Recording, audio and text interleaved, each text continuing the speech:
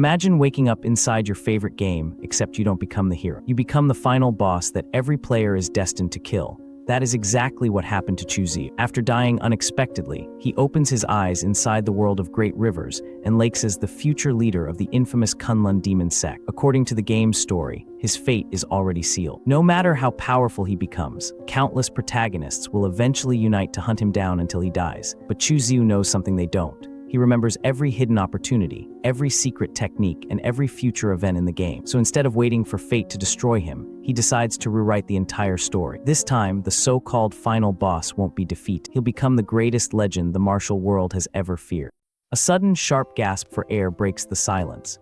The man's eyes fly open, vision blurry, chest heaving like he's been drowning. Each breath feels like a desperate struggle against some invisible weight pressing down on it. His mind is a chaotic storm of panic. Clutching his head, he feels a phantom sting, a memory of violence that doesn't match his current surrounding. Who exactly is trying to kill me? He hisses through gritted teeth, his pulse drumming a frantic rhythm in his ear. His voice trembled. Just 1 minute earlier, the world was a far louder and more decadent place. The sharp clink of crystal echoed through a dimly lit high-end lounge as several hands brought wine glasses together. "Come, let's toast to our friendship," someone cheered. At the center sat a relaxed young man flanked by two beautiful women leaning into him with practiced ease. Young Master Lin looking every bit the comfortable social. "You know me. I've been a martial arts fan since I was a kid," he replied casually, swirling red wine in his glass. "It's rare to find such an epic, immersive martial arts game. Definitely worth trying," he noted, though a hint of boredom touched his tone. "The only problem is the updates are too slow. I've already cleared all the available storylines." The young man in a tailored vest stood frozen, eyes wide with disbelief. "Holy crap," as expected of young Master Lin. "To clear the second storyline, you must have logged at least 1,000 hours. Another guest chimed in, voice hushed with awe. "A Dazon power. Terrifying indeed." Young Master Lin leaned back, a casual knowing smirk on his lips. Sensing the envy in the room, the man in the vest tried to offer some consoling news. "But young Master Lin, don't worry. The official website announced the third storyline will update next month, and they'll also release a full immersion game helmet." He leaned in closer, voice dropping to a conspiratorial whisper. "There are rumors this game helmet doesn't seem like a product of this era. It can make users feel like they're entering another virtual world. Right now, just a pre-order slot is being scalped for over 20 million. A collective gasp rippled through the lounge. 20 million, one guest cried out. "That's half a year of my allowance," another muttered, shoulders slumping. "Looks like we won't be able to experience it right away."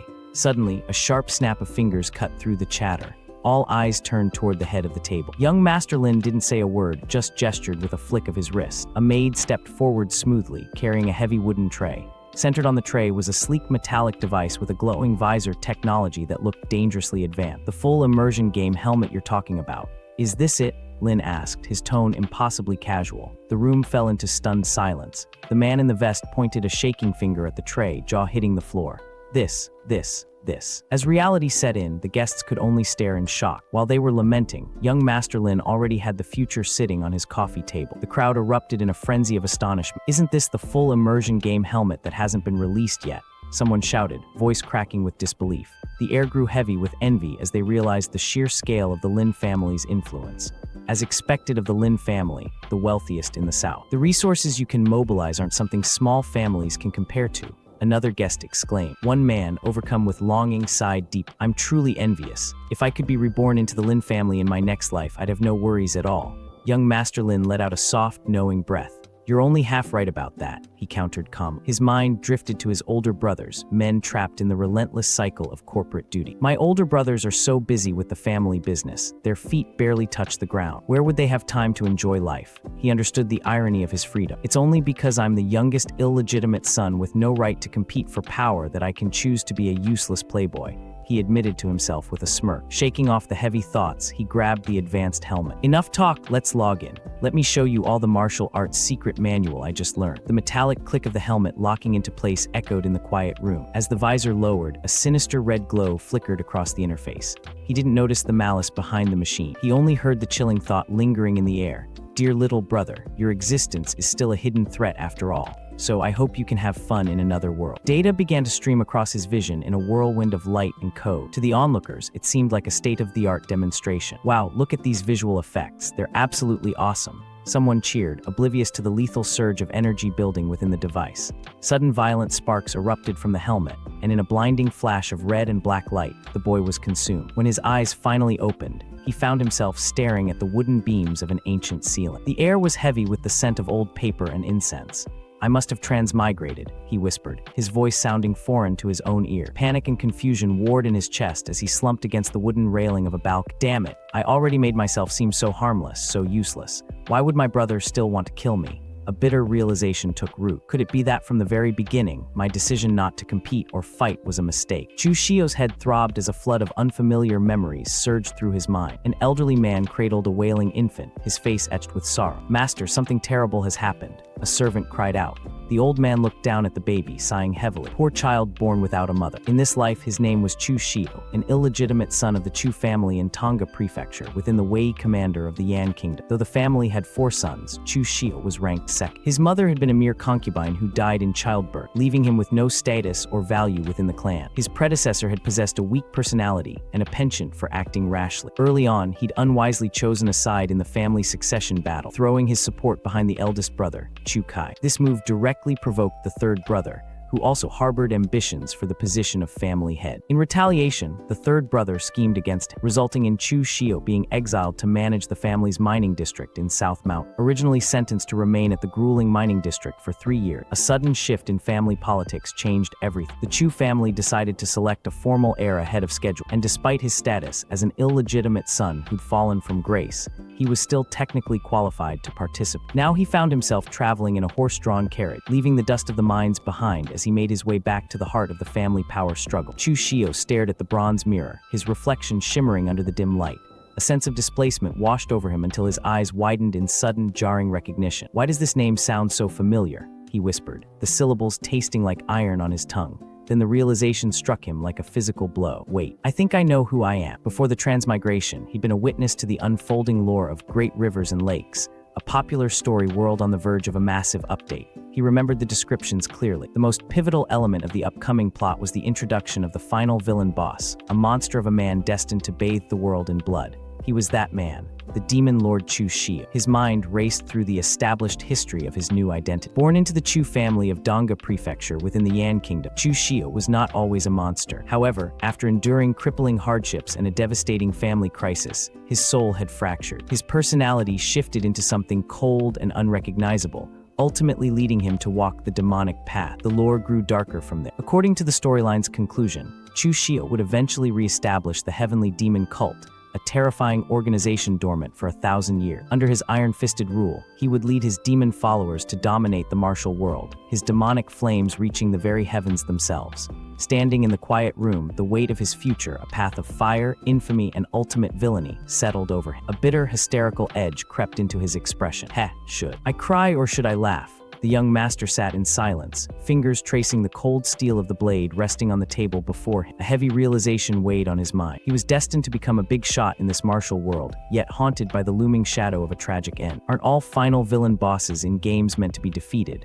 He mused, flicking the edge of the blade with a sharp twang. Destined to fail. A dark, sharp grin spread across his face as his eyes took on a manic, determined glint. In his past life, he'd refused to compete or fight, and that passivity led to a miserable death. Fate had granted him a second chance, and he wouldn't waste it on mercy. From now on, he'd fight, compete, and kill. Better to be the predator than the prey. The sound of rustling fabric broke his concentration as a woman in elegant red and pink robes stepped through the curtain. "Young master, the carriage is ready," she announced, her expression seemingly pleasant. The protagonist watched her with cold, calculating eye. According to his memories of the original story, this woman was Nanny Yu, a servant sent by his third brother's mother. On the surface, she was assigned to care for his family, but in reality, she was a spy. She'd leveraged her position to abuse her authority in his name, tarnishing his reputation while secretly sabotaging his prospects to ensure his eventual downfall. "It's nothing," he said smoothly, his voice devoid of the warmth she expected. He gripped his sword, a chilling smile hidden in the shadow of his hair. "I just dropped my knife on the ground." Nanny paused, a flicker of confusion crossing her face. "What's wrong with him? He's usually so easy to fool. Why does he look like someone else entirely?" She quickly masked her suspicion with a practiced smile. "Young master, the mountain road is difficult to travel because of the heavy rain. I suggest taking the small road through Yuanbao town." He acknowledged the risk. Those narrow paths ran through wilderness and old forests, skirting Shangdong Mountain, a place where bandits were said to lurk. From his understanding, it was an unnecessary danger. She dismissed the concern at once. "Those are only rumors," she insisted, adding that many merchant caravans heading to Tonga Prefecture chose the small roads without incident. Leaning closer, her tone turned coaxing as she reminded him who she was, speaking of her long days on the road, her exhaustion, and her wish to return to the manor early so she could bathe and serve him properly. Before he could respond, something in his gaze sharpened. In a sudden blur of motion, he reached out and seized her chin, forcing her face up. Power crackled around him, his eyes glinting with a dangerous light as a cold smile curved his lips. She stiffened when he leaned in, his fingers lifting toward her hair as if the decision had already been made. Her eyes widened in surprise, lips parting as he spoke lightly, declaring that they would take Yuan Bao Town. The words caught her off guard, and for a heartbeat, she could only stare at him, flustered by both his closeness and the certainty in his tone. A moment later, she tried to compose herself, smoothing her expression as she spoke again, reminding him that, as usual, her arrangements were already prepared. Though she answered calmly, unease lingered beneath her composure. Turning slightly away, she frowned, fingers resting against her chin as doubt surfaced. She admitted she thought Chu Shio had discovered something, that perhaps she was overthinking the situation. He observed her reaction without interrupting, his expression thoughtful rather than alarmed. Inwardly, he reasoned that Yuan Bao Town lay along the road to the small town, and nothing unusual had occurred there that should raise suspicion. Even so, he chose not to abandon the plan. He'd already decided to go, convinced that Yuan Bao Town still held a great opportunity waiting in this reborn life. That conviction came from knowledge she couldn't see. His real advantage lay in his identity as the future demon lord, and with it, familiarity with the storylines of the game's first two versions. As the scene shifted to the open road, his thoughts continued measured and precise. Based on the timeline, he calculated that the delay between the first storyline ending and the second would last about 3 years until the third storyline began. During that span, he recalled major and minor historical events of the world would unfold, events he knew well. Watching the distant path stretch ahead and the figures moving along it, his certainty solidified. If his memory was correct, then Yuan Bao Town was not a detour or a risk. It was exactly where he needed to be. Right now in that town, a great opportunity was waiting for him. Standing amidst the bustling streets of Yuan Bao Town, the young master adjusted his gaze. Though the town was far less prosperous than the Grand Tonga Prefect, its air was thick with the scent of opportunity. "Young master, this Yuan Bao Town is the least prosperous in Tonga Prefect. What is there to look around for?" He didn't answer immediately. His eyes were fixed on a specific structure ahead. While the common folk saw only a simple market, he saw the thread of history. His gaze sharpened, locking onto a weathered sign hanging from a traditional storefront, Fang's secret box shop. "That's the one," he thought, a quiet intensity settling over him. Legend whispered of a time 10,000 years ago when the world was nearly unmade, a great catastrophe of heaven and earth that saw countless martial arts sects swallowed by fire and ruin. Yet before the final destruction, a visionary formation grandmaster had developed a failsafe, the secret box. These vessels were crafted to store supreme treasures and sacred classics, ensuring that the heritage of the sects would not be severed by the heavenly tribulation. Now in the modern age, these boxes remain the most significant feature of the Grand Jianghu world. The legend was a tale of high stakes and ancient mystery. These artifacts varied wildly in shape and size, though one truth remained constant: the finer the material, the more formidable the formation power, and the more exquisite the treasures sealed within. Following the heavenly tribulation, a surge of these boxes had been handed down to the mortal realm. However, because the methods of their creation had long since been lost to time, each box was a finite relic. Once unsealed, its formation shattered, rendering the vessel completely scrapped. They'd become the ultimate limited edition blind boxes, drawing the people of the Jianghu to flock toward them in a frantic, desperate rush. Yet for every tale of a miraculous find, there were countless more of despair. Opening a secret box didn't guarantee wealth. Many were discovered empty or contained nothing but useless junk. It was a cruel game of chance, where success or failure rested entirely on the whims of luck. A man stepped into a quiet shop, his boots thumping against the floor. He looked around the empty room and toward the man behind the counter. "Shopkeeper, is yours the only shop selling secret boxes in Yuan Bao Town? Why is business so desolate?" The shopkeeper, back to the visitor, didn't look up, of course, but even the thinnest of these secret boxes costs 10 taels of silver each. Those coming to Yuan Bao Town are poor ghosts escorting goods. They don't even earn 10 taels for one trip. How many would dare to gamble their luck? The shopkeeper's eyes widened, a sharp glint of greed flashing across his face as he gestured toward his wares with practiced oily enthusiasm. "Those poor ghosts can't afford them, but surely young master can." He leaned over the counter, pointing to several ornate containers. These secret boxes were all found in ruins within the southern Shirwanda Mountain. The price is absolutely affordable and fair. Across from him, the young man remained silent, his gaze fixed on the merchandise, though his mind was far from the shopkeeper's sales pit. "I just arrived in this world and urgently need a powerful cultivation technique. he thought grimly. He was a transplant in a body that had been dealt a poor hand. Although the Yan family was a major clan in Yunzhou with inherited techniques, the original owner of this body had been neglected since childhood, no resources, no guidance, and didn't even enter the gate. His fingers brushed against the cold surface of a box. The weight of his situation settled heavily in his chest. As a result of that lifelong neglect, he was still only at the body tempering realm, the lowest rung of the martial arts cultivation ladder. In the path of martial arts, to truly enter the gate, one first had to experience the 3 realms of body refining. The first was the body tempering realm, a grueling stage of tempering muscles and bones, refining the physical form until the body became robust and strength superior. It was the foundation, yet also a plateau. 99% of martial artists in the Jianghu never progressed past this state, as it could be reached simply by cultivating crude external hard skill. However, true power lay beyond the physical. Above the tempering of flesh were the blood condensation realm and the preheaven realm. Only those who reached these heights could be considered true experts, leaving the common martial artists of the Jianghu far behind. Standing before the dusty shelves of the shop in Yuanbao town, the young man in blue narrowed his eyes at the unassuming secret boxes. His mind drifted to a local legend, a mere servant who'd once purchased a similar ordinary box, only to find a supreme martial technique inside. That stroke of luck had allowed the man to found his own sect and rise to the status of a grandmaster. However, reality pulled him back. These secret boxes looked like cheap, low-quality goods. He mused silently, wondering if such meager containers could truly yield a life-changing lucky chance. The sudden, frantic arrival of another man in a red-patterned robe interrupted his thoughts. This was Li Jing, a servant of the Leaf family from Donghua Prefect. "Shopkeeper, give me 2 secret boxes," he commanded. The shopkeeper, a stout man in a brown cap, sighed with genuine concern. "Li Jing, it's not easy for you to earn money as a servant. Take my advice, don't play anymore. The third young master appreciates you. He even moved you from the kitchen to the merchant caravan. If you save your money to befriend the stewards, you might even become a steward yourself." Li Jing, however, was undeterred, a desperate glint in his eyes as he tossed a glowing gold ingot onto the counter. He gave a weary, hopeful smile. "Even if I become a steward, I'm still just a servant of the Li family. But if I open a peerless divine skill from a secret box, wouldn't I rise to prominence?" The merchant looked at him with a mix of pity and pragmatism. "How could peerless divine skills be obtained so easily?" he muttered, gesturing toward the items on the table. He presented a curious golden cube and a shimmering purple orb, offering them to the young man in the red-patterned robe. Before Li Jing could finalize the trade, a cold, commanding voice cut through the air. "Wait, I want all the secret boxes." A young master in blue silk stepped forward, his hand slamming down firmly onto the golden box just as Li Jing reached. The sudden intrusion left Li Jing startled, his eyes wide with shock. His gaze was sharp, his mind racing with calculation. He knew that Li Jing was a servant of the Li family, a martial artist who'd supposedly stumbled upon a massive stroke of luck in Yuanbao town. In other words, he thought, a confident smirk playing on his lips, one of the ancient boxes in this shop definitely contains the strongest cultivation technique. It's even highly probable that it's within these 2. Li Jing's expression shifted from shock to indignation. "This young master, I wanted to buy them first," he stammered, gesturing toward the merchant, who looked on with nervous uncertainty. The man in blue didn't flinch. His expression hardened into an icy glare, radiating an aura of absolute authority. "Now I say I want them all. Do you have an objection?"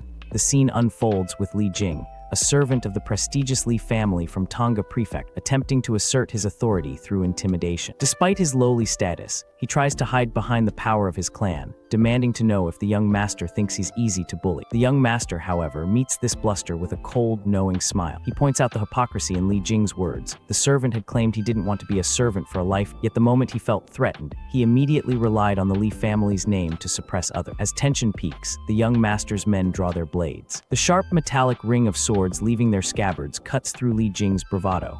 Panic instantly replaces his arrogance. Collapsing to the floor, Li Jing raises his hands in a desperate plea for mercy. Not good, he thinks frantically, realizing he's only at the body tempering realm and stands no chance against so many opponents. "Let's talk this over." The young master looks down at him with a mix of disdain and triumph. In another life, this man was a villain who became drunk on success after becoming an overlord, committing unspeakable evils.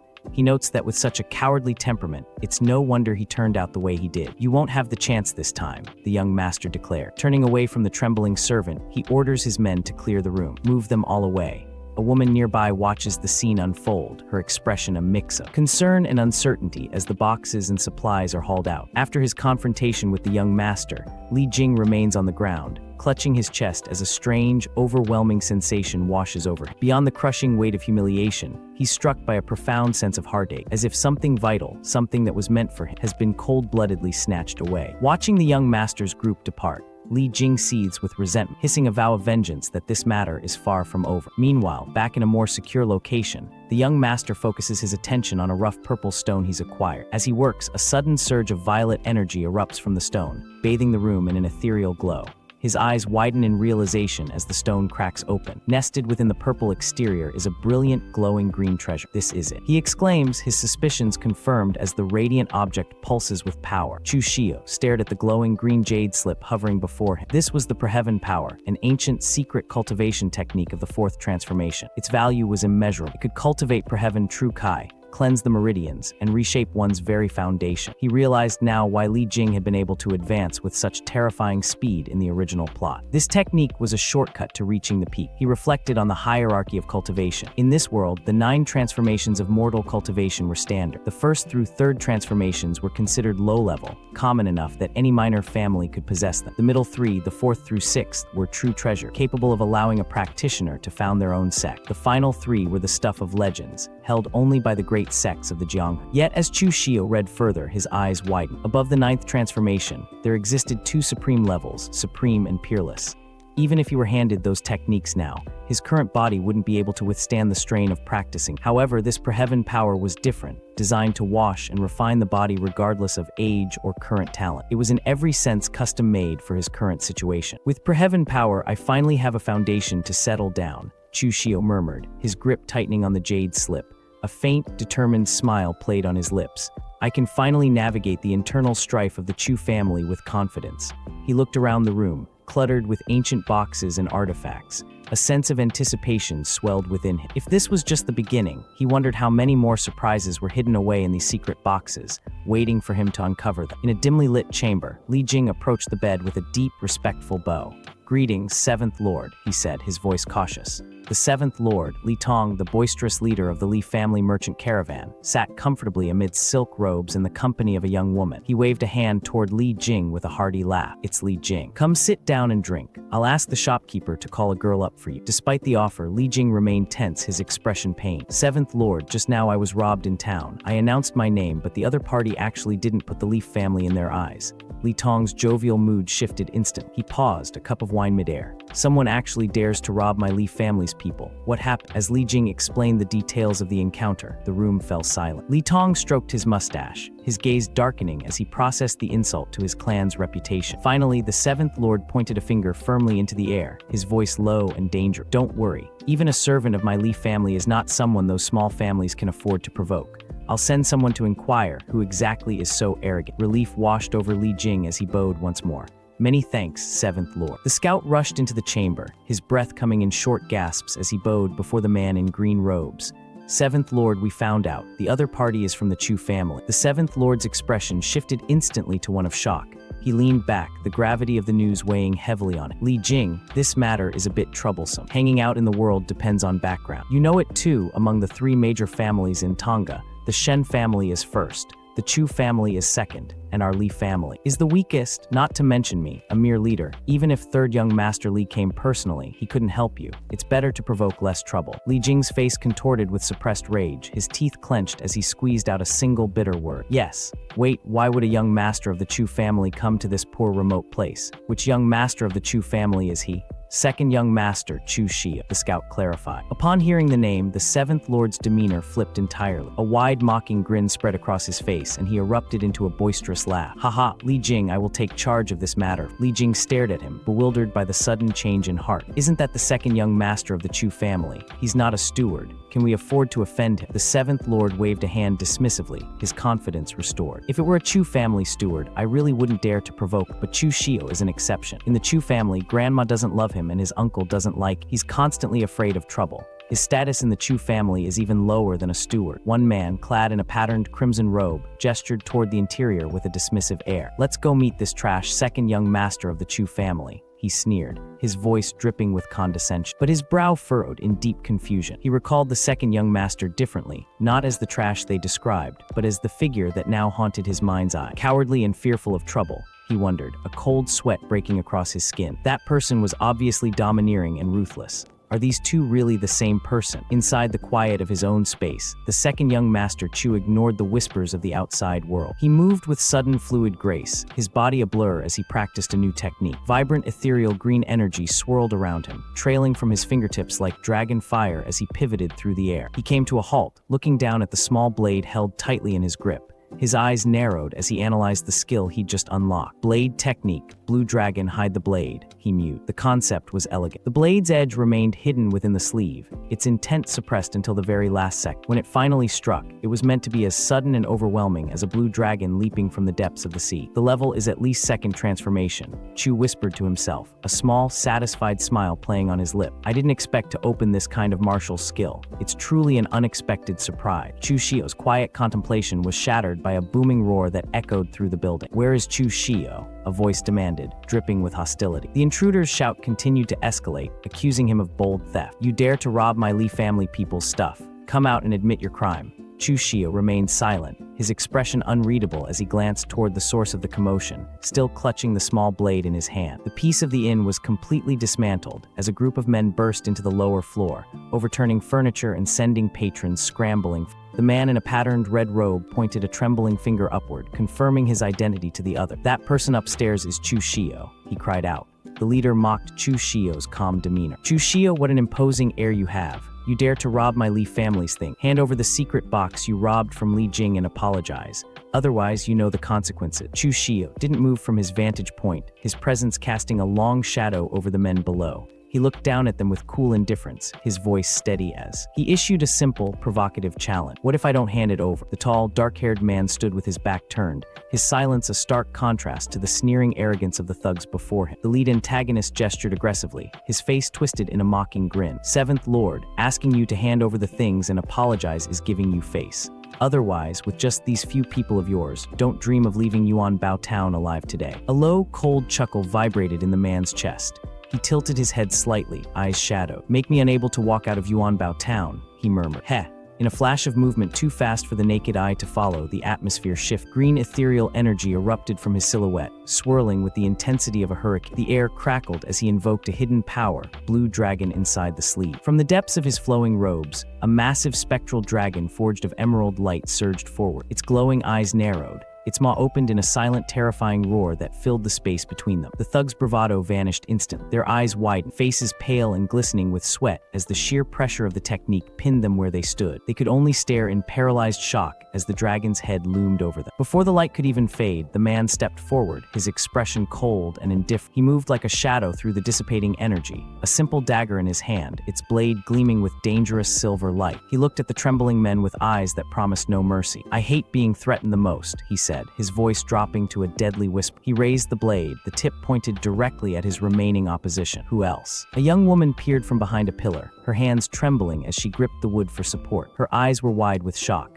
CH Chu Shio actually killed someone, she whispered, her voice barely audible over the hammering of her own heart. Chu Shio didn't look back. He stood over the fallen man, his posture indifferent, his shadow stretching long across the floorboard. The man in green gasped out his stuttering words. Why, you actually dare to, but the sentence remained unfinished. The heavy thud of a boot against the floorboards echoed through the ornate hall as Chu Shio closed the distance. The man in green, once boastful, now scrambled backward, his face pale with a sudden bone-deep realization of his own mortality. He was far too slow. With a blur of movement, Chu Shio lunged forward. His expression remained cold and detached, eyes narrowed with a lethal focus that paralyzed his opponent. With trash like you think you can come looking for trouble with. His voice was like ice, cutting through the man's frantic gasp. You really don't know your place. Chu Shio looked down at the man, the sharp edge of his blade pressed firmly against the side of his neck. His gaze was cold and unwavering as he reminded the trembling side-branch nobody of the hierarchy they both lived under. Even if the Chu family looks down on me, I'm still the second young master of the Chu family. Where do you, a side-branch nobody, get the confidence to mess with? He leaned in slightly, the threat clear in his eyes as he added that even if he killed the man right then, the family would likely only give him a light punishment. Terror finally took root in the man's mind as the reality of his situation set in. The realization hit the man like a ton of bricks. Chu Shio was right. As Chu Guanzong's own son, his status far outranked a mere side-branch nobody. Hitting him wasn't just a personal insult. It was slapping the entire Chu family across the face. He cursed his own stupidity for forgetting that. Suddenly, the tension shifted. With a swift motion, Chu Shio reversed his grip and thrust the handle of the weapon toward the man. "Take the knife," Chu Shio commanded. The man blinked, completely caught off guard. "Huh," he stammered, staring at the offered hilt. Chu Shio's expression darkened, his patience wearing thin. "I said take it, take the knife." Trembling, the man reached out and grasped the weapon, nodding frantically. He stood there clutching the knife with both hands, looking more confused than ever. Chu Shio towered over him, a mocking glint in his eyes. "Weren't you just trying to cause trouble for me? Now the knife is in your hand. I'll give you a chance, kill me." The man stood frozen, the knife shaking in his grip, surrounded by a chorus of silent, confused question marks from the onlooker. Nobody could figure out what Chu Shio was planning next. His eyes remained cold, fixed on the trembling blade held against his own throat. He didn't flinch. Instead, he leaned into the steel, his voice a low, dangerous rasp. "I said kill me." The man in green stammered, his confidence shattering as he realized Chu Shio wasn't bluffing. His hands began to shake violently, the dagger rattling against Chu Shio's skin. Under that suffocating gaze, the man's resolve broke completely. He threw himself backward, cowering on the floor. This lowly one wouldn't dare, I was wrong." Chu Shio looked down at the pathetic figure with pure disdain. "I gave you a chance, but you're useless. Even with a knife in your hand, you don't dare to kill. Who gave you the courage to come make trouble for me?" Without waiting for an answer, Chu Shio delivered a sharp, dismissive backhand that sent the man reeling. "Take the body and get out of my sight." Nearby, a young woman watched from the shadows of a wooden banister, her hand pressed to her lips in disbelief. Is this really the same Chu Shio as before? She wondered, her heart racing. The man standing in the center of the room possessed a terrifying authority that felt entirely new. As the man in green scrambled away, dragging his failed pride with his companions rushed to his side. They whispered frantically as they hurried to exit the hall, leaving the transformed Chu Shio behind in the silence of the flickering lantern. The man in green fumed as he was forced to retreat, his face contorted with rage. "Screw your mother. It's all because of this stupid ass why such trouble came upon us." He promised revenge. Even with the third young master backing him, he'd still make him suffer. As night fell over the estate, the moon hung high over the distant mountain. Inside a quiet room, Chu Shio summoned a man named Gao. The subordinate bowed deeply, his hands clasped in respect. "Young master, may I ask why you called for me so late at night?"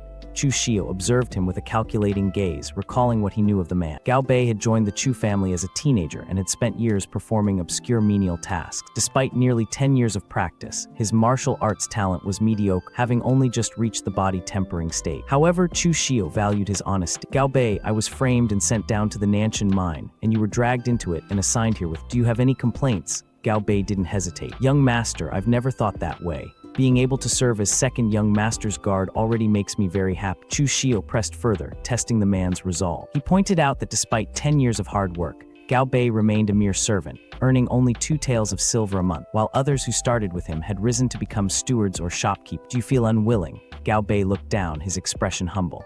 "I'm clumsy with words and dull by nature. Being where I am today is already enough." The young master's gaze was cold, his voice carrying a weight that felt heavier than the ornate silken robes he wore. "No, you're not satisfied. Even a mongrel, after being fed prime meat for a year, won't be willing to go back to leftovers over rice. If even a dog is like that, then there's no need to mention people. People never truly feel satisfied." He stepped closer, closing the distance until he could see the flicker of uncertainty in the other man's eye. "You followed me for so long. When I lose, you lose. And when I rise, you rise. Do you understand?" "This lowly one understands," Gao Bei replied quickly, his voice tight with a mix of fear and desperation. "No, you don't." The young master countered instantly, his tone dropping to a low, intense whisper. He spoke of the harsh reality they lived in, the world of those abandoned by the heavens. Silver, gold, high positions, and power, all within reach, but only for those willing to risk their life to seize them. People like them could only fight with their lives if they wanted to climb up. He paused, letting the silence hang between them before offering a path forward. "Before, you didn't even have the chance to risk your life. Now I'm giving you one." He leaned in, the mission finally laid bare. "Go to Mount Shangming outside Yin Mao and find the bandit leader there. Deliver a letter from me to him. When it's done, the reward is 100 taels of silver, and from then on, you, Gao Bei, will be one of my trusted men." Gao Bei stared at the young master, his mind racing. In the past, he would have refused such a dangerous gamble without a second thought. But today, the man standing before him felt different, commanding, dangerous, possessed of a newfound clarity. It was as if he'd become an entirely different person. "I'll believe you and gamble once," Gao thought, his jaw setting with determination. "Otherwise, I'll never see any hope of turning my life around." He straightened his back, his voice ringing out with newfound resolve. I'll do as young master said. The young master handed over the sealed envelope, his expression stern and unyielding. Good, take this letter and set out immediately. Remember, there must not be the slightest mistake in this matter. Gao Bei bowed deeply, his hands cupped in respect as he accepted the task. Yes. As Gao departed, a dark predatory smile spread across the young master's face. His eyes glinted with a sharp, vengeful light. Mother, since you dared to target me, don't blame this young master for being ruthless. The scene shifted to the bright dappled sunlight of a mountain path. A carriage rolled steadily along the forest road, escorted by several armed guards in purple tunics who marched with practiced discipline. Inside, the atmosphere was far more relaxed. A beautiful woman dressed in elegant red and white robes sat across from the young master, who lounged back comfortably. She looked at him with a mix of curiosity and mild concern. Young master, where is Gao? Gao has gone back to Tonga Prefecture ahead of us to report the news. He's almost there. The woman Neniyu let out a soft mocking laugh, covering her mouth with a delicate hand. Her eyes narrowed, flashing with hidden cruel intent. Almost, she thought private. Sweet boy, you'll never make it back in this life. The young master leaned forward slightly, a playful yet sharp grin on his face as he caught her gaze. Neniyu, do you think you'll run into any bandits? The young woman's face paled as she looked at him. Young master, don't say such unlucky things. Besides, you're a young master of the Chu family. Who would dare lay a hand on you? The young master leaned back, his expression unreadable as he stared out toward the road ahead. You never know. Heaven changes without warning, and disaster strikes without notice. You can hide from natural disasters, but man-made calamity is hard to guard against.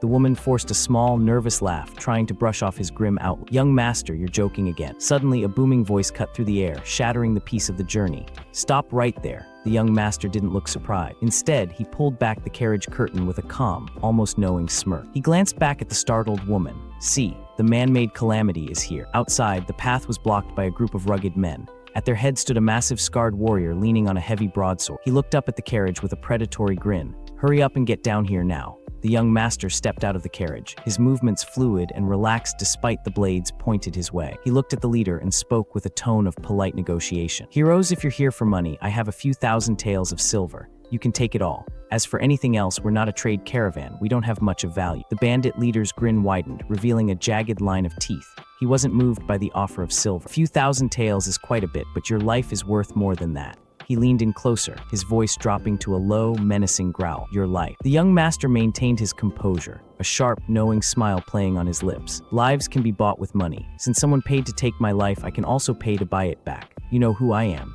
If you step aside now, in the future, you can ask for as much silver as you want. The bandit leader let out a mocking laugh, his hand resting on the hilt of his weapon. They say the Chu family's second young master is a coward, but you've got some guts. Too bad your big brother here values keeping his word. You'd better head on your way. Watching from the safety of the carriage, the young woman's fearful expression had vanished, replaced by a dark, triumphant smirk. Asking Lion Laosin to do this was definitely the right move, with him making a move Chu Shio definitely won't survive today. Chu Shio's smile widened, turning into a chilling grin. Since I can't buy mine, I'll just have to buy yours instead. Before the bandit could react, Chu Shio lunged forward with explosive speed. The leader's eyes widened in shock. You're looking for death, he roared, swinging his massive blade in a wide horizontal arc. Watch me chop you in half. The heavy blade whistled through the air, but Chu Shio was no longer there. He moved with a fluidity that defied the bandit's expectations, his body twisting and ducking beneath the lethal steel. I can't feel any inner power from the bandit leader's moves, he realized, his brow furrowing in confusion as he adjusted his stance.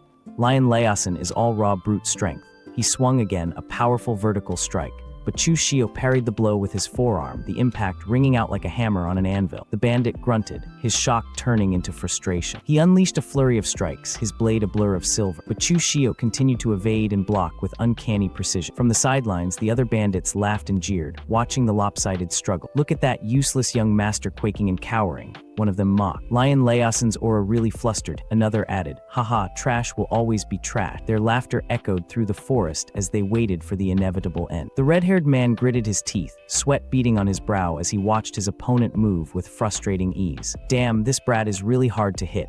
He looks pathetic, but he keeps dodging every time. A darker thought crept in, fueled by desperation. If he couldn't take down someone he considered trash, what did that make? His frustration finally boiled over into a roar. You little punk, you really piss me off. If you've got guts, stop dodging. He threw his head back and let out a primal, lung-bursting scream. Across from him, the young man in blue remained eerily calm. A thin, confident smile played on his lips as he watched the outburst. He's lost his cool. This is my chance. Energy began to swirl around the young man, glowing with a vibrant green hue. He lunged forward, his movements no longer just defensive. In a flash of steel and speed, he closed the distance. The red-haired man barely had time to react before the blade found its mark, slicing across his chest and drawing a spray of crimson. A voice cried out from the sidelines as the red-haired man stumbled back, clutching his wound. His subordinates rushed toward him, panic clear in their voices. "Boss, are you okay?" The red-haired man leaned heavily on one of his men, his breath coming in ragged gasps as he stared at the youth in disbelief. The realization of how close he'd come to death chilled him to the bone. How is this possible? If I hadn't dodged in time, that slash just now would have taken my life." The young man in blue looked down at his blade, a trace of dissatisfaction crossing his feature. He reflected that he'd barely practiced the Azure Dragon in the sleeve technique. Otherwise, his opponent would never have been able to avoid that strike. Seeing his leader wounded, the red-haired man's fury peaked. "Altogether, kill them all," he barked, his face contorted with rage. His men didn't hesitate, surging forward with a collective roar. "Kill!" They brandished their weapons and charged toward the fray. However, a new authoritative voice cut through the chaos, bringing the charging bandits to a sudden halt. "You want to kill people? Did you ask me first?" The bandits froze, their expressions shifting to shock and confusion as they looked toward the source of the interruption. Emerging from the shadows was an imposing figure silhouetted against the light, carrying a massive blade. The newcomer, identified as Bandit Makuo, stepped into the clearing with a confident smirk. "I heard there was a big job going on here. Looks like it's true," he remarked, his eyes gleaming with greed. He adjusted his grip on his weapon, adding with a chuckle, "Let me have a share of the pie too." A young woman peered through the foliage, her breath hitching as she spotted a second group of armed men emerging from the shadow. Confusion and fear clouded her eyes. Why were more bandits appearing now? Below, the clearing swarmed with activity. Blades glinted under the dappled sunlight as a large contingent of reinforcements marched in. Amidst the chaos, a dark-haired man watched the unfolding scene with calculating intensity. His gaze locked onto a specific figure leading the charge. Could this person be? He murmured to himself. Across the dirt path, the leader of the local group bared his teeth. He recognized the intruder immediately. "Makuo," he spat, his voice trembling with a mix of recognition and rage. "This is my turf. What the hell do you want?" Makuo didn't offer a polite greeting. A cruel, jagged smile stretched across his face, his eyes burning with malice. "What do I want? To expletive you up, of course." His voice boomed, dripping with predatory intent. "You've snatched my business not just once or twice. This time I'm sending you to meet the King of Hell." Without another word, Makuo blurred into motion. He leaped into the air, his massive blade glowing with a faint, menacing light. He swung with a ferocious downward arc, the steel singing a deadly tune as it sliced through the air. The local boss barely had time to raise his own weapon. The impact was deafening. A sharp clang echoed through the trees as sparks flew. But Makuo's strength was overwhelming. The force of the blow shattered the defense, and a spray of blood erupted as the blade found its mark. Stumbling back, the boss clutched his mangled hand, his face contorting in agony. His subordinates cried out in shock. Breathless and bleeding, the boss realized the tide had turned irrevocably. He wasn't just outmatched, he was defeated. Bad luck. A wise man doesn't fight when the odds are against him. "Run, boys. Too late." Makuo roared, his eyes wide with a manic glint. The local bandit leader barely had time to register the shadow looming over him before a silver flash cleaved through the air. With a sickening spray of crimson, Makuo's blade tore through the man's torso, leaving a trail of blood across the grass. The fallen leader let out a final strangled cry as he collapsed, his body broken and bloody. The momentum of the kill surged through Makuo's veins as he turned his attention to the rest of the scattering host. "Brothers, kill." He commanded, his voice a thunderous decree that sent his men charging forward into the fray. Nearby, the dark-haired observer watched the slaughter with a cold, analytical eye. Looking at this yellow-haired man's moves, he's completely different from that bandit leader with the unremarkable background. Is he actually a martial artist with an orthodox heritage? Once the dust settled, the dark-haired man stepped forward, offering a respectful bow. "Thank you for the help, good sir." Makuo wiped the blood from his blade, a sharp, testing grin appearing on his face. "Kid, aren't you afraid I'll double-cross you?" he challenged, his gaze heavy with suspicion. Before a response could be given, a servant rushed through the trees, his face alight with relief. "Young master, glad we made it. This is Chief Ma of Liangmang Mountain, whom you ordered this servant to find." The dark-haired man smiled, his expression shifting into one of quiet confidence. "Chief Ma is a smart man. Since you received my letter, you should know killing me would get you a few thousand taels of silver at most. But if you don't kill me, you can get that batch of refined ore I promised in the letter, and replace all that scrap copper and rotten iron your subordinates are using." He leaned in slightly, his eyes locking onto Makuo. "Isn't it obvious how to choose?" Makuo remained silent, his hand coming to his chin as he carefully weighed the value of the young master's life against the promise of superior steel. The dark-haired young master looked down at the lifeless body of the rival bandit leader, his mind churning with the cold reality of his family's politics. He knew his father's second concubine was vicious and would show no mercy, even to an illegitimate son like him, who had no hope of inheriting the family head position. From the moment she suggested taking this small path, He'd guessed her intent. She'd hired bandits to borrow a knife to kill him. If she can spend money to have bandits kill me, I can use bandits to protect, he thought, a sharp glint entering his eyes. Ma Qiu admitted the young man hadn't lied. He knew those ores were vital to the Chu family and was surprised the young master was willing to part with them. The young man's response was stinging and direct. Someone in the Chu family wanted him dead, so he had no reason to care about the supplies meant for them. The young master reached into his robes and produced a formal document, handing it over to the bandit chief. This is my warrant. Use it to get a batch of ore at a low price. Be quick while I am still the steward. Ma Qiu took the paper, a bark of rough laughter escaping. He remarked that while big families usually dealt in dirty laundry, the kid was surprisingly decisive. The giant of a man grinned, his predatory aura shifting into something almost like professional respect. He invited the young man, whom he addressed as young Master Chu, to find him again if more good things like this appeared in the future. I, Ma Qiu, am very efficient at killing. I can give you a discount for acquaintances. As Ma Qiu's boisterous laughter echoed through the forest, the young master watched him depart with his men. He stood still, his analytical mind already categorizing his new ally. He knew exactly who Ma Qiu was now, a bandit with a legitimate martial arts heritage. It seemed his brother, Gao Bei, had good luck to have hired someone with such a significant background. Chu Xiu approached the carriage, his expression unreadable as he returned from the fray. Inside, a maid peered through the curtains, her eyes wide with a mix of shock and mounting dread. Her mind raced with frantic questions. Why is it like this? Isn't Chu Xiu trash? How did he easily seriously injure that bandit leader? She bit her lip, sweat beading on her forehead as she recalled the mysterious group that had appeared to assist. Sensing her gaze, Chu Xiu pulled back the curtain. The maid immediately shifted gears, forcing a high-pitched, feigned cry of relief. Young master, were those bandits all repelled? She whimpered, clutching her face in a desperate show of fragile concern. Of course they were all repelled, Chu Xiu answered smoothly. His smile was pleasant, but his internal monologue was ice cold. This expletive is still pretending. He stepped closer, the air between them turning frigid. I didn't die. You are very disappointed, aren't you? The maid's smile faltered, her voice trembling as she tried to maintain the charade. Yo, young master is joke. It's a good thing the bandits were repelled. How could this servant be disappointed? Otherwise, Before she could finish her lie, Chu Xiu's hand shot forward, gripping her throat with iron strength. The mask of the trash young master vanished, replaced by a terrifying intensity. Do you really take me for an idiot? Speak. Exactly how much silver did my good second mother spend to hire those bandits? The maid gasped for air, her face contorting in agony as the pressure increased under the weight of his murderous intent. Her resolve shattered instantly. I'll speak, young master. I'll say everything. Second concubine spent 10,000 taels of silver. Chu Xiu released his grip, his eyes narrowing as he processed the confession. 10,000 taels of silver. What a generous hand. Does my second mother hate me that much? The maid, trembling on the floor, spilled every detail to save herself. She explained that the second concubine believed Chu Xiu's presence was an eyesore to her eldest son and a scourge that would eventually ruin the family. Furthermore, she'd recently given birth to the fourth young master, fueling her desire to eliminate any future trouble for her own bloodline. Chu Xiu's mind drifted to the complex hierarchy of the Chu family. The master, Chu Jianwang, had 3 wives and 4 sons. The first wife's son, Chu Yun, the third wife's son, Chu Fan, the second concubine's son, Chu Yang, and himself, Chu Xiu, the illegitimate son of a 4th-ranked concubine. In his previous life, his status was so low that he never even stood a chance at inheriting the family headship. He'd been framed by his third brother, leading to a life of misery where he was eventually treated like a dog. But this life was different. A fire burned in his eyes as he clenched his fist. Having lived through it once, he knew the plot well.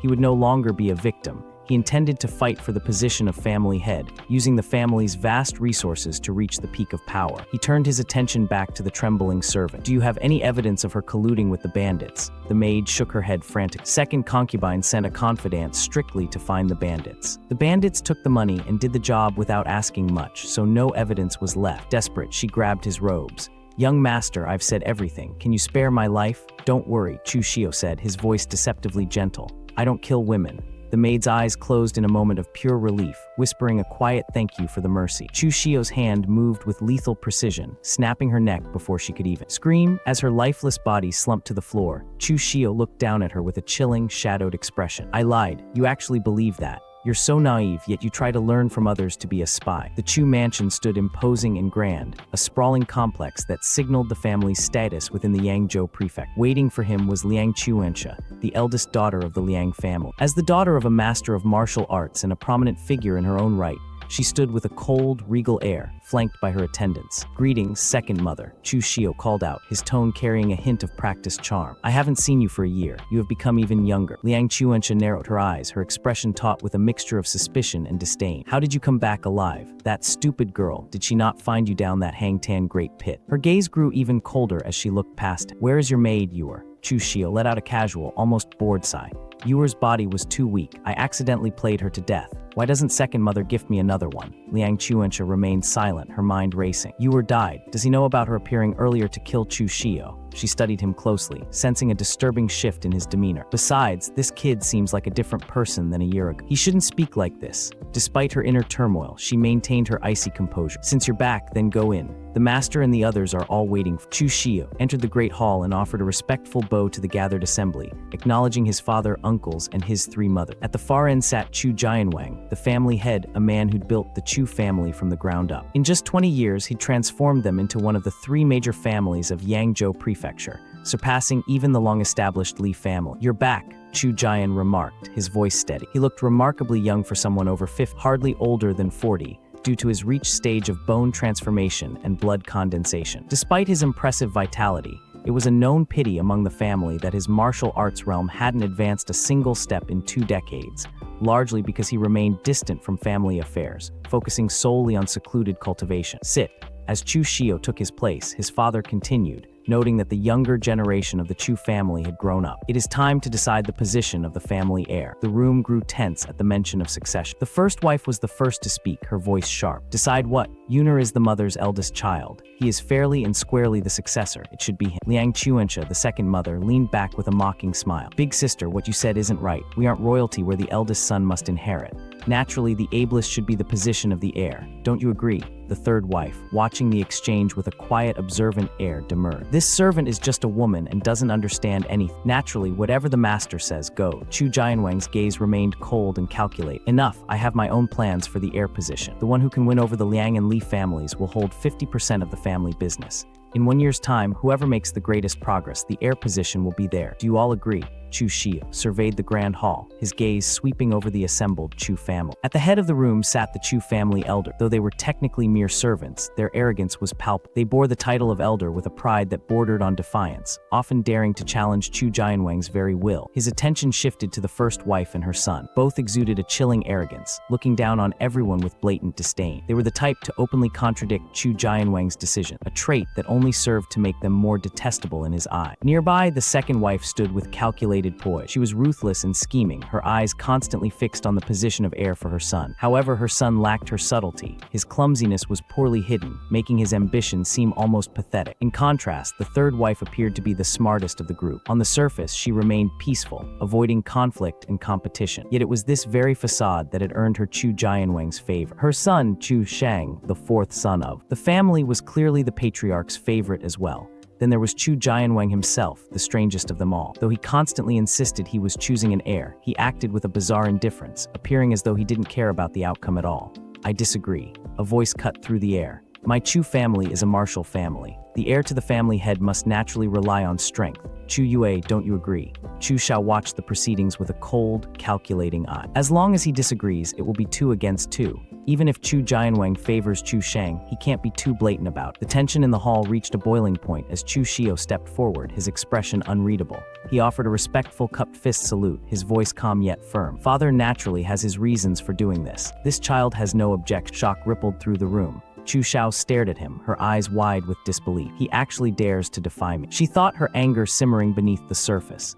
Just moments ago, she'd been confident in her control, reflecting on how she'd ordered people killed in the past. Yet here he was, standing his ground. Chu Shio, the eldest brother, snapped, his voice trembling with suppressed rage. "Do you actually know what you're saying? I will give you one more chance. Dare you say it again?" Chu Shio didn't flint. He turned his gaze toward the eldest brother, his tone dripping with sharp irony. "Big brother, could it be wrong for me to listen to father's words?" He let the question hang in the air before twisting the knife. "You aren't the family head yet you manage things so bold. If you really became family head, wouldn't the rest of us have to beg for food?" "You," the eldest brother bristled, his face contorting in fury as the elders and family members looked on.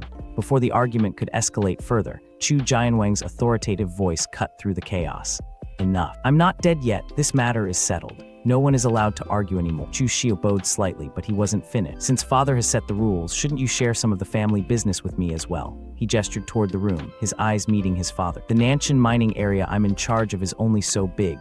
There is no way to improve it all. You can't favor one and discriminate against the other too much, right? Chu Jianwang narrowed his eyes, studying his son with newfound interest. This child has actually developed ambition, he noted internally. Across the hall, the wives exchanged startled looks, the realization dawning on them. Chu Shio also wanted to vie for the position of family head. The silence was broken by Chief Steward Luo, who stepped forward with a condescending air. The mining area is also part of the family business. Second young master, don't push your luck, all right. The tension in the hall snapped like a dry twig. Chu Shio stood with a calm, almost icy composure, his gaze fixed on the man before him. Steward Luo, come here for a moment. I have something to say to you. The steward approached, his posture stiff with a blend of arrogance and hesitation. If the second young master has something to say, just say it direct. Are you afraid I'm too far away to hear? He didn't have to wait long for his answer. In a blur of motion that defied the steward's expectations, Chu Shio lunged. Before the man could even register the threat, a heavy blow connected with his midsection. A guttural sound escaped Luo as the force of the strike folded him like paper.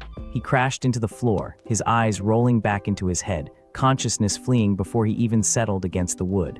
But Chu Shio wasn't finished. With cold efficiency, he brought his heel down, pinning the unconscious man to the floor as the onlookers gasped in collective shock. The room fell into a stunned silence. Several people watched with wide eyes and trembling hands, their faces pale as they witnessed the sudden eruption of violence. How can he be Chu Shio? One whispered, unable to reconcile this ruthless figure with the person they thought they knew. The heavy silence was shattered by a thunderous slam as a table groaned under the weight of a furious hand. Chu Shio, father stood, his face contorted with rage. Enough, Chu Shio, who do you think you are? Striking someone in public? Do you have any respect for me, your father? Chu Shio didn't flint. He remained standing over the fallen steward, his expression neutral. Father, please. Quell your anger. This child just couldn't control himself for a moment. A servant interrupted when the master was speaking. It's only been a year or so. Has the Chu family become so unruly? Father, you are simply too kind. The tension in the grand hall was thick enough to stifle a breath. Chu Shio stood tall, his gaze cold as he looked down at the crumpled form of the steward on the floor. If a piece of trash like you were in the Nanshan mining area, I would have had you thrown out to be lit as a sky lantern long ago. He turned his attention toward the elevated seat where the family head sat. Father is benevolent, but I, Chu Shio, am not so easy to talk to. The family head watched him, his expression unreadable behind a trimmed beard. Internally, he sighed. The steward, though a relative of the first wife, was still just a servant. But Chu Shio's blatant disregard for decorum was problematic. It seemed that while he'd been in seclusion, these subordinates had become remarkably outrageous. Forget it. The family head finally spoke, his voice booming through the chamber. Remember this next time. This is the Chu family, not the Nanshan mining area. He leveled a stern look at his son. I'll fine you 3 months of your monthly allowance to pay for Steward Luo's medical recovery. Chu Shio offered a shallow, respectful bow, though his eyes remained sharp. This child obeys the order. However, father, surely you can't let me keep guarding just the Nanshan mining area as my business. Otherwise, what is the significance of calling me the heir to the family head back? The family head stroked his chin, lost in thought. While he had no desire to lecture Chu Shio too harsh lest he undermine his own heir's position, he couldn't allow the boy to be too excessive in front of the clan. Beside him, the first wife's face contorted with indignation. Master, are we just letting this matter go? She hissed, her voice trembling with suppressed rage. Chu Shio committed violence in public. He simply has no respect for you. The family head didn't even look at her. What else do you want me to do? Make him pay with his life? I said this matter is settled. He turned back to Chu Shio, his decision made. Wait until the trade caravan heading to the Yan Kingdom returns. Chu Shio will take over it. Much thanks, father. Chu Shio replied, bowing deeply this time, a cold smirk playing at the corners of his mouth. As he walked away, he couldn't help but feel a flicker of disdain for the woman and her son. Internally, his thoughts were biting. He viewed the first wife and her son Chu Yun as nothing more than a pair of fools. Despite being born into a prestigious clan, they lacked the foresight to understand their own standing. To him, Chu Yun was particularly pathetic. Though 7 or 8 years older than Chu Shio, the man was still desperately scrambling to fight his younger brothers for the position of heir. All right, the matter is settled. The family head's voice echoed, signaling the end of the audience. Everyone dispersed. As the crowd filtered out, Chu Shio caught sight of a woman in vibrant red robes, the second wife. She hadn't expected Chu Shio to develop such wild ambition within just a single year. She'd originally believed his primary adversaries were the first wife and Chu Yun, but the political landscape of the family was clearly shifting. Away from the prying eyes of the main hall, a heated conversation took place within the second wife's quarter. Her son stood before her, his voice tight with frustration and disbelief. Mother, didn't you arrange for people to finish off that Chu Shio? How is he able to come back alive now? The second wife sat composed, though a flicker of annoyance crossed her features. I miscalculate. Who would have thought that after 1 year in the Nanshan mining area, Chu Shio would change so much? Her son paced the room, his anxiety mounted, but his mother remained confident. She reminded him that Chu Shio's reckless behavior, striking someone directly in front of the master, was a sign of madness. The Chu family will not let a madman be the heir, she assured him. In her eyes, Chu Shio possessed great ambition but little talent, while their other rival, Chu Shang, was still a mere teenager. Only you are the best candidate. However, the son was still wary. By the way, mother, the steward's father assigned to Chu Shio's trade caravan are all your people. Why not throw a wrench in his works? A sharp, cunning smile spread across the second wife's face as she leaned forward, her eyes narrow. Don't worry. Those people cost me a lot of money. I guarantee that even if Chu Shio gets the trade caravan, he won't be able to command a single person. The pharmacy courtyard was bustling with the mundane tasks of disciples until the second young master arrived, trailing an air of quiet defiance. Behind him, a loyal attendant voiced the concern weighing on both their minds. According to the old rules, the second young master's cultivation resources were always diverted to his elder brother. Remember, the young master replied, his voice cold and steady. Those are the old rules. Now some rules need to change. They were met at the entrance by Steward Zhao, a man whose rounded features were twisted into a mask of smug condescension. He didn't hide his amusement at their arrival. Oh, the second young master is a guest who has lost his way. The pharmacy is no place for someone whose share has already been signed away. Is the second young master making fun of me? Zhao sneered, his eyes narrow. Your cultivation resources have always been collected by the eldest young master. Why are you asking me? The second young master didn't flint. He stepped into the steward's space, his gaze pierced. Then why did you give my cultivation resources to the eldest young master? Did I say so, or did father give the word? Steward Zhao let out a dismissive huff, turning his head as if the conversation were beneath. He told the young master that if he were dissatisfied, he should take it up with his brother directly, ending with a stinging jab, mocking the young master for trying to vent his anger on a mere steward. A dangerous glint, a flash of crimson intent, ignited in the second young master's eyes.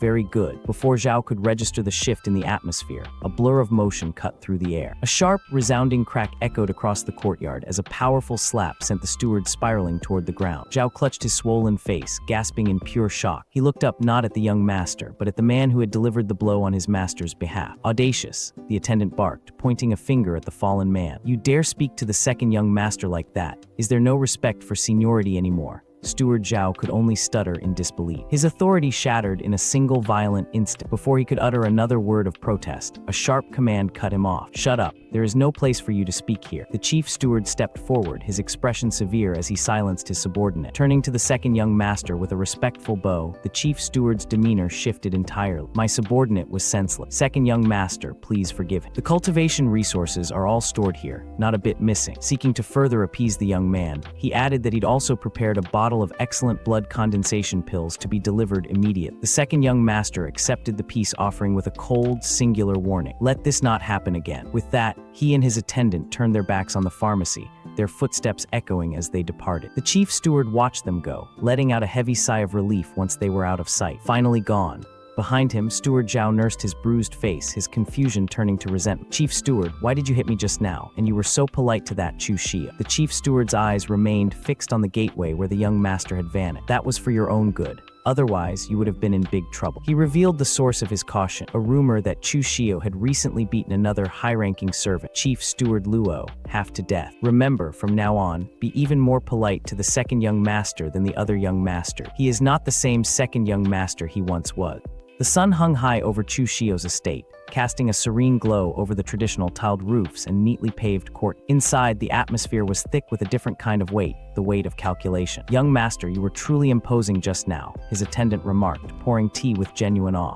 Even the grand steward of the pharmacy was so polite. Chu Shio sat rigidly in his chair, his gaze cold and distant. He didn't share his servant's enthusiasm. That wasn't politeness, that was fear. He set his cup down, his expression hardening into a mask of ruthless pragmatism. Evil cuts both ways. If you cannot be so kind that everyone respects you, then you must be so evil that everyone fears you. The attendant scratched his head, utterly confused. I don't understand. Chu Shio offered a thin, mirthless smile. Of course you don't. Otherwise, you wouldn't have muddled along for so many years without even becoming a steward. He stood up, dismissing the philosophy for action. Go find some wooden stakes and set them up in the courtyard. I want to practice my blade. Yes, the attendant chirped, scurrying off. Left to his own thoughts, Chu Shio's mind turned inward toward the grueling reality of his path. To him, the path of martial Dao was a simple, brutal equation: talent, perseverance, opportunity, and comprehension. My talent is average, comprehension is unknown, and opportunities require strength to see. He knew he wasn't a chosen prodigy. He was a man who had to carve his own destiny out of stone. Therefore, for now, I can only put effort into perseverance.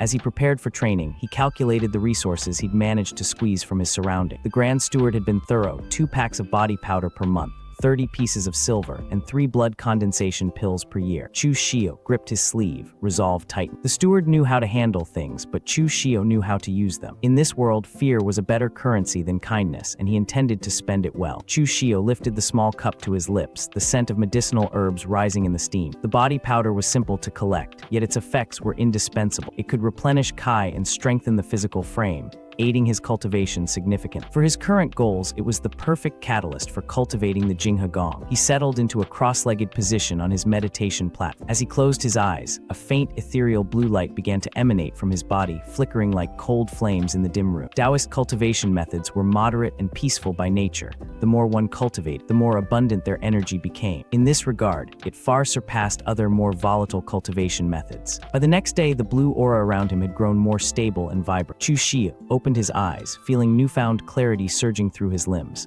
After a full night of concentrated effort, his miraculous meridians ran automatically, and his 8 veins were all connected. His body had successfully processed the marrow bone true qi, and the results were far from bad. Next, he murmured, his voice tight with focus, is practicing the blade. He stepped out into the cool morning air of the courtyard where the wooden stakes had been prepared. He drew his weapon, the steel catching the early light. His current technique, the blue dragon under the sleeve, possessed the proper blade form, but lacked the essential blade intent to bridge that gap. There was no shortcut, only repetition. Chu Shio moved with sudden explosive speed, the courtyard filled with the rhythmic smack of steel meeting wood as he practiced the most basic blade swings repeatedly. Each strike was a blur of motion, his body twisting and lunging as he sought to infuse every movement with the lethality required to survive the path he'd chosen. The rhythmic sound of steel was interrupted by his attendant Gao Bei, who approached with a tray. "Young master, I heard some news. The stewards leading the caravan assigned to you are all the second concubines. They say that when the caravan returns, they intend to give you a display of severity to humble you." Chu Shio didn't break his stance immediately. Did the other side spread this matter so blatant? Yes, it was spread by one of the second concubine's maidservants, Gao Bei confirmed.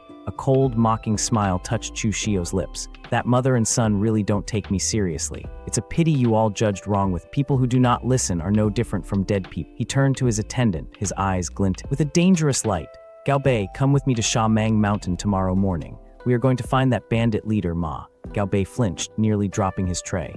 Ah, seeing the terror on the man's face, Chu Shio's smile widened into something predatory. What are you afraid of? Bandits don't eat people. Moreover, he will become our greatest assistance. The young man in blue sat calmly behind the desk, his gaze steady as he addressed the rugged leader before him. Chieftain Ma, the matter I wish to discuss with you is somewhat significant. Could you ask your men to withdraw? Ma, leaning back with a cocky grin, didn't budge. He gestured to the 2 guards flanking him. No need. These are brothers with whom I have life and death friendships. There is nothing to hide. The young man didn't blink. He leaned forward, his eyes narrowing. Chieftain Ma, then I will speak frankly. I want to talk to the person behind you. I know that you are not bandits. The room went silent for a heartbeat before Ma burst into mocking laughter. What a joke. If I don't look like a bandit with this appearance, what else could I be? You are Guan Jian, the young man stated, his voice cutting through the laughter like a chill wind. The remnants of the Northern Lake's 36 giant bandits. The shift was instantaneous. The air turned frigid as the guards' faces twisted in shock.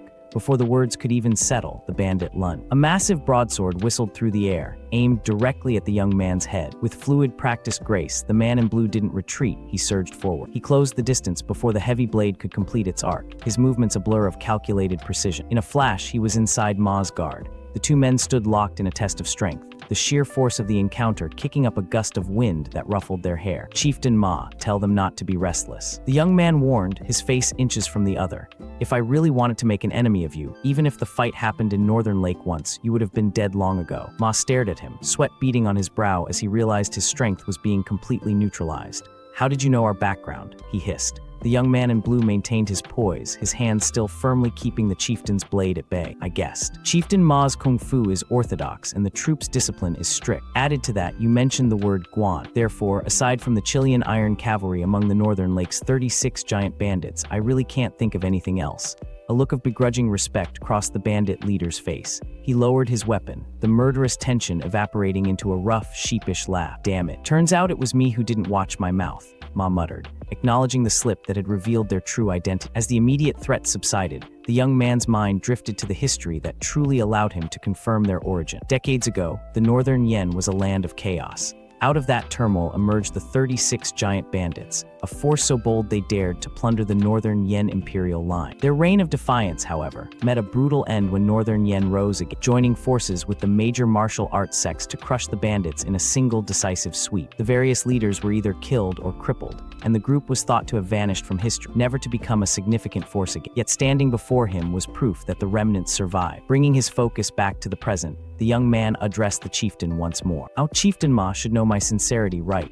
Ma, now leaning his heavy blade over his shoulder, remained cautious. "What exactly do you want to trade with my boss? Telling me first is the same." The young man's expression turned solemn, his eyes piercing. "I know the whereabouts of your Chilean Iron Cavalry's great chieftain, the red-faced heavenly king, Panghu." He paused, allowing the gravity of the name to hang in the air. "Is this information enough to trade?" The revelation hit Ma like a physical blow. His composure shattered, and he stepped forward, eyes wide with a mix of hope and suspicion. "You really know the great chieftain's whereabouts. You aren't lying to me. Once you see the one behind you, the truth will naturally be revealed. Besides, once we are there, I wouldn't dare to lie either." Chieftain Ma signaled for his men to stand down. "Fine, then follow. My boss is in North Shangmang Mount. It will take a few days to get there." 5 days later, they arrived at a hidden mountain stronghold tucked away in the peaks of North Shangmang. Ma explained that his boss had established this secondary base just in case, building a small stronghold outside the main territory. He led the visitor into a spacious hall and told him to wait while he went to report. Soon Ma returned with a burly, orange-clad man, Boss Han, a former personal guard to the great chief. The young man in blue sat calmly, sipping tea.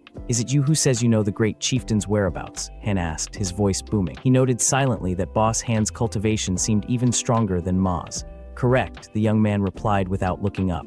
Han didn't appreciate the calm demeanor. "Cut the crap, speak. What exactly do you want?" He stepped closer, his shadow looming over the table. "If you demand an exorbitant price, don't blame me for getting tough." Unfazed, the visitor offered the news as a greeting gift for Boss Han. "According to what I know, after great chieftain Pang, who was heavily injured by the people of the Northern Yan imperial court, he is currently recovering his strength in the desolate mountains of Liaodong Commander in the north." Boss Han froze, his eyes wide with a mix of shock and hope. "Is that true?" The smirk on the young man's face widened, a glint of calculated triumph in his eyes. He knew he had the upper hand. The information he held was a bridge between two worlds. "If Boss Han doesn't believe it, you can send someone to Broken Soul Valley in Liaodong Commander to check.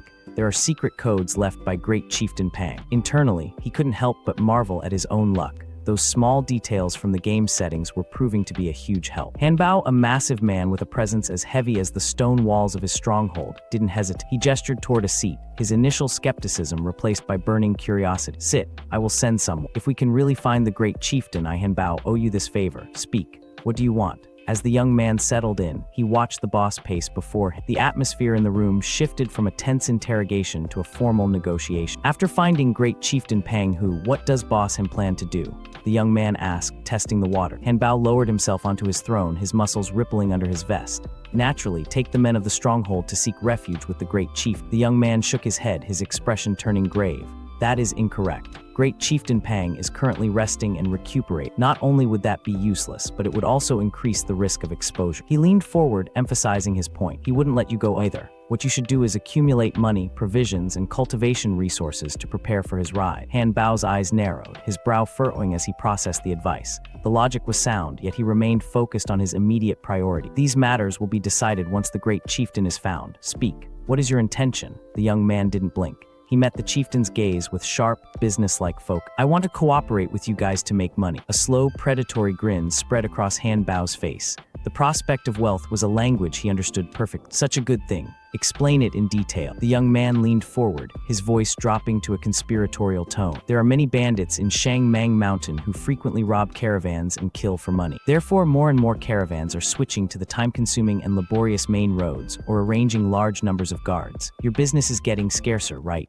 Hanbao grunted, leaning back in his chair with a resigned look. "Correct, so what should be done?" Nothing can be accomplished without rules. If there are no rules, we will set the rule. As long as caravans hand over a portion of their wealth, they can be escorted across the mountain. This way, it benefits both the caravans and Boss Han. Han Bao's expression darkened slightly as he weighed the proposal. Then wouldn't I be making enemies of all the bandits in Shangmeng Mountain? One voice in the entire Shangmeng Mountain is enough. Does Boss Han lack the confidence to deal with those disorganized mobs? Han Bao's face split into a fierce, prideful grin. Of course, I have it. If not for my injuries remaining unhealed, I would have subdued that bunch of trash long ago. Unexpectedly, this guy was actually a Xianshan expert before I misjudged, the young man thought, his gaze momentarily distant as he adjusted his internal strategy. By the way, Han Bao said, his tone shifting back to business, you gave me such a good deal. What exactly do you want? The young man didn't hesitate. Very simple. I just have a caravan in the Chu family. I hope they can enter and exit Shangmeng Mountain without obstruction. Additionally, I hope Boss Han, you can help me kill people. Han Bao let out a sharp laugh.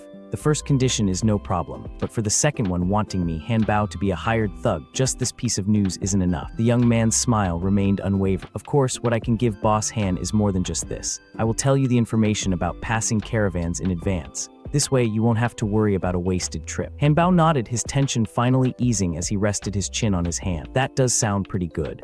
The young man then added a final hook to secure the deal. By the way, I will soon transmit news of a Chu family caravan to you, Boss Han. Consider it a greeting gift. Han Bao's eyes widened, a flash of confusion and suspicion crossing his face.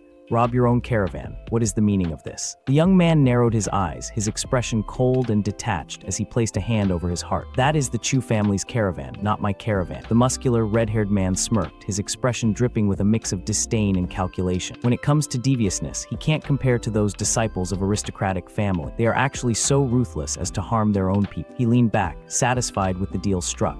Pleasure doing business. If there is news, I will send a carrier pigeon to. Outside, the air was thick with the dust of activity. Workers hurried to load heavy wooden crates onto horse-drawn wagons. A shout rang out over the courtyard, signaling the urgency of their departure. Amidst the chaos, the second young master approached, his stride purposeful and his face a mask of cold authority. He was flanked by an attendant in purple as he stepped toward the center of the loading area. A man bowed low, his hands clasped in respectful greeting. This servant is Zhang Quan, the caravan's steward. Greetings, second young master. The young master didn't waste time with pleasantry. Who is in charge of this caravan right now? Of course, it is under your charge, second young master, Steward Zhang replied with a forced, oily smile. Since it is under my charge, then who allowed you to load the cargo and set off just now? He stepped closer, looming over the steward. How much silver did the last batch of goods sell for? What was brought back? What is being transported in this batch? Have you ever discussed these with? Steward Zhang's smile didn't falter, though a bead of sweat threatened to break. Second young master, please forgive me. Because you were not present, I asked for instructions from the family head before acting. Time waits for no one. Rest assured, second young master. There will be absolutely no problems with this. If there are any mishaps, I am at your disposal. The second young master reached out, placing a firm, almost patronizing hand on the steward's shoulder. A thin, sharp smile touched his lips. Steward Zhang, what you've done is very well. I just hope you won't regret it. Zhang Quan bowed even deeper, his eyes gleaming with hidden intent. Thank you for the praise, second young master. Working for the Chu family, this servant will never regret it. Steward Zhang's face remained a mask of polite indifference, but inwardly he scoffed at the young master's parting words. I have gone back and forth with the caravan countless times. What problem could there be? What is there to regret? The second young master turned his back on the steward, his voice cold and final. Then I wish you good luck. As he walked away, he didn't look back at the line of wagons beginning their journey. Instead, he signaled to his trusted subordinate in purple. Notify Han Bao and his men of the caravan's route and schedule. Yes, the man replied, bowing before hurrying off to execute the order. Soon, the caravan was well on its way, the heavy wooden carts creaking along a winding dirt road lined with lush green trees. Riding at the head of the line, a guard looked over Zhang with concern. Old Zhang, you've offended the second young master to death. I heard that after returning from the mining area, the second young master is different. Zhang Quan let out a dismissive chuckle, leaning back in his saddle. Of course I know, but don't forget, we are the third young master's people. The guard wasn't so easily swayed. Aren't you afraid the second young master will deal with us? The Chu family is a great clan and must follow rules. We haven't broken any rules, so Chu Shio can't touch us. While Zhang remained smug, the guard fell into a pensive silence, his hand moving to his chin. I just feel like this matter isn't that simple. His brow furrowed as he scanned the dense foliage ahead. Aware of the potential dangers of the road, Zhang Quan raised his hand to signal the rest of the crew. His voice turned stern as he issued a final warning. Everyone, remember, if we really encounter bandits, drop the goods immediately. Lives are more important than anything. Yes. the men shouted in unison, their voices echoing through the quiet forest as the caravan moved deeper into the shadow. Hours bled into night, and a full moon hung high over the jagged silhouettes of the mountain. Zhang Quan led the group through the shadows, his eyes scanning the path ahead. Walk a bit further. There's a decent-sized cave ahead. We'll rest there. Suddenly, a booming voice tore through the silence of the woods. No need to walk anymore. If you want to hurry there, rest here to your heart's content. Torches flared to life in the darkness, illuminating the terrifying silhouettes of armed men blocking the path. Zhang Quan's heart hammered against his ribs as he stared into the flickering light. It's bandits. Run. The discipline of the caravan shattered instantly. Men scrambled off their horses and fled into the trees, leaving the cargo behind. Zhang Quan tried to scramble away, but a group of shirtless, muscular men, swords resting casually on their shoulders, stepped into his path. "Steward Zhang, where did you think you're going?" One of them sneered. Zhang's breath hitched in his throat as he realized these weren't ordinary highwaymen. You were prepared. The man leading the group, Han Bao, stepped forward with a lethal grin. "Zhang Quan, right. Young Master Chu Shio asked me to pass you a message, Steward Zhang. Have a safe journey to the afterlife." The blood drained from Zhang's face. The memory of the second young master's cold gaze flashed through his mind. It was the second young master. Before he could even beg for mercy, the massive blade of a broadsword caught the moonlight, swinging toward him with a terrifying whistle. The cold gleam of a blade was the last thing Steward Zhang saw. Panic contorted his features, his teeth bared in a final futile grimace as the steel descended. With a swift, decisive strike, the intruder ended his life. "Go open the cargo. Let's see how the greeting gift young Master Chu gave us." When the heavy gates of the compound creaked open, the news of the massacre spread like wildfire through the night air. An announcement rang out, cold and official. The caravan had been robbed and all members killed. The survivors were ordered to return to the guards' hall immediately to discuss the gravity of the situation. Amidst the chaos, two figures walked through the moonlit court. The young man looked toward his mother, his brow furrowed in suspicion. "Mother, do you think this matter has anything to do with Chu Shio? Steward Zhang and the others just offended Chu Shio, and then something like this happened." His mother kept her gaze fixed forward, her expression unreadable. "I don't know. Logically speaking, Chu Shio shouldn't have the guts. Besides, he shouldn't have the ability to hire the Shangmang mountain bandits."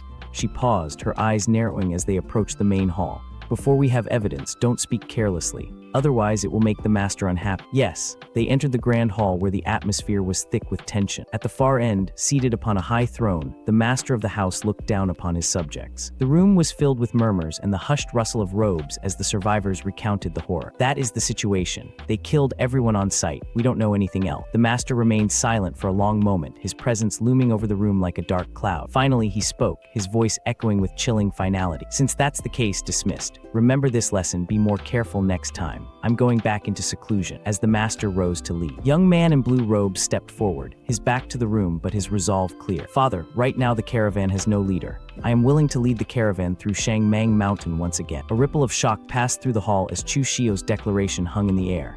Eyes widened and whispers ceased.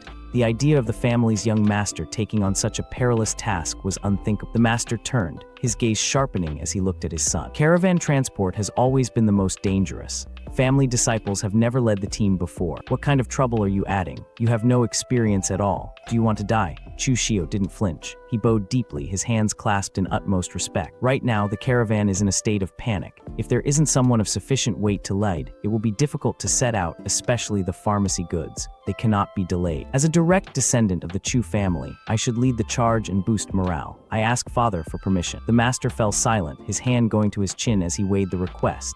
He hadn't expected Chu Shio to possess such a high level of awareness or responsibility. Yet the logic was sound. The caravan indeed could not afford a delay. "Then you go, be careful." "Thank you for your concern, Father," Chu Shio replied, his expression remaining composed as he secured his objective. As Chu Shio prepared to depart, the other disciples watched him with a mixture of disbelief and calculation. One young man watched his back, a sneer tugging at his lip. To actually snatch up this thankless and dangerous task, is Chu Shio's brain broke. Outside, the atmosphere remained heavy. Servants and guards huddled in the moonlight, their faces pale as they discussed the tragedy. Can't blame them for pointing and discussing it. This time, the goods weren't saved, and quite a few people died. Yeah, this time was too scary. Their somber reflection was shattered by Chu Shio's arrival in the court. "Pack up, everyone. The caravan is setting off again. We're going to the state of Yen." The guards recoiled in disbelief. "Second young master, we just had an incident. We should rest for a period of time, no matter what." "Yeah, let's think of a countermeasure. What if we enter the mountain and get robbed by bandits again?" Chu Shio's expression hardened into a mask of cold fury. "Rest for a while, think of a countermeasure. It's simply a joke. The ones who died weren't you. You didn't even suffer a scratch. What are you resting for? He stepped forward, his presence looming over the hesitant men. Thought you could just stay silent in the Chu family business. The caravan treatment is the best, 10 times that of general labor, or even more. He turned his back on them, his voice dropping to a dangerous chill. Since you are afraid of death and don't want to go, there are plenty of people who do. He looked toward a nearby attendant. Go tell the general laborers, those who dare to risk their lives, come to the caravan. Monthly pay is at least 10 taels. If they return smoothly, 0.5% of the profit will be the reward. As for these people, go find Steward Lin for reassignment. The reality of losing their lucrative positions hit the guards instantly. Second young master, just now I was blinded by folly. Please give me a chance, one pleaded, bowing low in a desperate attempt to salvage his status. Chu Shio didn't even look back. There is only one opportunity. Those who want to stay, follow me. Moments later, the heavy wheels of the caravan creaked into motion, rolling out of the compound under the pale moonlight, headed toward a dangerous and uncertain horizon. The night air hung heavy with the threat of violence as a group of bandits blocked the path. At the head of the mob stood a hulking man identified as Feng Mang, a subordinate of Han Bao. He brandished a heavy blade, his voice booming with ruthless intent. Little ones, come out. Business is here. Kill the people, leave the goods. Behind the safety of their defenses, the travelers felt the cold prickle of dread. One man, sweat beading on his brow, gritted his teeth in frustration. Damn it, again. If I had known earlier, I wouldn't have stayed. Beside him, his companion offered a grim nod, his eyes wide with realization. Yeah, I'm regretting it a bit too. Hope we can survive and go back this time. However, amidst the rising panic of the caravan, a lone figure remained. Shaken, clad in blue robes with his hair pulled back in a high ponytail, he watched the bandits with chilling calm. A sharp, confident smirk played on his lips as his eyes narrowed. Standing before his transport wagons, the second young master gestured toward the cargo with a calm that defied the surrounding chaos. He issued a sharp command to his companion, Gao Bei, to prepare the fire. If the bandits wanted the goods, they would have to settle for ashes. Everyone, I will not let myself be slaughtered. If you dare to use force, I will burn the goods and fight to the death. Don't dream of getting anything. Behind him, his men exchanged frantic, whispered looks. While they were impressed by his sudden display of backbone, cold reality nodded. What if they decide to kill us even without the goods? One muttered, sweat beading on his forehead. Their adversary, a massive, barrel-chested man wielding a heavy blade, let out a mocking laugh. He stepped forward, his shadow stretching over the young master. You're still a bit too tender to play this game with your grandpa. Do you believe that I would rather kill you all than have these things? The young master didn't flinch. Instead, he offered a reckless alternative. Why go through all this trouble? How about you compete with me in a duel? If I lose, I am at your disposal. If I win, let us leave. How about it? The bandit leader's face contorted into a mask of pure murderous glee. A weakling who couldn't even crush a chicken was challenging. Since you want to die, I will fulfill your wish, he roared, charging forward with a speed that belied his size. His subordinates watched in horror, certain they were about to witness a slaughter. Only the eldest master of the family had reached the blood condensation realm. How could that useless second young master possibly survive this? But the young master moved like a shadow. With a fluid, low sweep, he slipped past the massive weapon. Excuse me, he murmured. The sound of clashing steel echoed through the trees as he parried a follow-up strike with effortless precision. Standing his ground, he offered a cool, mocking appraisal of the brute's strength. The clash of steel rang through the forest as the young master's blade moved with blinding speed, meeting the bandits' heavy strikes head-on. Each collision sent a shower of sparks into the night air, the light reflecting in the young master's focused eyes as he parried with effortless grace. He moved like a specter, his blue robes fluttering as he redirected the brute force of his opponent's massive blade. Behind them, his men watched with dropped jaws and wide, disbelieving eyes. Holy shit. The second young master is amazing, one gasped, his previous fear replaced by sheer awe. His companion nodded fervently, adding, wow, I really didn't expect it. The second young master was truly hiding his light under a bushel. With one final decisive movement, the young master disarmed his opponent. The bandit's heavy sword spun through the air before burying itself deep into the dirt path with a dull thud. The brute stood frozen, his hands empty and his chest heaving as he stared at the weapon he'd just lost. You let me win, the young master said calmly, sheathing his own blade as he looked at the defeated man. The bandit leader let out a gruff, begrudging laugh, shaking his head in disbelief. All right, you guys go. I didn't expect a young master like you to really have some skills. Your granddad underestimated the enemy. As the bandit began to walk away, the young master's voice cut through the darkness once more. Hero, please wait. The big man paused, looking back over his shoulder with a mix of annoyance and curiosity. What else do you want, kid? Raising a finger to emphasize his point, the young master wore a faint, knowing smile. I don't know how many more bandits lie ahead. Therefore, I would like to offer 1,000 taels to hire you here to escort us through the mountain. The bandit leader's face broke into a broad, toothy grin as the sheer audacity of the offer registered. Haha, that's a pretty good idea. Interesting, I agree. As the caravan resumed its journey under this unlikely protection, the young master's men were left reeling from the tactical shift. They realized that by taking this shortcut, risky as it was, they had bypassed the main road. Had they stayed the traditional course, the journey would have taken an extra month and the costs would have been significantly higher. This move by the second young master is brilliant, one whispered, watching the bandit now serve as their vanguard. 10 days later, the news reached the capital of the Xia kingdom. In a grand study, an advisor bowed before a stern-faced official, reporting the impossible. The second young master had made a round trip from the Xia kingdom in 10 days. Despite the success, the official remained skeptical, his brow furrowed. He worried the move was too adventurous. What if the bandits hadn't responded to soft tactics or lacked the actual strength to protect the cargo? The advisor, however, was more optimistic. He explained that the second young master's luck was remarkably good. Not only were the bandits strong, but a new precedent had been established. The caravan was now being escorted through the mountains by the very men who used to haunt them. He mused that if the young master were to give up his current research and focus on family affairs, the family could truly stand shoulder to shoulder with the powerful Qin clan. The official's eyes darkened at the mention of the young master's mysterious pursuits. Old Chen, do not speak nonsense. You know exactly how much of a price I paid for. I will absolutely not give up. Meanwhile, back in the quiet courtyard of the family estate, the second young master was already back at his training. Under the bright afternoon sun, his blade blurred through the air, his movements even more refined than they had been on the mountain pass. The atmosphere within the Chu estate had shifted, a quiet tension replacing the usual bustle of daily life. Servants and family members alike whispered about the second young master who had returned from the Yan kingdom, a changed man. He practiced with his blade with a desperate intensity, often forgetting to eat or sleep. It was a jarring departure from the person he once was, and those around him couldn't help but notice the newfound fire in his eyes. In the training courtyard, Chu Shio moved with sharp, disciplined grace.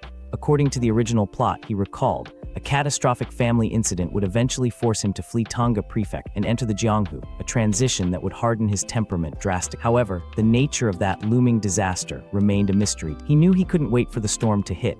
He had to reach the blood condensation realm as soon as possible to gain the power necessary to protect his own life. Watching from the shadows of a nearby doorway, Chu Yang's expression was a mask of simmering resentment. He had observed Chu Shio rise as a new authority within the caravan. Not only was the youth managing profits with surprising skill, but he had also established a level of prestige that Chu Yang found intolerable. If this trajectory continued, Chu Yang knew his own influence would soon vanish. Chu Yang, what are you doing? He jumped slightly as his mother approached, her voice cutting through his dark thoughts. Mother, the caravan cannot remain in Chu Shio's hands, he insisted, his voice low and urgent. His mother looked at him with a cold, realistic gaze. You want this caravan? It's not that easy. The master will not simply hand it over to you. Chu Yang leaned in, a shadow crossing his face as a cunning plan took root. I know father won't give it to me, but what if fourth brother wants it? Would he give it to Chu Shio then? A slow, predatory smile spread across his mother's lips as the implication sank in. The master's favoritism for Chu Shang was well known. That's right.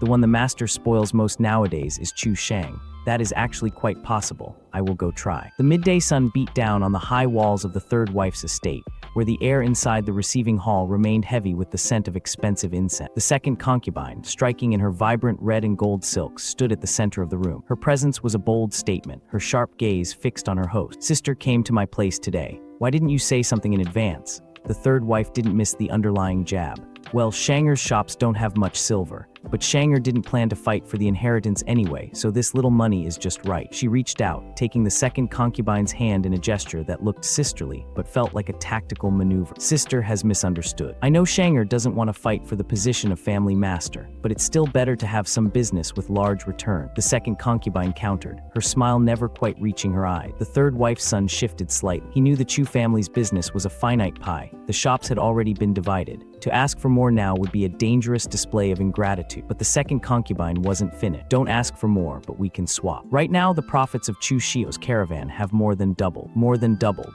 The son's eyes widened. He knew that beneath the surface of this familial unity, the harmony his father demanded was nothing more than a thin veil over a simmering rivalry. If those profits were real, the stakes of this conversation had just escalated significantly. The next day, the Chu family patriarch sat behind his desk, his expression authoritative as he addressed his son. Daishu, your caravan has developed well during this period. Even if you cannot become the heir, you will definitely be a pillar of the Chu family. He looked from one son to the other, his tone softening slightly into a paternal lecture. So between you brothers, brothers, you must be harmonious and help each other. What father says is correct. Yes, the brothers replied in unison, bowing their heads. However, beneath the polite exterior, the second young master's mind was far from harmony. What does he mean by this? He knows so clearly about the situation between us brothers. To the world, they were a picture of familial unity. But beneath the surface, the harmony his father demanded was nothing more than a thin veil over a simmering rival. The father continued, "It is good that you can think this way. I want to give Chu Shang some experience, so I prepared to swap your caravan with the shops under Chu Shang's name. Do you agree?" The second young master's breath hitched. This, he. When the caravan was dangerous, Chu Shang didn't go. Now that I've opened up the trade route, only now are you preparing to let Chu Shang go. He looked at his father's calm face, feeling a surge of resentment. This greedy, selfish appearance is a bit too much. Realizing the decision was already set in stone, the second young master bowed his head again. Since father has already made the decision, then fine. I will yield the caravan to fourth brother. I am very glad that you are willing to agree. How about this? I will give you another weapon shop. The father then turned his attention to his younger son, Chu Shang. You are still young and lack experience. I will let Lin Chen go with you. Many thanks, father, Chu Shang replied, his eyes bright with victory. The second young master watched the exchange, his eyes narrowing as he recognized the name Lin Chen, one of the two strongest guest elders of the Chu family blood condensation. His fists clenched at his side. This bias is too obvious. We are both sons, I'll just say be careful, this gap isn't just a tiny bit. As they left the study, Chu Shang turned to his older brother with a gloating smile.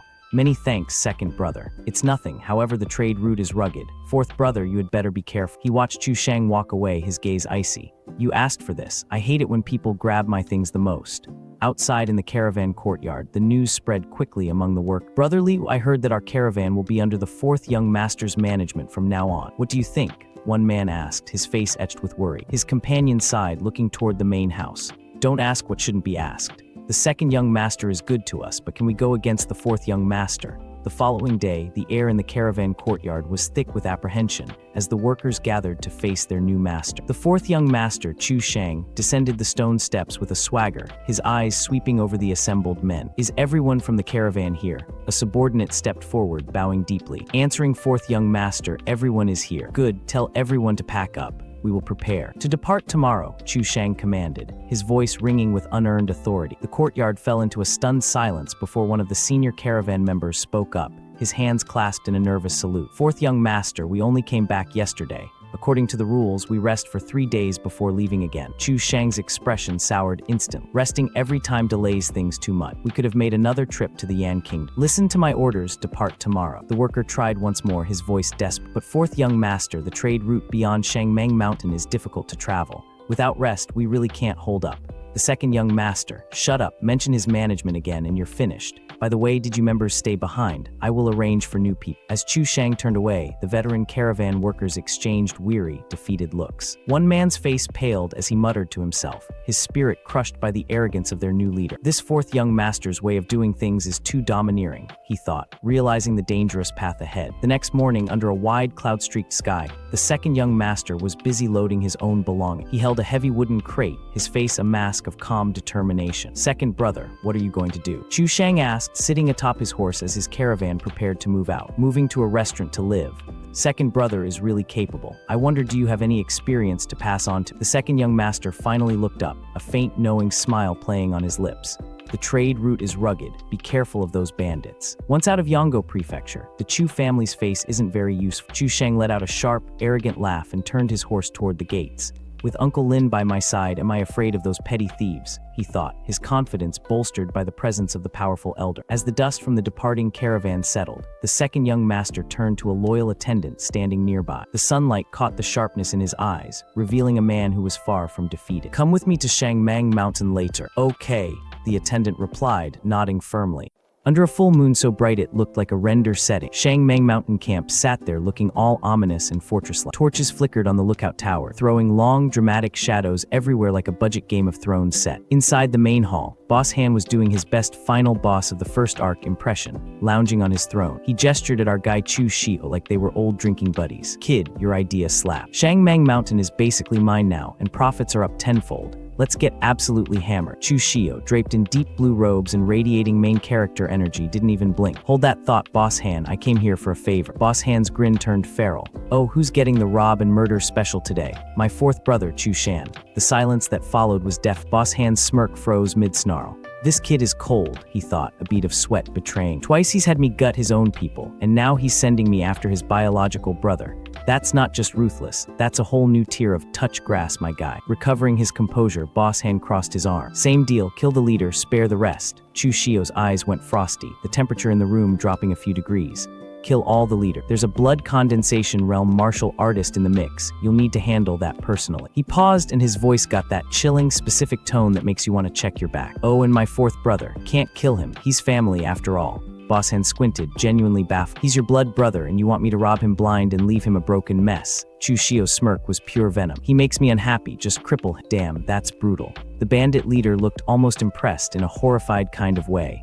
You might as well kill him. In a martial Dao family, being crippled is worse than death. Chu Shio leaned in, all calculated charm. Boss Hand, my fourth brother is my father's golden child. If he dies, the entire North Shangmang Mountain turns into a war zone. Trust me, you don't want that smoke. Boss Hand scoffed, waving a dismissive hand. Kid, no offense, but your old man's strength is like a wet noodle compared to what I'm cooking. He flexed, his eyes flaring with a predatory red glow. Once my injuries heal, I'd even throw hands with Shen Bai himself. Chu Shio, ever the pragmatist, poured cold water on that ego trip. Let's maybe not poke the bear while you're still healing, yeah. He pivoted smoothly, sliding the conversation toward his own long-term plans. Besides, I want to hire you and your crew to come to Tonga Prefect. Silver won't be an issue. Internally, Chu Shio was doing the math. Gao Bei is loyal, but has the spine of a jelly. Ma Kui though. That guy's meticulous, rough around the edges, but he'll be a solid piece on the board. Boss Hand raised an eyebrow. Aren't you worried about people finding out you're chummy with bandits? Chu Shio waved it off like it was nothing. Brother Ma's only made moves in South Shangmang Mountain a few times. No one in Tonga Prefecture knows his face. I'll fold them into my crew gradually. No one will suspect a thing. Boss Hand turned to his right-hand man, Ma Kui. You in? Ma Kui slammed his fists together, his grin stretching ear to ear. Hell yeah, I've been sitting on my ass in this stronghold so long I'm getting rusty. Time to stretch these limbs. The planning session wrapped up with a handshake and a promise of a banquet. The next morning, Chu Shio and his entourage hit the mountain path, flanked by lush greenery. They ran into Chief Feng, a burly, bare-chested brute who looked like he just walked off the set of a Primal episode. Ma Kui, the hell are you dressed up? Feng asked, squinting at their crew. Chu Shio's companion gestured toward him. Young Master Chu needs extra hands, hired us to help out. Feng looked confused. Didn't you guys already open for business? We got early intel, Chu Shio cut in smoothly. A Luo family caravan is coming back from the state of Yan. Figured we'd beat the rush. Feng's eyes lit up. The small Luo family from Xunfeng town. The same, Chu Shio confirmed, lying through his teeth with the grace of a politician. My subordinates gathered the intel. I didn't vet it all myself. He leaned in closer, lowering his voice to a conspiratorial whisper. Chief Feng, I've got my eyes on some item. In that caravan, help me seize them, yeah. Just keep it classy. Don't go full murder hobo. Feng laughed, slapping his chest like a gorilla. Leave it to me, young master. As Feng ambled off, Chu Shio's expression dark. He already knew how this played out in the original timeline. In the source material, this Luo family cracked open a batch of secret boxes from the state of Yan and pulled 2 legendary tier items. The news leaked faster than a broken dam, and the Luo family got wiped out by neighboring vultures. I guess this counts as a good deed, Chu Shio mused, his smirk cold and hollow. Without the treasures they live, maybe. Later that day, the Luo family caravan trundled down the forest road, completely unaware they were about to get hit with a plot twist.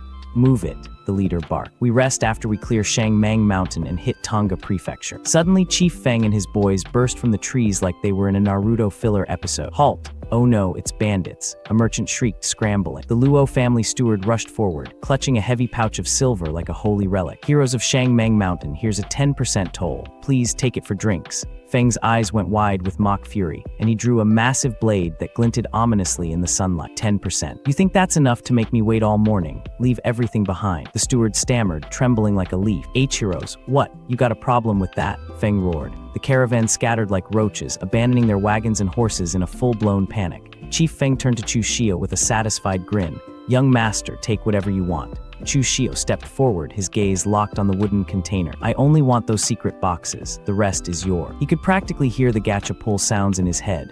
Let's see what I draw this time. Back at his estate, Chu Shio sat alone at a desk piled with the spoil. He cracked open a worn, dark red book and his eyes went wide. Not bad, I actually pulled this. He started reading, and his expression shifted from oh neat to holy crap. The blade technique was rated as 3rd transformation in the original world, not top tier, but definitely nothing to sneeze at. The angles were bizarre, almost impossible to predict. Every move was a killing stroke. A bead of sweat rolled down his temple. This is some demonic Dao cultivation technique straight out of a villain origin story, and it just so happens to be my exact vibe. He reached for the next item, a sleek metallic cylinder. Thousand Light Plume, a hidden weapon forged by the Thousand Mechanism sect, second only to the Tang sect of Shu. One-time use. Kills a Xianshan martial artist. Yeah, I'm keeping this. Tucking the cylinder away, he grabbed the manual again. All right, he muttered, rolling up his sleeve. Let's practice the first part.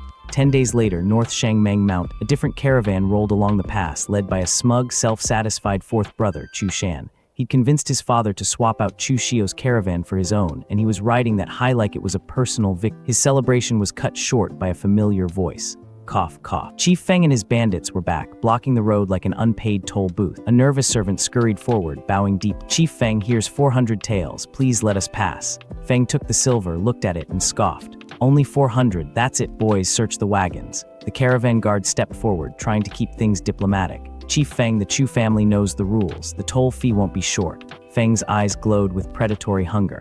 You don't make the rules. Let me search, or are you hiding something? Chu Shan's purple eyes flashed with indignation, his hand twitching toward his weapon. Beside him, an older attendant reached out, grabbing his arm. Fourth young master, don't be impulsive. This is Shangmeng Mountain. Let them search. We've got nothing to hide. Chu Shan's face fell into shadow, his jaw tight. Fine, let them search. The bandits swarmed the wagons, tearing through crates and silks like a pack of gremlins. A few minutes later, Feng returned, his grin so wide it looked painful. You said there was nothing fishy, huh? Your goods are worth 6,000 taels. Toll fee is 600. That was the breaking point. Chu Shan snapped. You are clearly finding fault on purpose. What do you bandits know about prices? If you can sell it for 6,000 taels, it's all yours. Oh no. Fourth young master's too reckless. A follower wailed, clutching his head. Another guard muttered under his breath. We could have just paid the extra 200 taels and avoided this. Why does he always have to be like this? Feng's face twisted into a mask of pure murderous fury. He drew his massive blade, the steel catching the afternoon light like a boss weapon in Elden Ring. You little brat, you're courting death. Does your grandfather need you to teach him how to do things? He leveled his sword at the group. Goods stay, people stay, everyone stays. The tension hit a fever pitch. Chu Shan backed away, his bravado crumbling. Uncle Lin, I'll leave this to... Uncle Lin rode forward, calm and composed. He didn't even draw his weapon. Making things convenient for others makes things convenient for oneself, he said, his voice cutting through the tension. Let us pass. Otherwise, blades have no eyes and you won't get a chance to regret it. From the sidelines, Chu Shan's eyes lit up like a kid watching his favorite super. Did you see that? That's the demeanor of an expert, he crowed. Why should the Chu family bow to bandits? Chu Shio's such a coward. Even when he wins, he's a coward. The guards behind him weren't sharing his enthusiasm. This is Shangmeng Mountain territory, one murmured. Even if Uncle Lin saves us this time, what about next time? Another sighed. Fourth young master's too arrogant. Uncle Lin's not invincible. A third chimed in. Second young master's way better, uses grace and might. This is just reckless. Uncle Lin, apparently satisfied with his stand, declared, well said. Feng had heard enough. His patience snapped, his eyes blazing with murderous red light. Blades and swords have no eyes indeed, he roared, charging forward.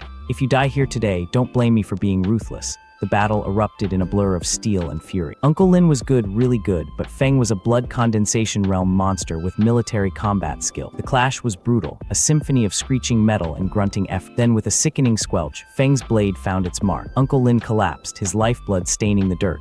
Watching from the carriage, Chu Shan's face went pale as milk. If the steward dies, so be it, as long as I'm fine. He scrambled out of the carriage, hands raised in desperate surrender. Good heroes, please hold your hands. I'm from the Chu family of Tonga Prefect. Feng paused, his grin turning cruel. All right, I'll give the Chu family some face and spare your life. Go back and deliver a message. Break the rules of Shangmeng Mountain, and this is the out. Chu Shan's heart soared with relief. Phew, I'm alive, that's all that mattered. But as he turned to flee, a heavy hand clamped onto his shoulder. He spun around, his relief instantly replaced by pure terror. W, what are you going to do? Feng's eyes glinted with sadistic glee. I said I wouldn't kill you. I never said I wouldn't break your limbs. He raised his leg. Hope you reincarnate better in your next life. Crunch. Chu Shan's scream echoed through the mount. 3 days later, the Chu Manor court. Chu Shio swung a heavy blade with terrifying precision, splintering a training post like it was made of balsa wood. An observer watched, his brow furrowed. Young Master Chu, where did you get such a wicked technique? It's definitely not righteous. Chu Shio didn't stop swinging. Martial arts were made for killing. Who cares if it's righteous or wicked as long as it kills?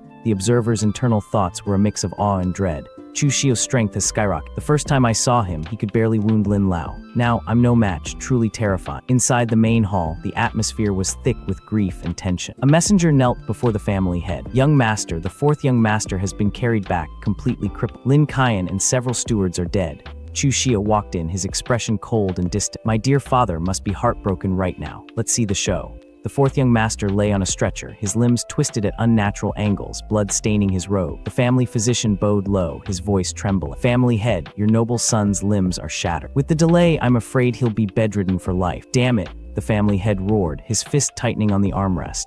One of the brothers turned toward Chu Shio with pure disdain. Second brother, fourth brother's reduced to this and you're drinking tea. Are you happy about this? Chu Shio lowered his cup, his eyes half-lidded. Happy, I'm on the verge of tears. His tone was drier than the desert. But will crying make him better? He turned to his father, his voice shifting to cold pragmatism. Father, now's not the time for tears. If we don't handle this right, it's not just fourth brother, the entire Chu family might be crying together. The family head exhaled heavily. Tell me your thoughts. Chu Shio stepped forward. We've got a blood feud with the bandits. Do we fight or not? If we fight, we need full preparations. They killed Lin Kaian, so we can't underestimate. If we don't, how do our caravans pass through Shangmeng Mountain? A detour. That's your call. The family head's expression dark. If we really fight, the Chu family has few fighters besides me and the bandit leader's strength is unknown. It's not wise. The eldest brother nodded. Father, let's discuss this. Even the government troops can't handle those bandits. Another brother chimed in, deflecting blame. Eldest brother's right. Besides, fourth brother was reckless. For a mere 200 taels, we lost a blood condensation realm expert. A chorus of voices rose. Indeed, master, please think twice. Chu Shio's smirk was almost imperceptible. The Chu family's a mess. Everyone's looking out for their own interests. No one's thinking about the bigger picture. A woman in purple robes fell to her knees, her face streaked with tears. Master, you must seek justice for Shanger. The family head's patience snapped. Shut up. Do you think I don't want to? But I can't gamble the entire Chu family for one reckless son. The granduncle stroked his beard, speaking with false wisdom. Family head, revenge is unwise. When under low eaves, you bow your head. If we detour around Shangmeng Mountain, losses will be huge. He turned his calculating gaze to Chu Shio. Among the brothers, only you, Chu Shio, are bold and capable. Why don't you go? Chu Shio's expression remained unreadable, but his inner thoughts were screaming. Ha, only think of me when there's danger. Classic. The family head seized the suggestion. Chu Shio, since your granduncle said so, you'll go. Chu Shio didn't move. Instead, he leveled a calm, piercing look at his father. May I ask, father, does the Chu family still have rules? The family head blinked. What kind of question is that? Of course we do. Then things can't be handled like this, Chu Shio declared, his voice ringing through the silent hall. The caravan's profits doubled in my hands and you gave it to fourth brother with a single word. Now he's messed it up and you want me to fix it. Whose caravan is it anyway? He crossed his arm. I refuse to accept this. A collective gasp rippled through the room. Chu Shio's actually defying Chu Jiayuan. Has he lost his mind? The family head's face contorted with rage. Damn it. You dare disobey me. I'll strip your authority and make you kneel in the ancestral hall. But as the anger flared, a cold realization settled in. He looked at his other sons, Chu Kai and the rest, and saw only fear. None of them have the ability or the courage. Only Chu Shio can handle this. Fourth brother's mother wailed from beside the stretcher. Shanger's been mutilated and you're taking away his caravan. Chu Shio didn't even glance at. His injury has nothing to do with. Finally, the family head exhaled, the fire replaced by grim tactical surrender. Carry Shanger out. He'll recover proper. From now on, he won't handle any Chu family business. He turned to Chu Shio. From now on, the caravan is yours. No one will take it away. Go to the accounting room, take the silver, spend it as you see fit, but don't let our family suffer too great a loss. Chu Shio bowed deeply, a victorious glint in his eyes. Rest assured, father, I'll handle it. The Chu family won't suffer any losses. Leaving the chaos behind, Chu Shio strode into the accounting office. The sunlight filtered through the ornate gate, but the brightness did nothing to warm his cold, calculating gaze. Per my father's instructions, fetch 10,000 tael. The steward didn't hesitate. Right away. He counted out the heavy stacks of banknotes like he was handing over the keys to a kingdom. As Chu Shio gripped the silver, his mind raced with the true scale of his ambition. I originally thought my enemies were those three idiots, but now it seems Chu Jiayuan is the greatest enemy. His father held the power of veto. As long as he was alive, Chu Shio's path to the head of the family was blocked. But if Chu Kai and the others were to have an accident, his eyes glinted with ruthless predatory light. The heir can only be me. He looked down at the money in his hand. 10,000 taels, a war chest, a means to an end. With this, my cooperation with Boss Han will be even more pleasant. An opportunity will come sooner or later. And with that, he stepped out into the sun, the weight of silver, and the weight of a family's worth of schemes, resting comfortably in his grasp. A month had passed since the tides of fortune shifted, and the morning sun was doing its best hero's return impression, breaking through the clouds to cast dramatic rays over the estate. Inside the central hall, though, pure mood lighting for regret. The man in purple robes paced the ornate rug like a caged tiger. I miscalculated. We dumped a fortune into Chu Kai and now he's completely useless. Should have hedged my bets and won over Chu Shio too. He paused, his expression dark. Now he's a bigger threat than Chu Kai ever was. The woman in red sat stiffly, her face a mirror of his anxiety. You're right, Chu Kai's got more raw ability, but Chu Shio's the one in the spotlight right now. She swallowed hard. What do we do? The weight of failure pressed down on her like a bad hangover. She knew their master had zero tolerance for people who brought problems to his door. I have no choice. The master hates troublemaking. If we want to deal with Chu Kai, we have to do it from the outside. Her eyes lit up with a desperate idea. I'll go see your maternal grandfather, Ding Kaishan. The suggestion hit like a Dark Souls parry. The man's eyes went wide, and a sharp, predatory grin replaced his scowl. He slammed a fist into his palm. That's it. How could I forget the old man? He's at the peak of the blood condensation realm. He's run a martial arts hall for over a decade. His disciples are everywhere. He'll have a way. The Kaishan Martial Arts Hall loomed like a fortress, its heavy wooden doors guarded by disciples who looked like they'd stepped out of a kung fu hustle audition. Inside, Ding Kaishan didn't waste time with pleasantry. He looked at his daughter with a mix of disappointment and lingering bitterness that could curdle milk. Daughter, I told you back then. You should have married Chen Fan, the illegitimate son of the Chen family in Ludong Prefect. He gestured broadly, his resentment as fresh as if it had happened yesterday. He got accepted by an elder of the Kanglan sword sect. Dudes already surpassed the Xianshan realm and hit the third stage of the Qi control realm. He sighed heavily, casting a sharp look at her. Instead, you married Chu Zongguang. Over 20 years and he's still stuck in the Xianshan realm. The stinging criticism hit like a slap. Her eyes flashed with desperation and impatience. Dad, I came here for help, not elect. If Shenner inherits the Chu family, your martial arts hall prospers too. Simple math. Ding Kaishan scoffed, waving a dismissive hand. Forget it.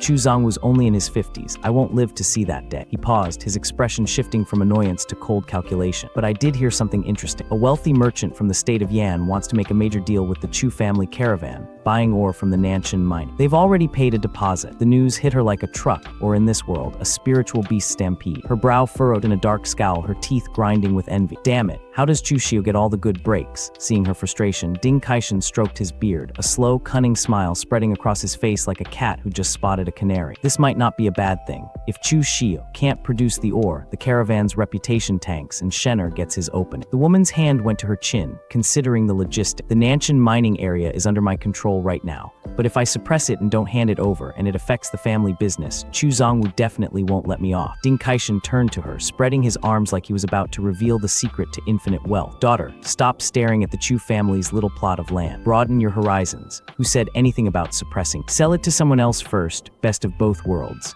She blinked, stunned by the sheer audacity. That ore is worth tens of thousands of taels. Who can swallow that much in one bite, and the price can't be too low or Chu Zongwu won't agree. Ding Kaishan waved off her concerns like they were gnats. No need to sell it cheap. I'll have the Li family buy it. Profit guaranteed, and Chu Zongwu won't have a leg to stand on. Her eyes widened in alarm. The Li family, they're the Chu family's mortal enemies. No one in the Chu family will agree to that. Fearing the wolf in front and the tiger behind, how will you ever accomplish anything? Ding Kaishan countered, his voice booming with authority. Don't worry. You sell the ore to me first and I'll resell it. He leaned in, his gaze sharp and businesslike. How much ore do you have in a month? Relief washed over her like a cool wave. Then I'll have to trouble you, Dad. I'm not sure, probably around 50,000 caddies. A greedy glint flickered in Ding Kaishan's eyes as he stroked his mustache. Tomorrow, have someone deliver it. I'll pay above market price, 50,000 tael. As his daughter turned to leave, a dark, mocking thought crossed his mind. This silly girl doesn't know anything at all. Time for this old master to make a fortune. The next morning, the sun rose over the Kaishan Martial Arts Hall as a worker pulled a heavy cart laden with raw ore toward the gates. Hall Master Ding, the ore's here, the man called out. Ding Kaishan stepped out into the courtyard, his hands tucked into his sleeves like a discount mafia boss. How many caddies? 57,000. Ding Kaishan leaned in close, his voice dropping to a low, intimidating whisper. Change it, make it 52,000. The worker's face paled, sweat breaking out on his forehead. Master Ding, 5,000 caddies short. I won't know how to explain that when I get back. Ding Kaishan's expression hardened, his eyes narrowing with cold, threatening intensity. You know my status. Who's going to make you explain? He growled, his aura pressing down like a physical weight. Just alter the accounts. And remember, don't say a word when you go back. Terrified, the worker bowed his head quickly, his voice trembling. Understood, understood. A cold, calculating smirk played across Ding Kaishan's lips as he watched the worker depart. Perfect. Now for the next piece on the board. The Li family estate gleamed under the afternoon sun, but the warmth did nothing to thaw the ancient rivalry simmering behind its gates. Ding Kaishan was ushered into a private receiving room to meet Li Zio, the third young master. The hall master leaned back in his chair, adopting a tone of practiced grace. After the old patriarch passed away, although your Li family has no Xianshan martial artists under the management of the 3 young masters, you're thriving. Li Xiao, dressed in fine teal robes, offered a polite but wary salute. Hall Master Ding flatters us. What brings you to our door? Ding Kaishan's expression shifted, becoming more somber as he prepared his bait. Does the 3rd young master know of the Chu family's 2nd son, Chu Xia? The mere mention of the name caused Li Xiao's composure to frack. He gripped his fan tightly, his face contorting with sudden, sharp anger. HMPH. That bastard killed my subordinate Li Jing in Xunwu town. This debt will be settled sooner or later. Seeing he'd struck a nerve, Ding Kaishan continued smoothly. Such a thing happened, yes. My purpose today is related to recently the few sons of the Chu family. He laid out the internal strife and the opportunity it presented. Finally, he delivered the killing blow. That's how things are. Do you want that or? Li Xiao's anger vanished, replaced by the sharp instincts of a merchant noble. He crossed his arms, a confident smile returning. The Li family is exactly in need of refined ore. For those 65,000 caddies, I'll offer 70,000 tael. He paused, his gaze meeting Ding Kaishan's with shared understanding. As for the Chu family, I'm certainly not afraid of them. Then it's settled, Ding Kaishan declared, a triumphant grin stretching his face. To avoid complications, come take the ore within 2 days. As he walked away, his mind whirred with the math of his betrayal. 70,000 taels. I'll give the Chu family 61,000, enough for my daughter to explain, and a nice profit from. Inside the Li estate, footsteps echoed through the hall. Li Sheng, the eldest young master, entered with his brother Li Yun trailing behind him. Both looked at their younger brother with suspicion. I just saw Ding Kaishan, Li Sheng noted, his voice flat. What did that old fox want? Li Yun nodded in agreement. That guy wouldn't get up early unless there was profit to be made. You won't gain anything dealing with it. Li Xiao gestured for them to stay, a smug look on his face. Eldest brother, second brother. This time he really came bearing gifts. He beckoned them closer. It's like this. As the details of the illicit deal spilled out, Li Sheng's expression darkened. Third brother, you acted too recklessly. Without father, our Li family has stayed safe only because of the Shen family's internal strife, and because the Chu family head's been too busy cultivating to make a move. He leaned in, his voice dropping an octave. If the Chu family finds out about this, we're in big trouble.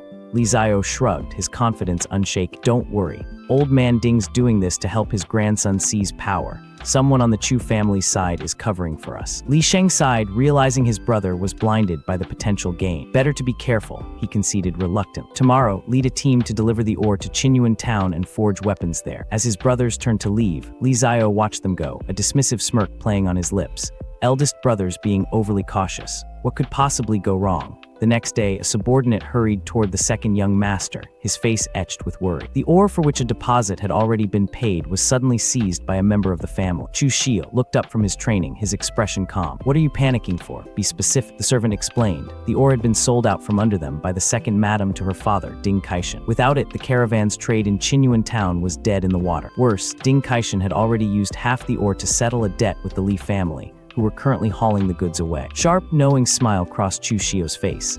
The Li family, perfect. He turned to his guard with cold determination. Ma Kui, gather the men. We're heading to the Kaishan Martial Arts Hall. At the hall, the scene was one of hurried theft. Men loaded crates and moved ore under Li Xiao's watchful, arrogant eye. Move faster, Li Xiao barked. A sharp, mocking voice cut through the air. Taking my things and wanting to walk away like that. Third young master, aren't you taking things a bit too lightly? Li Xiao turned to see Chu Xiao approaching with a small group of warriors. His expression shifted to a sneer. Chu Xiao, you're entirely too arrogant. I bought this ore from Hall Master Ding. What's it to you? Chu Xiao didn't flinch. Some things you simply can't touch. Are you sure you want to start a feud over a single batch of ore? Li Xiao's face twisted with glee and malice. A feud? We already have one. Back in Xunwu town, you killed my subordinate and slapped my face. Have you forgot? Chu Xiao's gaze remained icy. Li Jing, I really did forget. The nonchalance only fueled Li Xiao's irritation. Chu Xiao gave a final ultimatum. They were just unruly servants. I'll ask you one last time. Are you not giving me that ore? Li Xiao's face contorted with defiance. I won't. What can you do about it? That was a mistake. The air shifted instantly. Chu Xiao's hand blurred toward his sword hilt. A sharp sheen echoed through the courtyard as the blade was drawn in a flash of cold light. Before Li Xiao could even process the threat, the steel was already swinging toward him. Panic seized Li Xiao. He barely managed to draw his own weapon to parry, but the sheer force of the impact rattled his bones. Sparks flew as his eyes went wide with terror. How is his strength so immense? Chu Xiao didn't give him a moment to breathe, pressing the advantage with a relentless flurry of strikes that would make a soul's boss jealous. Li Xiao stumbled back, his defense crumbling. Unbelievable, Li Ziao hissed through gritted teeth, his breath ragged. After a short disappearance, you've gone mad. Chu Shio didn't offer a rebuttal. Instead, his blade glowed with lethal icy energy, slicing through the air with terrifying precision. Each swing pushed Li Ziao further toward the brink. Please, please, Li Ziao stammered, his arrogance completely evaporated, replaced by the raw look of a man facing his end. Chu Shio's expression remained stony, his eyes reflecting cold, murderous intent as he raised his sword for the final blow. Die! The air crackled with sudden hostility as Hall Master Ding lunged from above, his voice a thunderous roar. Audacious, he descended like a bird of prey, his hand glowing with lethal golden light as he unleashed his signature technique, the gold splitting hand. The strike was aimed directly at Chu Shio, who barely managed to parry with his blade. The impact sent a shockwave through the court, injuring people right in front of my hall. Do you have any regard for me? Ding Kaishan snarled, his eyes burning with indignation. Chu Shio adjusted his stance, his eyes narrowing as he analyzed his opponent. This Ding Kaishan's been in the blood condensation realm for so long, he's probably at its peak. Killing him will take some effort. Hall Master Ding, you certainly took a lot of pains for that grandson of yours, Chu said aloud, his voice dripping with icy calm. He knew he was treading on dangerous ground, but he was past caring for social nicety. As the tension plateaued into a cold standoff, Ding's subordinates gathered behind him, whispering in unsettled tone. Hall Master Ding, what kind of cultivation technique is that? It's so violent, so wicked and bizarre. Ding Kaishan frowned, his gaze fixed on Chu's retreat. I don't know, but it's definitely not Chu family martial arts. Sinister and bizarre, not orthodox at all. As Chu walked away, his companion caught up to him, his brow furrowed. Young Master Chu, why didn't you fight that old geezer? He's probably 60 or 70. His chi and blood must have decayed. You could have cleaved him in two with a single blade strike. Chu didn't slow his pace. Don't underestimate Ding Kaishan. He hasn't been in any death matches these years, so his chi and blood haven't declined much. He cast a glance back at the crowded hall entrance. Besides, there are too many people at the martial arts hall. He wouldn't give up his advantage. A dark resolve settled over Chu's feature. He wasn't finished, not by a long shot. I'll deal with Ding Kaishan later, he muttered, his eyes flashing with cold, vengeful light. You guys go back first. I'm taking a trip to the Chu family. Chu Shan and his mother bit the hand that fed them. I'll make them pay dearly. The grandeur of the Chu family's main hall felt suffocating as Chu Shio stood before the gathered leadership. His voice echoed against the high, ornate ceiling. Father elders, that's how the matter stands, he declared, his posture rigid. Our Chu family withstood the Li family's suppression to establish a foothold in Tonga Prefect. Selling ore to the Li family is forgetting our roots. In the shadows of the hall, the second madam and her son shared a silent, predatory look. Right, best if both sides suffer, she thought, a faint, sinister smirk playing on her lip. The patriarch, seated upon his golden throne, looked down with a heavy gaze. His voice was low, laced with a brewing storm. Did you really do this? The second madam stepped forward with practiced grace, her expression a mask of wounded innocence. Of course not. Others might not believe me, but master, don't you believe me? She pleaded, her voice soft and persuasive. I sold that batch of ore, yes, but I sold it to my father. The patriarch's brow furrowed. Then how did it end up with the Li family? She sighed, playing the victim perfect. My father's martial arts hall needed weapons. Because I'm in the Chu family, the Li family refused to forge them. So my father had no choice but to sell the ore to them. She moved closer, presenting a stack of banknotes with a triumphant glint in her eyes. I wouldn't dare let the Chu family suffer a loss. Here are banknotes for 55,000 tael, for 52,000 caddies of ore, 3,000 more than market price. She pressed her advantage. I sold the ore to my father, which not only made money but saved a round trip to the state of Yan. Besides, when the Chu family first came to Tonga Prefect, my father helped out quite a bit. Even if there's no merit, there's at least hard work, right? The patriarch stared at the banknotes in his hand, the tension in his shoulders bleeding away. The logic is sound and the profit is undeniable. Besides, Ding Kaishan really did help back then. His eyes remained hard as he looked at the second madam. Don't think I don't know what you're plotting, he warned, his voice a low vibration of authority. If you're ever involved with the Li family again, I will absolutely not spare you. He turned his gaze toward Chu Shio, his expression shifting to dismissive finality. Let's drop this matter. Chu Shio, you don't need to dwell on it either. Everyone dismissed. Chu Shio stood in the center of the hall, the weight of the injustice settling in his chest. Behind him, he could practically feel the mocking sneers of the second madam and her son. Chu Zongwu actually turned a blind eye to this. It's as if the Chu family isn't even his. Outside the manor, Chu's companion hurried to his side, his face etched with disbelief. Young Master Chu, you didn't severely punish that mother and son. No, Chu replied, his voice flat. The companion gasped. Your father actually ignores this kind of thing. What on earth is he thinking? Chu Shio's jaw tightened. The time for seeking internal justice had passed. No matter what he's thinking, this matter is absolutely not over. Have people get ready. I'm going to make a move on Li Ziao. He looked toward the horizon, his gaze turning predatory. This time we do it ourselves. I want to force the Chu family's hand and make them understand who the best candidate for heir is. Do you want Boss Hand's help? I can send him a message, the companion offered. Chu Shio shook his head, a cold smirk touching his lips. No need. Li Zio just reminded me of a very suitable person who can help me wipe out the Li family. The afternoon sun bathed a quiet tavern in warm golden light, but inside, Li Jing was drowning his sorrows in wine. He stared dejectedly into his cup, his thoughts a bitter swirl of resentment. I finally gained third young Master Li's appreciation, and Chu Shio ruined it all. A hand clamped firmly onto his shoulder. Li Jing, my young master, invites you to come over, a voice whispered harshly in his ear. Li Jing jumped, nearly spilling his drink. Keep your voice down, the messenger warned with a sharp, intimidating grin. Don't shout. Terrified and with no way out, Li Jing stammered weakly, all right. He was led through the tavern to a secluded private room. The messenger stepped aside. Young master, the person's here. Li Jing froze in the doorway, his eyes widening in shock. Chu Shio, it's actually you. Chu Shio sat calmly at the table, gracefully sipping tea like they were old friends rather than bitter rivals. He didn't even look up as he spoke, his voice cool and conversational. Sit. Do you hate me very much right now? Li Jing sat down tentatively, his heart hammering against his ribs. What exactly is he trying to do? He wouldn't kill me, would he? Chu Shio finally set his cup down and looked Li Jing in the eye. I can tell you're not someone willing to live an ordinary life. He reached into his robes and pulled out a manual, sliding it across the table. This is the Chu family's secretly transmitted cultivation technique, Barbarian Bull Might. Excellent for tempering muscles, bones, qi, and blood. Lets you enter the martial Tao. Li Jing stared at the book, breathless. But Chu Shio wasn't finished. He began placing various pouches and containers on the table with dull thuds. 10 portions of blue powder. With your monthly allowance in the Li family, you couldn't afford one portion in a year. He produced a small, ornate vial. 3 blood condensation pills. Good things you couldn't buy even if you had the money. Li Jing looked from the treasures to Chu Shio, his voice trembling with a mix of fear and sudden desperate hope. Young master, what is this? Chu Shio leaned forward, his shadow looming over the table.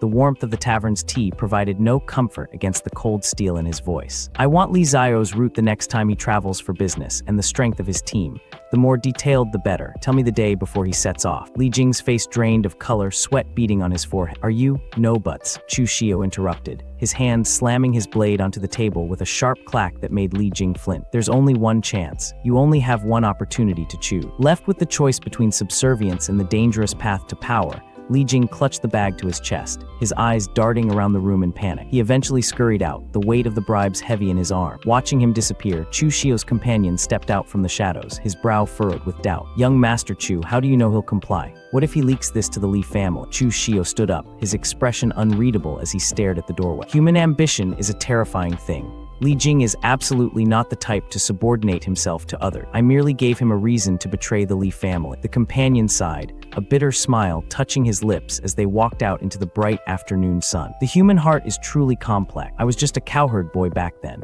My biggest wish was to eat beef. Then those soldier ruffians killed my ox, forcing me to flee into the wild and become a bandit. He looked up at the vast clear sky above the manor gates, the sunlight masking the dark schemes unfolding within the city. Within the Li family's private study, the air was thick with the scent of ink and the weight of recent defeat. Li Zio sat across from his brothers, his expression sour. Third brother, I heard you exchanged blows with Chu Shio and lost. One of them asked, his tone bordering on a taunt. Li Zio let out a frustrated breath.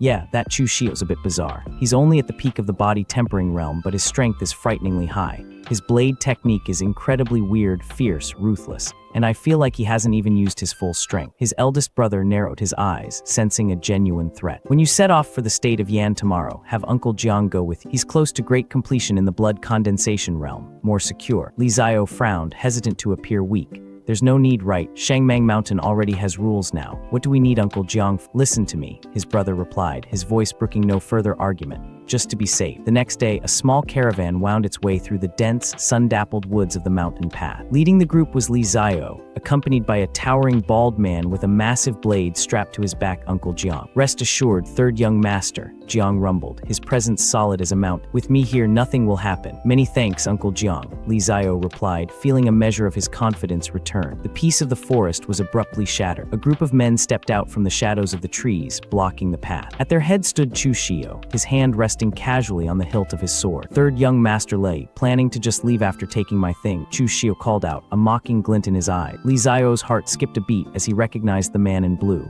Chu Shio, he hissed, his eyes darting around to gauge the situation. However, why are there only 12 people? His confusion quickly soured into arrogance. Chu Zongwu already said this matter was dropped and told you not to cause trouble, he shouted, his voice echoing through the mountain pass. Yet you still dare to find trouble with. Are you deliberately asking for a hard time? Chu Shio didn't flinch. He drew his blade in a single fluid motion, the cold steel gleaming under the forest canopy. Chu Zongwu said to drop it. I cannot let it go like this. Doing this, you're courting death, Li Ziao snarled, drawing his own sword. Looked at his guards and back at the small band of 12. Do you really think I'm afraid of you? Everyone get them. Annihilate these guys who don't know the immensity of heaven and earth. The command acted like a spark in a powder keg. Kill, the Li family guards roared, charging forward with weapons raised. Chu Shio's companion bared his teeth in a savage grin, rallying his men. Boys, we've been living off young Master Chu for too long. Time to put in some effort. Let young Master Chu see how we kill. Leave your lives behind. The two groups clashed in a chaotic spray of steel and dirt. Chu Shio moved like a blue ghost through the fray, his blade a blur of lethal precision as he aimed a vertical strike directly at Li Ziao. Leave your lives behind, he echoed, his voice a death knell. But before his blade could find its mark, a massive shadow intercepted the blow. The heavy clang of metal on metal rang out as Li Jiang, the bald-headed steward, blocked the strike with his own colossal weapon. Your opponent is me, Li Jiang rumbled, his muscles bulging as he forced Chu Shio's blade back, standing as an immovable wall between the young master and his fate. The clash of steel rang out across the forest path, sharp and final. Chu Shio stood his ground, his blade locked against the massive weapon of his opponent. The air hummed with sheer pressure, a weight that screamed blood condensation realm gap, louder than any system notification. Such intense power, one of the observers noted, his voice tight with disbelief. One in the blood condensation realm really cannot be underestimated. Li Jiang, the former monk, narrowed his eyes, a mix of caution and lingering respect for the boy's lineage in his gaze. Young Master Chu, I know family head Chu's character. He definitely doesn't know about your actions today. Retreat now and I can pretend nothing happened. Chu didn't flinch. His grip tightened, his resolve hardening into something cold and unbreakable. Retreat, absolutely impossible. Without breaking eye contact with his primary foe, Chu barked an order to his companion. Ma Kui, the third son of the Li family, is handed over to you. Ma Kui's grin was pure predatory glare. All right, young master, just leave it to me. The skirmish intensified. Li Jiang grunted as he pressed his advantage, trying to crush Chu under the weight of his superior cultivation. The gap between body tempering and blood condensation is from the inside out. Even if your strength exceeds other body-tempering martial artists, it's useless if you don't condense your chi and blood. Chu felt the truth of those words in the vibration of his bone, but he didn't falter. With a sudden explosive burst, he parried the heavy blow and spun away, boots skidding across the dirt. He didn't retreat to flee, he retreated to strike. Li Jiang leapt into the air, bringing his weapon down in a crushing overhead strike that shattered the earth where Chu had stood a second before. The ground cratered, dust and debris spraying everywhere like a Naruto fight scene. Chu's eyes tracked the man's trajectory with lethal precision. Watch closely, he murmured, calm amidst the chaos. The forest air shattered under the weight of the monk's assault. A barrage of staff strikes descended like a torrential rain, each blow whistling with lethal intent. Chu moved with desperate fluidity, his blade a silver blur as he deflected the onslaught. The ground beneath him groaned, dirt and gravel kicking up as the sheer force of the tiger taming demon subduing staff technique threatened to overwhelm his guard. Li Jiang vaulted high into the air, coming down with a thunderous strike that Chu barely managed to sidestep. The staff cratered the earth, sending a shockwave through the clearing. Chu slid back, chest heaving, a thin trail of blood trickling from the corner of his mouth. Despite the exhaustion, his eyes burned with cold, analytical light. Tiger taming demon subduing staff, Chu spat, his voice laced with pain and mock. To think you, Steward Lei, came from the Great Illumination Temple, the northern sect of the northern and southern Buddhist sects. Why would you be a servant of the Li family? The monk straightened, his expression impassive, though a flicker of his past life seemed to catch in his eye. In the past, I was nothing more than a dirt-treading monk in the Great Illumination Temple, without even a Dharma name. He tightened his grip on his staff. Since you know my origins, do you still intend to obstinately persist? Chu let out a sharp, jagged laugh. Obstinately persist. He shifted his weight, fingers white-knuckled around his sword hilt. The fear that should have been there was replaced by a defiant predatory edge. A set of the tiger taming demon subduing staff technique cannot scare me. In a flash, they collided once more. The clearing erupted in a symphony of violent sparks as sword met staff. They moved in a lethal dance, the clang of their weapons echoing through the trees. Li Jiang's jaw tightened, his brow furrowing as he struggled to track the chaotic rhythm of the fight. This Chu Shio's blade technique is simply sinister and bizarre to the extreme, A moment of carelessness, and the consequences would be unimaginable. Nearby, the secondary skirmish reached a fever pitch. Ma Kui moved like a whirlwind, his blade clashing violently against his opponent's defense. The force of their impact sent sparks flying, the clang of metal on metal punctuating the humid air. "Hee brat, leave your life behind," Ma Kui roared, lunging forward with a strike aimed to end the struggle once and for all. His opponent's eyes widened in sheer terror, paralyzed by the sudden lethal shift in momentum. High above the main path, Chu Shio took to the air. He soared over Li Jiang, his blue robes billowing like a hunting hawk's wings. He brought his blade down with focused intensity. The former monk was ready. Li hoisted his heavy staff, catching the edge of the sword with a bone-jarring rattle. Chu landed lightly, pivoting for another strike, but Li was a mountain that refused to be moved. With a guttural shout, the monk swung the staff in a massive sweeping arc. Chu blurred backward, narrowly evading the wooden tip as it tore through the air. The monk didn't stop. He leapt, his massive frame silhouetted against the sun, and brought the staff down in a devastating overhead smash. Chu twisted his body midair a fraction of a second ahead of the impact. The staff slammed into the dirt with the force of a falling boulder, shattering the ground into a web of broken stone and rising dust.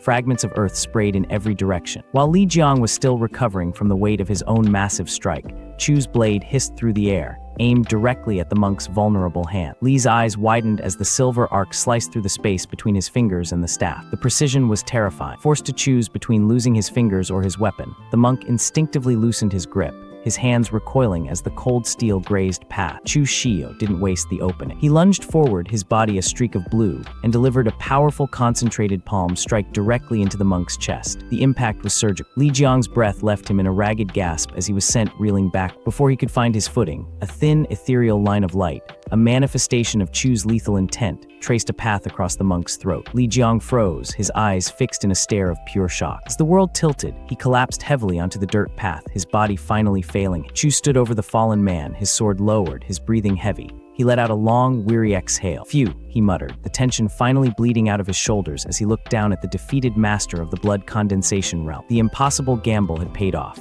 Chu pressed a hand against his own chest, feeling the dull ache of internal injuries. Several bones are probably already broken. "I thought he was just an ordinary martial artist. Who would have thought he was actually a disciple of the Great Illumination Temple?" He wiped a smear of blood from his lip, his eyes narrowed. Fortunately, he got distracted and switched from defense to offense. "After this battle, I am no longer far from the blood condensation realm." Ma Kui approached, dragging a trembling young man in green silk by the collar. He looked down at the dead monk in awe. "A monk from the Great Illumination Temple was actually killed by you, young Master Chu. That's incredible. You've also seen monks from the Great Illumination Temple?" Chu asked, glancing back. "The northern and southern Buddhist sects, who doesn't know them?" Ma Kui replied, his tone casual despite the carnage. "Besides, the Great Illumination Temple's not too far from our 36 giant bandits. Great Chieftain Pang said they absolutely cannot be provoked. But this guy doesn't even have precept scars, so he shouldn't be an official monk." The captive Li Zio scrambled onto his knees, his face pale with desperation. "Young Master Chu, yes, I Li Zio have lost. Let me go just once, and I'll give you whatever you want." Chu looked down at him, his expression unreadable. He slowly raised his sword, the blade gleaming under the forest canopy. "To be able to stay calm at a time like this, Li Zio, you can be considered a figure of note." "What a pity. What I want is the entire Li family, and you can't give that." "You," Li Zio gasped, his eyes widening as the realization hit.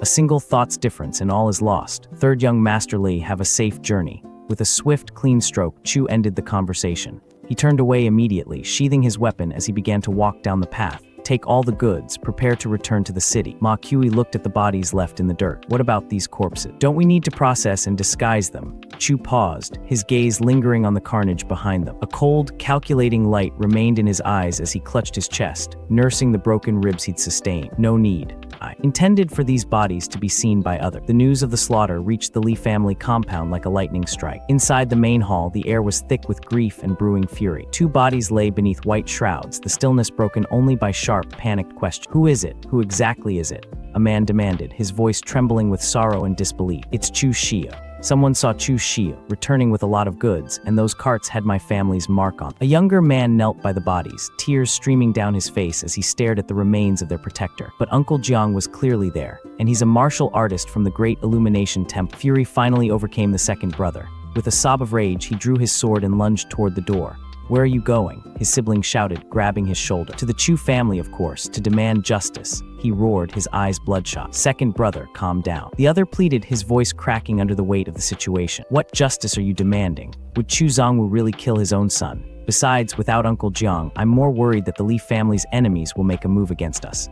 The room fell into a heavy, suffocating silence. The reality of their vulnerability without their strongest martial artist began to sink. Then what do we do? The younger brother asked, looking at his elder for a way forward. Wait until news comes from the Chu family. Then we'll make a decision, the elder brother stated, his jaw set in a hard line. His eyes burned with dark, desperate resolve. If the Chu family really dares to act, then even if my Li family risks all our family wealth to hire someone, we will definitely severely wound the Chu family's vitality. The storm that had begun on the forest path finally broke within the opulent walls of the Chu family's main hall. High atop his dais, Chu Zongwu sat in a state of simmering fury, his presence weighing heavily on the assembled elders and family members. He slammed his fist against the arm of his chair, the sound echoing like a thunderclap through the cavernous room. This rebellious son, he roared, his voice trembling with indignation. He looked toward the attendant standing at the base of the stair. Call Chu Shio over here. Zongwu's face was a mask of dark frustration. Damn it. I already said this matter was over, but he still made a move. Pity that the most obedient Shanger is crippled. It's this Chu Shio who causes the most trouble. The heavy doors creaked open, and Chu Shio walked in.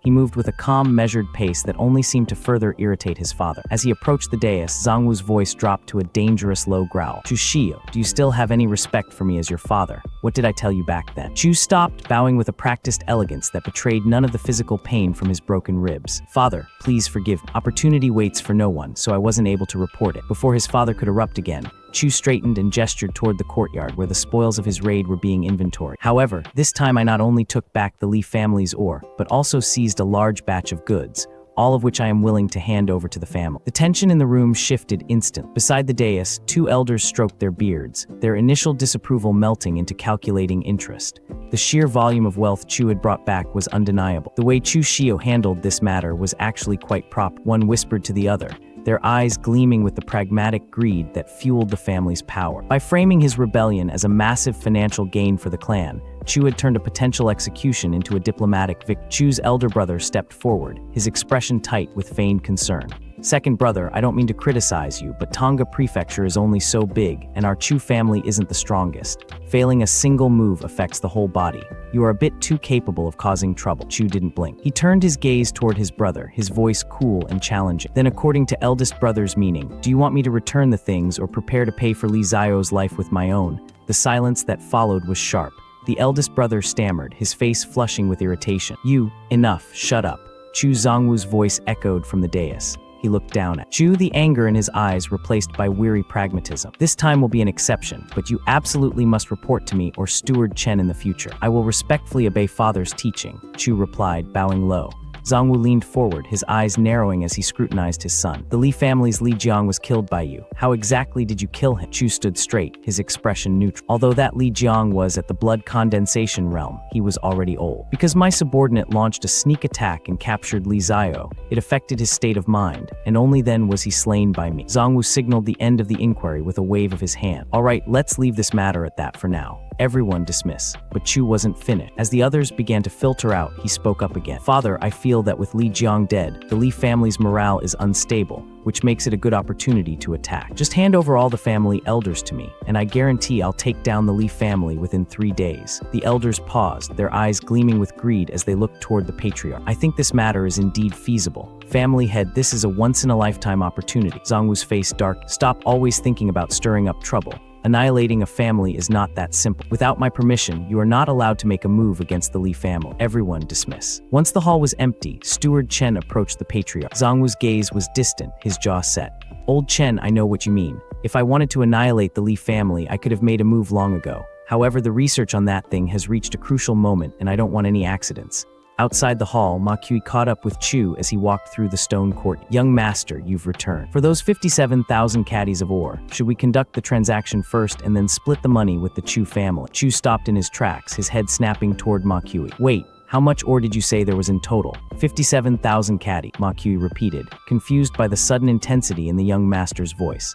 A dark, predatory grin spread across Chu's face, his eyes flashing with cold, triumphant light. Back then, the second madam said the ore given to Ding Kaishan was 32,000 caddies, but now 57,000 caddies have popped up. He chuckled, a low, dangerous sound that made Ma Kui shiver. And she dares to say she wasn't secretly betraying us. "Second madam, I'd like to see what you have to say this time." The heavy courtyard gate stood as a final barrier between Chu Shio and his next step toward power. He turned to his companion, his voice steady as he issued his final commands before the world outside was silenced. "Send the ore to the Chu family first. Direct it. Find someone to register who needed it. Get a few more people to inspect it and then bring it to the merchant caravan." The other man frowned, a hint of confusion crossing his features. "We are all family. Why go to so much trouble?" A thin, knowing smile played on Chu Shio's lips as he looked away. "To keep evidence. Of course, I'm going into secluded cultivation. Everything else can wait until I come out." With that, the world narrowed down to the quiet of his chamber. The days bled into one another, marked only by the shifting light against the stone wall. Outside, the sun rose and fell 12 times, the courtyard remaining silent, save for the occasional rustle of the wind. The heavy doors creaked and groaned before swinging wide. Chu Shio stepped out, his presence fundamentally altered. A faint crimson aura shimmered around him, the unmistakable mark of progress. He had reached the blood condensation realm. His companion, who had been waiting nearby, stared in genuine shock. "Young Master Chu, you've already reached the blood condensation realm. This cultivation speed is truly enviable." Chu Shio exhaled, the power settling into his veins, making him feel more grounded than ever. "It's all right," he replied casually, though his eyes remained sharp. "Did anything major happen during this time?" The man shook his head, though his expression remained wary.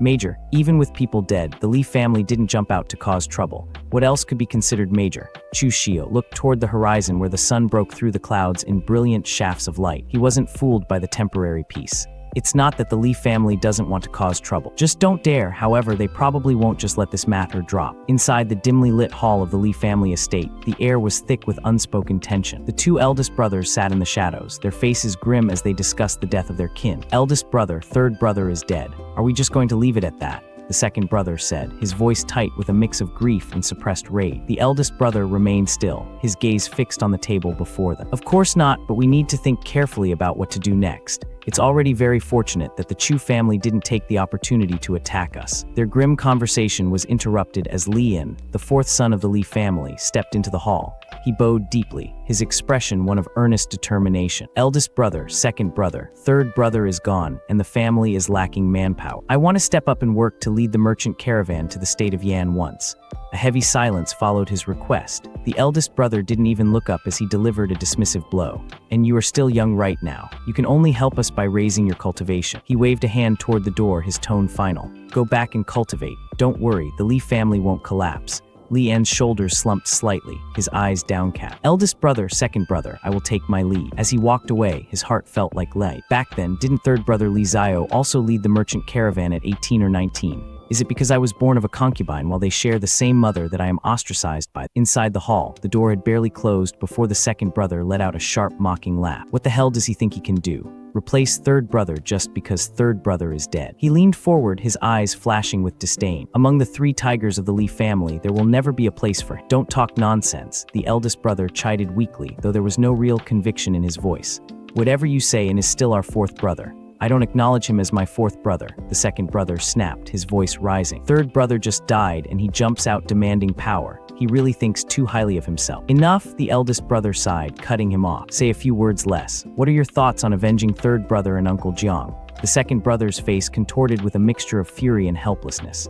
"Of course we must avenge them, but I can't think of a way. I'll listen to you, eldest brother." The eldest brother took a slow, methodical sip of his tea, his eyes narrowed as a plan took shape. "Currently, the Chu family is infighting, and Chu Shio is living outside. As long as the second madam of the Chu family can help us stall the messenger, with the two of us plus the entire Li family, could it be that we can't kill a single Chu Shio?" A look of realization dawned on the second brother. "That's right. Why didn't I think of that?" Setting his cup down, the eldest brother stood up, his movements heavy with the weight of the gamble he was about to take. "Go find Ding Kaishan and pass a message to the second madam of the Chu family. I have to make a trip to the Shen family." The second brother frowned, his confusion returning. "What are you going to the Shen family for? Once we kill Chu Shio, the Chu family will absolutely not let us off. The only ones who can protect us is the Shen family. Even if we have to give up half our family fortune, we must seek the Shen family's protection." The gravity of the situation finally seemed to sink in for the second brother. "I didn't expect our Li family to come to this," he muttered, his voice cracking with bitterness.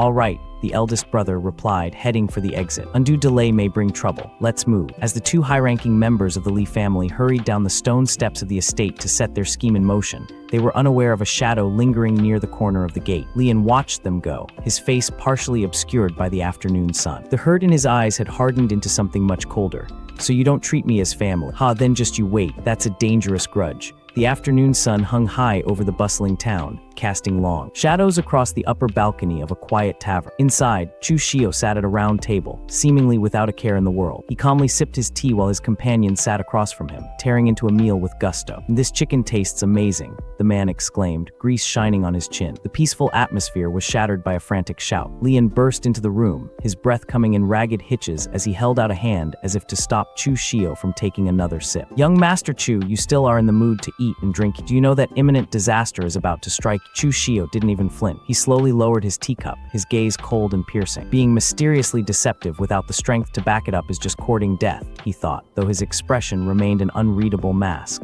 Lian straightened up, pressing his hands together in a formal, urgent greeting. "I am Lian of the Li family, the fourth son. I've specifically come to deliver a message to young Master Chu Shio." His voice dropped to a conspiratorial whisper. "My eldest brother and second brother are currently laying out a plan to kill you." Chu Shio leaned back, his eyes narrowing. "Oh, and so what?" He set the cup down with a deliberate click. "Or rather, Lian, what do you want? Aren't you the fourth son of the Li family?" A flash of bitter resentment crossed Lian's face. "My eldest brother and the others have never treated me as a member of the Li family. I just want to take back what belongs to me." He stepped closer to the table, his eyes burning with a desperate ambition. "My eldest brother and second brother want to deal with you. Let the two of us join forces and eliminate." He leaned in further, laying out his price. "Afterwards, you help me become the family head of the Li family, and I'll give you half of the Li family's properties. How about it?" Chu Shio remained silent for a long moment. The only sound in the room was the distant hum of the street below. He studied the younger Li brother, measuring the weight of the betrayal. "Are you that confident I can eliminate your eldest brother and second brother?" Chu Shio asked, his voice devoid of emotion. Lian's face twisted into a manic, desperate grin,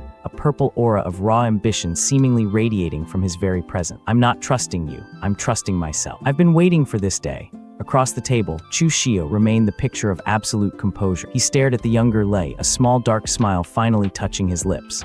The honesty of Lian's hatred was refreshing in a world of veiled threats. "I like dealing with straightforward deal." Lian didn't hesitate. He grabbed a cup, downed the liquid in one aggressive gulp, and slammed it back onto the table with a resonant thud.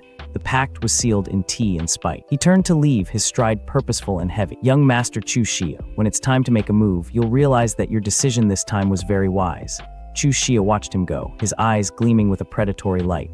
To not hesitate to give up half of the Li family's properties, it seems this Li and truly hates his brothers to the bone. The time for contemplation was over. Chu Shio stood up, the air around him sharpening. He reached out, taking his wrapped blade from his attendant with a firm grip. "All right, stop eating. Get ready. It's time to kill some people." Meanwhile, at the opulent estate of the Shen family, a different kind of transaction was taking place under the bright afternoon sun. The eldest Li brother sat across from Shen Rong, the head steward of the Shen family. He didn't waste time with pleasantries, his voice low and urgent. "I won't beat around the bush. We want to kill Chu Shio to avenge my third brother, and we hope to become a vassal of the Shen family. Afterwards, for this, we are willing to offer half of the Li family assets to you as a gift of gratitude." Shen Rong, a man of calculating stillness, didn't immediately accept. He looked at the desperate man before him with a neutral expression. "Good, but words are no proof. Why don't you leave some evidence right now? What do you think?" The eldest brother hesitated, a brush held midair as he looked at the head steward. "This guy doesn't trust me, but it's the only way." With a steady hand, he lowered the brush to the parchment, the ink flowing in sharp, decisive strokes as he signed away half of his family's legacy. He handed the document over, his voice tight. "Head steward Shen, what do you think?" Shen Rong took the paper,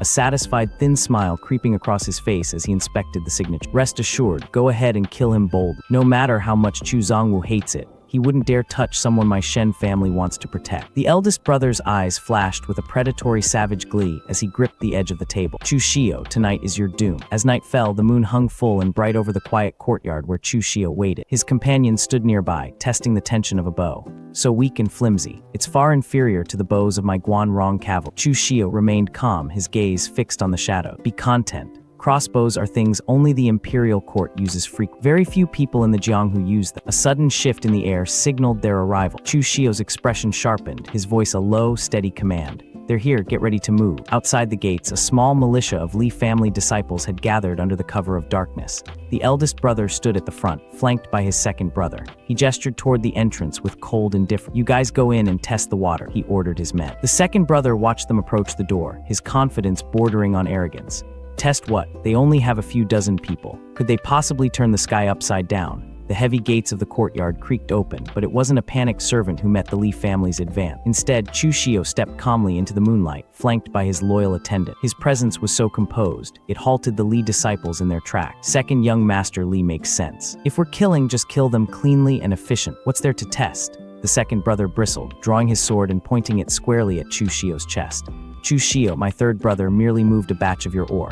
Why did you kill both him and Uncle Jiang? Chu Shio looked at the blade as if it were a mere toy. Second young master Lei, how can you be so naive?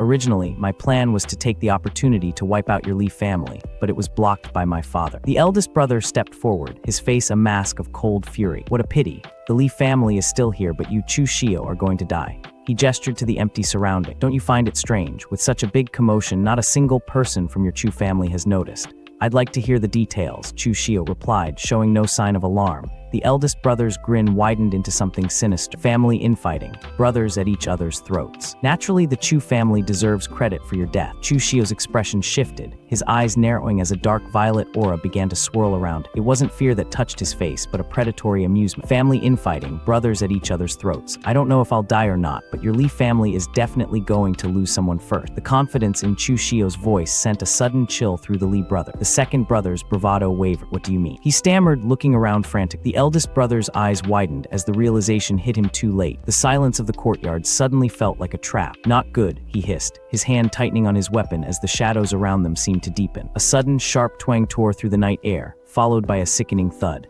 The eldest brother gasped as a mechanical bolt buried itself deep into his shoulder, the force of the impact spinning him halfway around. Aha, he groaned, clutching the wound as his eyes darted toward the shadow. It's actually you. Lian stepped out from behind the stone wall, a metal gauntlet gleaming on his wrist. His face was twisted into a mask of pure vindictive pleasure. He adjusted the hidden mechanism, the cold clicks of the gears echoing in the tense silence.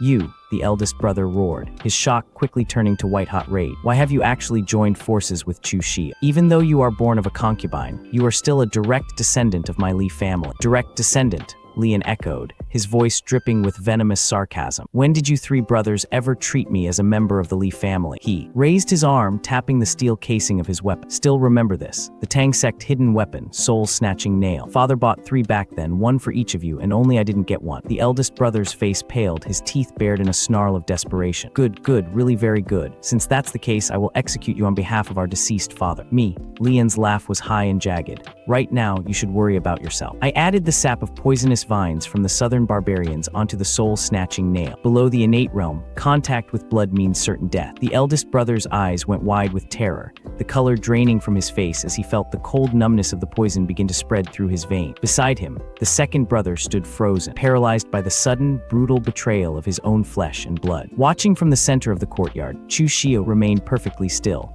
his eyes cold and observant. A faint dark smile touched his lips as he watched the Li family tear itself apart from the inside. This Lian is truly a ruthless character. The air crackled with the sudden violent shift of power. In the center of the courtyard, the man in the ornate gold and white robes doubled over, his eyes wide with a mixture of shock and agony. A sharp "damn it" escaped his lips as a spectral blue energy lashed across him like a physical blade. Big brother, his sibling cried out, his voice thick with desperation as he rushed toward the fallen man. The elder brother let out a guttural sound, a spray of blood erupting from his mouth as the force of the betrayal took hold. The injury was deep, but the psychological blow was sharp. Standing over him with a cold, calculated smirk was Chu Shio. Brilliant, truly brilliant. Young Master Li, now you should understand what it means for brothers to turn against each other, right? The younger brother, his face twisted in a mask of grief and fury, didn't hesitate. He swung his blade in a wide arc, the steel singing as it cut through the air toward their tormentor. Bastard, I'll kill you, he roared, lunging forward with a flurry of strikes. The blade moved with lethal intent, fueled by a raw, desperate energy.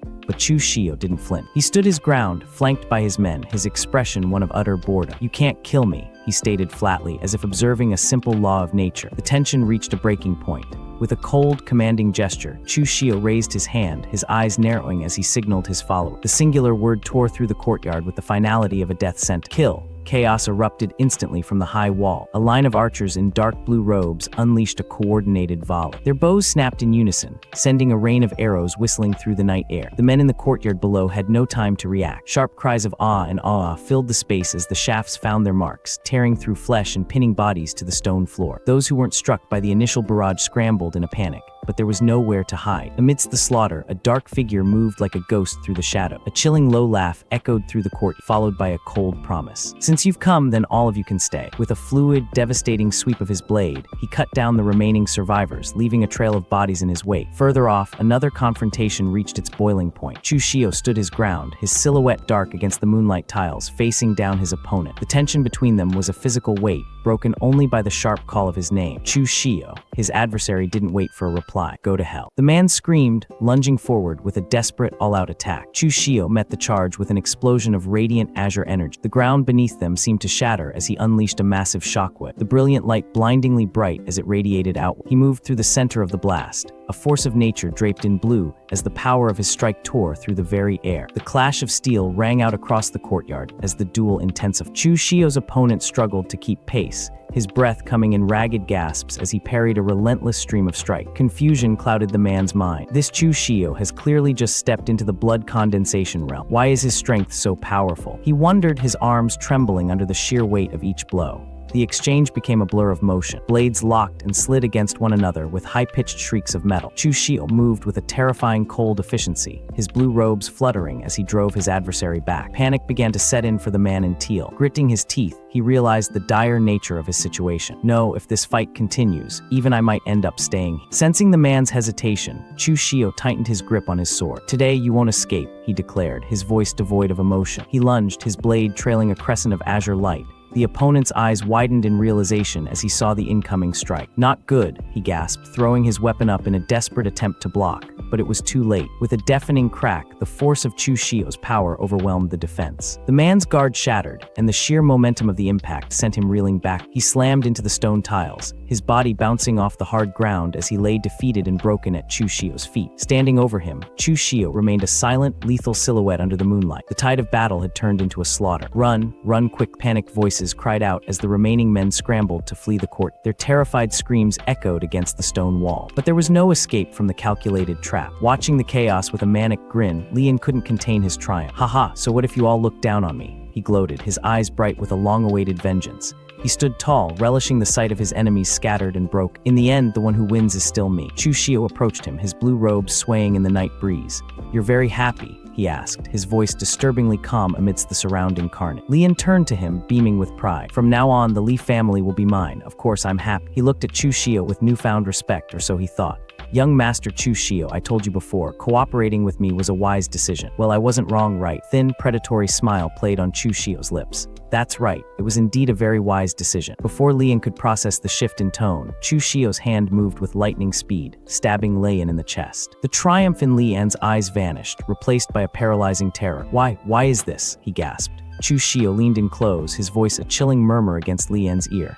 "Because my appetite is bigger than you imagined. You're willing to give me half of the Li family, but I want the entire Li family." He tightened his grip, the power in his hand absolute. "Remember, strength is the only real truth in this world. Lian, don't make the same mistake." Without a shred of hesitation, Chu Shio cast the gasping man aside and looked toward his own men. "Get rid of the remaining people," he commanded coldly. As his subordinates moved to finish the job, a final desperate ah cut through the air, signaling the end of the Li family's short-lived victory. The final execution was swift and merciless.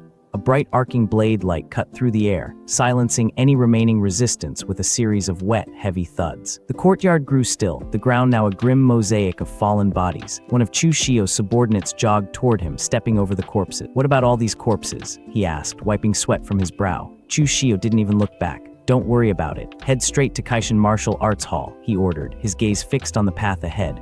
The subordinate hesitated, a look of concern crossing his face. "You're still planning to make a move on Ding Kaishan. That's your second mother's biological father. He's technically part of your Chu family." Chu Shio's expression remained a mask of cold indifference. "Relative, soon he won't be, just kill him. I'll handle things on the Chu family's side." Under the pale, indifferent glow of a full moon, the group arrived at the gates of the martial arts hall. A heavy rhythmic knocking rang out, disturbing the silence of the night. Inside, a man in green robes grumbled as he pulled the heavy doors open. "Damn it. Won't you even let people rest?" he complained, blinking against the darkness. He never got his answer. Before he could even register the dark silhouette standing at his threshold, a flash of blue energy tore through the doorway. The man's eyes widened in a final silent moment of shock as Chu Shio's strike ended his life before he could even draw a breath. Chu Shio stepped over the threshold of the Kaishan Martial Arts Hall, his boots clicking rhythmically against the stone tiles behind him. His men followed in a grim procession, leaving the lifeless body of the gatekeeper slumped near the entrance. The silence of the hall was short-lived. "Chu Shio," a voice thundered. Ding Kaishan emerged from the inner courtyard with several disciples trailing behind him. His face was a mask of disbelief and burgeoning rage as he took in the sight of the intruder. "Chu Shio, what do you mean by this? Coming to my Kaishan martial arts hall to kill? Aren't you afraid of being punished when you return to the Chu family?" The older man's face flushed a deep crimson, his eyes bulging as he shouted, "I am your elder." Chu Shio didn't break his stride. He drew a short, wicked blade, the metal catching the pale moonlight. "An elder who wants me dead." He tilted his head, his gaze devoid of any familiar warmth. "Old thing, since you're blocking my path, then go die." With an explosive burst of speed, Chu Shio lunged. He leaped into the air, his blue robes billowing like a storm cloud, and brought his blade down in a devastating vertical arc. "Arrogant," Ding Kaishan bellowed, raising his own weapon to intercept. "Did you really think that after learning a few days of martial arts, you become invincible?" The two forces collided with a bone-jarring impact. A shower of sparks erupted as their blades met, the screech of sliding steel filling the court. Despite his age, Ding Kaishan held his ground for a fraction of a second, his hands gripping his hilt so tightly his knuckles turned white. Ding Kaishan sneered, his face inches from Chu Shio's as their blades remained locked in a dead heat. "You think that just because you could kill that Li Jiang of the Li family, you can kill me? Ridiculous. That Li Jiang suffered internal injuries years ago. He's already half crippled." With a sudden violent smack, Chu Shio disarmed the older man, his palm striking with precise bone-shattering force. Ding Kaishan's eyes bulged in pure shock as he realized too late that he had vastly underestimated the youth's speed. Chu Shio didn't give him a moment to recover. He moved like a blue specter, his fingers curling into a lethal claw. With a sickening squelch, he plunged his hand directly into Ding Kaishan's chest. A choked ah escaped the elder's lips as blood sprayed across the stone tile. Chu Shio stood over the dying man, his expression as cold as the moonlight overhead. "Gao Bai, go buy 4 coffee. Tomorrow morning I'll send a big gift to the Chu family." "Yes," his subordinate replied, bowing deep. As the sun began to set on the bloody scene, Chu Shio turned toward the exit. "Young Master Chu, where are you going?" One of his men called out. "It's still early. I'm going back to sleep," he answered casually, as if he hadn't just dismantled a martial arts hall. The next day, the sun rose over the grand estate of the Chu family, but the atmosphere inside was thick with tension. In the main hall, the family elders had gathered, their faces grim. "They're actually calling another meeting again," one muttered. "Chu Shio better have a good reason," another growled, leaning forward. "Otherwise, this time we definitely won't spare him." The heavy doors creaked open, and the sound of steady footsteps echoed through the silent hall. Chu Shio walked in, flanked by men carrying heavy wooden crates. He spread his arms wide, a sharp, knowing smile on his face. "Father," Chu Shio announced, his voice ringing with mock filial piety, "your son has a few gifts he'd like to present to you." The heavy silence of the great hall was broken only by the low, flickering light of torch. At the far end, seated upon a high throne, the patriarch stared down at his son with a gaze that could wither iron. Before him, a series of dark wooden coffins lined the floor, a grim testament to the morning's reports. "I received reports this morning that many Li family elites died in front of your court. Was this your doing?" The young man stood tall in the center of the hall, his expression unreadable. "It was," he replied, his voice steady. The patriarch's brow furrowed, his eyes narrowing in a flash of irritation. "Last time I told you not to move against the Li family for the time being. Do you take my words as a joke?" "Father, I didn't provoke the Li family. They made the first move. Against me, I couldn't have gone to the Li family, killed everyone, and then dragged them back to the front of my estate, could I?"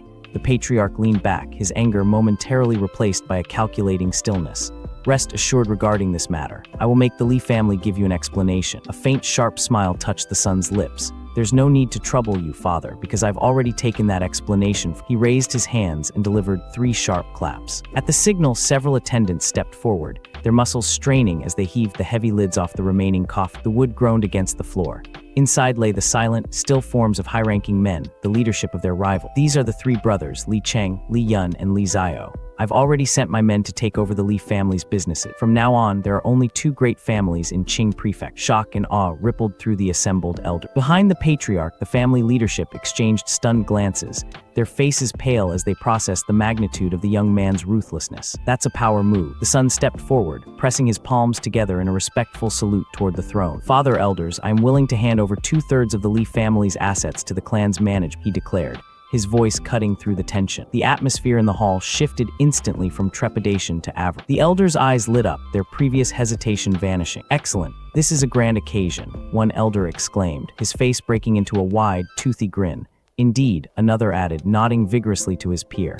With this, the Chu family's status in the city will be more stable than ever. Well done, came the chorus of approval from the side. From his high seat, the patriarch's expression softened into a look of grim satisfaction. A faint, knowing smile played on his lips as he looked upon his heir. It seems that Chu Shio has finally learned some sense, he thought, pleased by both the strength and the political savvy his son was displaying. However, the patriarch's gaze soon drifted to the back of the hall. You still have one box left. What's inside that? Without a word, Chu Shio walked over to the remaining dark wood container. With a sharp click, he threw the lid aside. Inside lay a man dressed in green silk robes, his eyes closed in the finality of death. A piercing scream shattered the newfound celebratory mood. A young woman in the crowd collapsed, her hands flying to her tear-streaked face, her eyes wide with horror as she stared at the body. "Father," she wailed, the realization of the final victim striking her with the force of a physical blow. The celebratory atmosphere evaporated, replaced by a cold, suffocating tension. The young woman scrambled toward the open casket, her knees hitting the floor as she gazed in horror at the lifeless face within. "Chu Shio, you're insane. Why did you kill my father?" she shrieked, her voice cracking with grief and disbelief. The patriarch's satisfaction vanished in an instant. He lunged to his feet, his hand slamming down onto the arm of his throne with a resounding crack that echoed like a thunderclap. "Chu Shio,"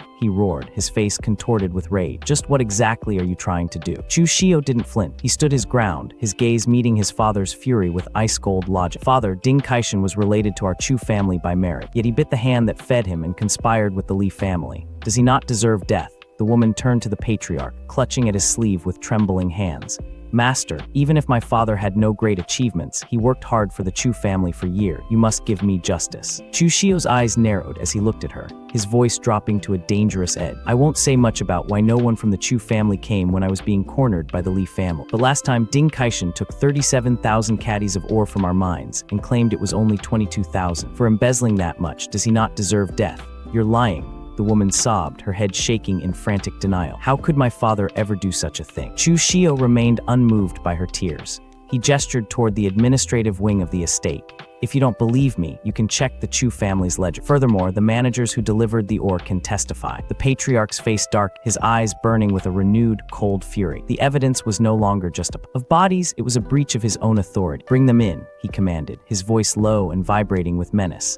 At his word, the managers were brought before the dais. Trembling under the weight of the patriarch's gaze, one of them bowed low, his voice shaking, reporting to the family head. "At that time, Ding Kaishan indeed forced us to alter the ledger." The revelation struck the young woman like a physical blow. Her hands flew to her mouth, her eyes wide with a mix of betrayal and fresh grief. "To think my father has actually been scheming against me," she thought, her world crumbling. "If he needed money, he could have just asked. Why would I have refused?" The patriarch looked down at her, his expression hardening into one of cold pragmatism. There was no room for tears in a house of power. "Someone, escort the second madam back to rest. She is overcome with grief and is unfit to leave her room for the time being." As guards stepped forward to lead the weeping woman away, a man in purple robes rushed toward the throne, his hands raised in a frantic plea. "Father, listen to me. I truly knew nothing about any of this." "Shut up," the patriarch roared, cutting him down where he stood. "All these years you've done nothing but scheme behind the scenes, neglecting your martial arts entirely." He pointed a finger toward the exit, his judgment final. "From now on, stay out of the family business. Stay in the courtyard with your mother and focus on your cultivation." The hall fell into a heavy, expectant silence as the disgraced family members were cleared away. Finally, the patriarch turned his gaze back to Chu Shio, who remained standing calmly at the foot of the stair. The anger had faded into a stern authoritarian warning. "Chu Shio, you must report to me before acting next time.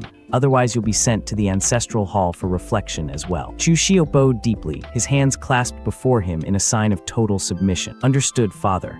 The patriarch let out a long, weary sigh, rubbing his temple as the weight of the morning's chaos finally settled on him. He gestured dismissively toward the exit. "All right, elders, Manager Chen, send the men to take over the Li family's property. You are all dismissed." With the council concluded, Chu Shio stepped out from the oppressive atmosphere of the great hall and into the crisp open air of the courtyard. The sun beat down on the stone tiles as his loyal subordinate, a young man with a sharp eye for detail, caught up to him. "Young master, we've hit the jackpot this time. Not counting real estate, our liquid assets exceed 1,000,000 tael." Chu Shio stopped, a look of mild surprise crossing his face.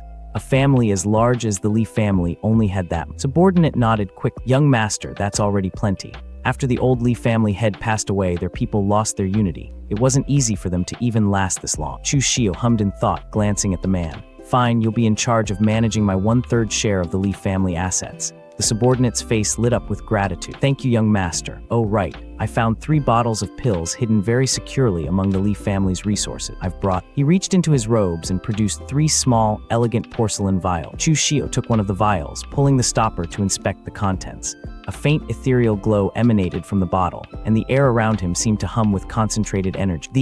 These are Jasper pills, a specialty of the state of Yan. He knew their value well. They possessed the rare ability to nourish true qi and cleanse the marrow, the kind of treasure that money simply couldn't buy on the open market. "Good work, you may go."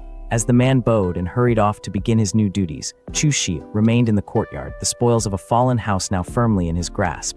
Seated in quiet seclusion, Chu Shio swallowed one of the Jasper pills. He could feel the medicinal energy blooming in his chest, a warm tide beginning to wash through his meridians. Moving from the blood condensation realm to the innate realm is a massive leap. My body isn't ready. For now, I'll focus on improving my cultivation base. As he sank into a meditative trance, a faint blue aura began to shimmer around his form. He knew his current vessel's natural talent was mediocre at best, but he harbored a dark, ambitious secret. He intended to use his knowledge of the heavens to reshape his destiny and eventually become the next leader of the demon sect. Half a month later, the morning sun broke over the courtyard as Chu Shio practiced his form. With a sudden explosive movement, he thrust his blade forward, the sheer force of his chi shattering the stone tiles beneath his feet. Dust and debris swirled in the wake of the strike. "Young Master Chu, did you finish your secluded cultivation? Your power seems to have improved again." Chu Shio turned to see a young man approaching, a look of genuine admiration on his face. Chu Shio offered a faint, knowing smirk. "You're not doing bad yourself. Looking at you, you're about to step into the blood condensation realm, aren't you?" The man bowed deeply, his eyes bright. "It's all thanks to you, young Master Chu. I wouldn't be here today without those pills you gave." He straightened up, his expression turning serious as he leaned in closer. "By the way, 3 experts recently arrived in Tonga Prefect. They're staying at your family's inn and they're all quite strange." Chu Shio's interest sharpened instantly. "Experts? How strong?" The man hesitated, a shadow of trepidation crossing his face. "I can't tell for sure, but they're definitely above the innate realm." Chu Shio placed a hand to his chin, his mind already calculating the possibility. "Then they must be in the 5 stages of chi mastery above the 3-body tempering realm." "They are indeed experts." The young subordinate looked at Chu Shio with wide, curious eyes. "Since you know about them, young master, why don't you explain it to me?" Chu Shio raised a finger, his expression professorial yet distant. Chi mastery is divided into 5 stages: internal astral, external astral, 3 flowers gathering, 5 chi converging, and heaven-man unity. Their defining trait is the ability to harm others using astral chi. He paused, his eyes narrowing as he studied the cracked stone underfoot. "You said they were strange. What did you mean by that?" The subordinate leaned in, his voice dropping to a conspiratorial whisper. "They booked the inn for several days and have been asking everywhere about a martial artist surnamed Jiang from the state of Qi. They said this person practices an internal art that seems mediocre at first, but once mastered, the internal strength is as vast as a boundless sea." Chu Shio's breath hit. "Isn't that the Chu family's vast sea heart method?" The gears in his mind began to turn rapidly. He recalled that in the original timeline, the Chu family had undergone a massive upheaval before the original owner of this body gained his opportunity. Those 3 could certainly bring that upheaval. "Take me to see these 3 martial artists." "Yes, sir." They traveled to a bustling part of the city, eventually settling into a 2nd-story tea house that overlooked the main thoroughfare. As they sat by the railing, the subordinate leaned over and pointed toward the crowd below. "Young Master Chu, those 3 on the street are the..." Down in the road, 3 men walked with a disciplined, predatory grace, their presence unmistakable. They moved through the crowd like wolves among sheep. "Young Master, do you want to meet them?" Chu Shio watched them through the wooden slats of the balcony, his face a mask of calculated caution. "Not for now. Have some brothers stay at the inn long term. Keep an eye on their movements, but don't get too close." As he spoke, one man on the street suddenly halted. He tilted his head back, his gaze locking onto the exact window where Chu Shio was hiding. Even from a distance, the intensity of the man's stare felt like a physical weight. Chu Shio felt a jolt of adrenaline spike through him. "Oh no, I've been spotted." He ducked back slightly, his heart hammering against his ribs. What terrifying eye. Even with his knowledge of the future, the raw power emanating from the stranger was enough to make his blood run cold. These weren't the kind of enemies you could out-scheme. They were the kind you ran from until you were strong enough to fight. This is where the real game begins. And that's where we leave it, bro. Chu Shio's got the Lee family's assets, the Jasper pills, and a growing reputation. But now 3 mysterious experts have arrived in town, and one of them already locked eyes with him through a window. The storm is coming. Let's wait for the next chapter. After that, his second companion asked, "Second brother, is there some kind of problem?" In response, the man said, "It's nothing. It should just be someone curious about us." At that moment, Chu Shio quietly withdrew his gaze and tried to hide his presence. He thought to himself, the gap between me and the 5th stage of Qi control is too huge right now. It's better not to interact with them. If we anger the other party, it will definitely be courting death. Soon after, the scene shifted to another location. There, Shenrong clenched his fist tightly and slammed it onto the table in anger. Damn it, that Chu Shio actually wiped out the Li family. The half of the family assets that were originally supposed to fall into our hands is just gone. So many people still couldn't deal with that brat. The Li family is truly useless. As he angrily took a sip of tea, he immediately spat it out because it was far too hot. Then he vented all of his anger on his servant. Do you even have a brain serving such hot tea? Are you trying to scald me to death? The servant hurriedly replied, Master Shen, please calm down. This servant will immediately go and prepare a new cup. But Shenrong stopped. Forget it. Nothing is going smoothly late. Just what kind of dumb luck did that Chu Shio have to actually wipe out the Li family? The servant then said, those people under Chu Shio kill without even blinking an eye. It's completely normal that the domestic servants raised by the Li family couldn't defeat them. Shenrong frowned. Those people under Chu Shio are bandits. How can you be so sure? The servant explained. Because this servant couldn't even afford food before, so I once worked as a bandit in Shangmang Mountain for a period of time. Our boss was named Lin Lin. He once tried to rob and kill Chu Shio, but he was killed by Chu Shio instead, who later allied with another group of bandits under Ma Kui. Now, Chu Shio's subordinates are Ma Kui and his people. Shenrong suddenly understood and muttered, so that's how it is. He then began thinking deep. No wonder Chu Shio managed to reach an agreement with the bandits during his first merchant trip. While Chu Shan immediately ran into trouble the moment he left, Chu Shio actually allied himself with bandits to secretly harm his own brother. This is definitely a huge leverage point. He immediately stood up and ordered his servant, let's go. Come with me to meet that Chu Shio. I absolutely must pry 2/3 of the Li family assets out of his hands. Soon the scene shifted again. Gao Bai arrived before Chu Shio and respectfully informed him, young Master Shenrong of the Shen family has come to visit. At that moment, Chu Shio was practicing his swordsmanship. Hearing this, he asked in surprise, Shenrong, who is that? Gao Bai explained. Young Master Shenrong is the head steward of the Shen family. Both Shen Bai, who joined the Sunlang sword sect, and the family head Shen Mu were raised by him. Therefore, his status within the Shen family is extremely high. After hearing that, Chu Shio asked, what is he looking for me for? Gao Bai shook his head and replied, this servant also does not know. He only brought one servant with him and specifically requested to meet you, young master. I have already arranged for him to wait in a private room. The scene then directly shifted to the private room where the two men sat facing each other. Chu Shio calmly said, Steward Shen is a distinguished guest. I wonder what advice you have for me by coming here personally. Shenrong casually took out a paper and placed it on the table. Take a look. Chu Shio examined it carefully before saying, this is a cooperation agreement between Steward Shen and Li Cheng.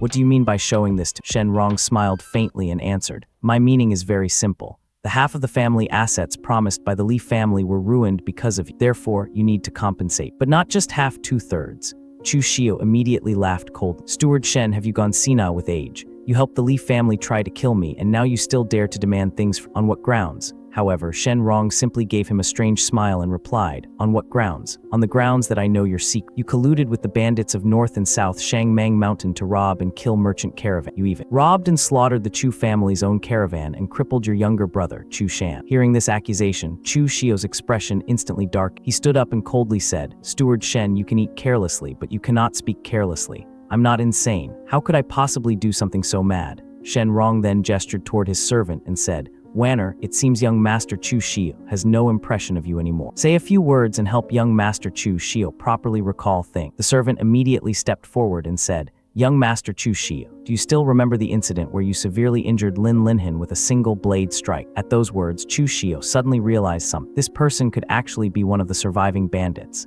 The servant sneered strangely and continued, Back then it was Ma Kui who helped you kill. I ran fast enough so I survived. And now look at you, you actually brazenly brought Ma Kui to your side. Truly bold. Chu Shio secretly cursed inwardly. To think there was actually a bandit who survived back then. I'm really unlucky. Then Chu Shio calmly asked, so Steward Shen's intention is to ask me for hush money. At that moment, Shenrong also sensed the sudden change in Chu Shio's demeanor and thought to himself, he calmed down so quick, he really is quite a character. He then said proudly, that's right, Chu Shio. I advise you to be sensible. Otherwise, if this matter gets exposed, your fate will probably become even more miserable than your fourth brother, Chu Shan's. Chu Shio replied helplessly, Steward Shen, you are making this overly difficult. I already handed over the Li family properties to the family, keeping only 1/3. Where am I supposed to get another 2/3 for you? But Shenrong coldly replied, I don't care about that. I only look at results, not the process. I'll give you 10 days, otherwise you know the consequences. Chu Shio narrowed his eyes and asked, is there truly no room for negotiation in this matter?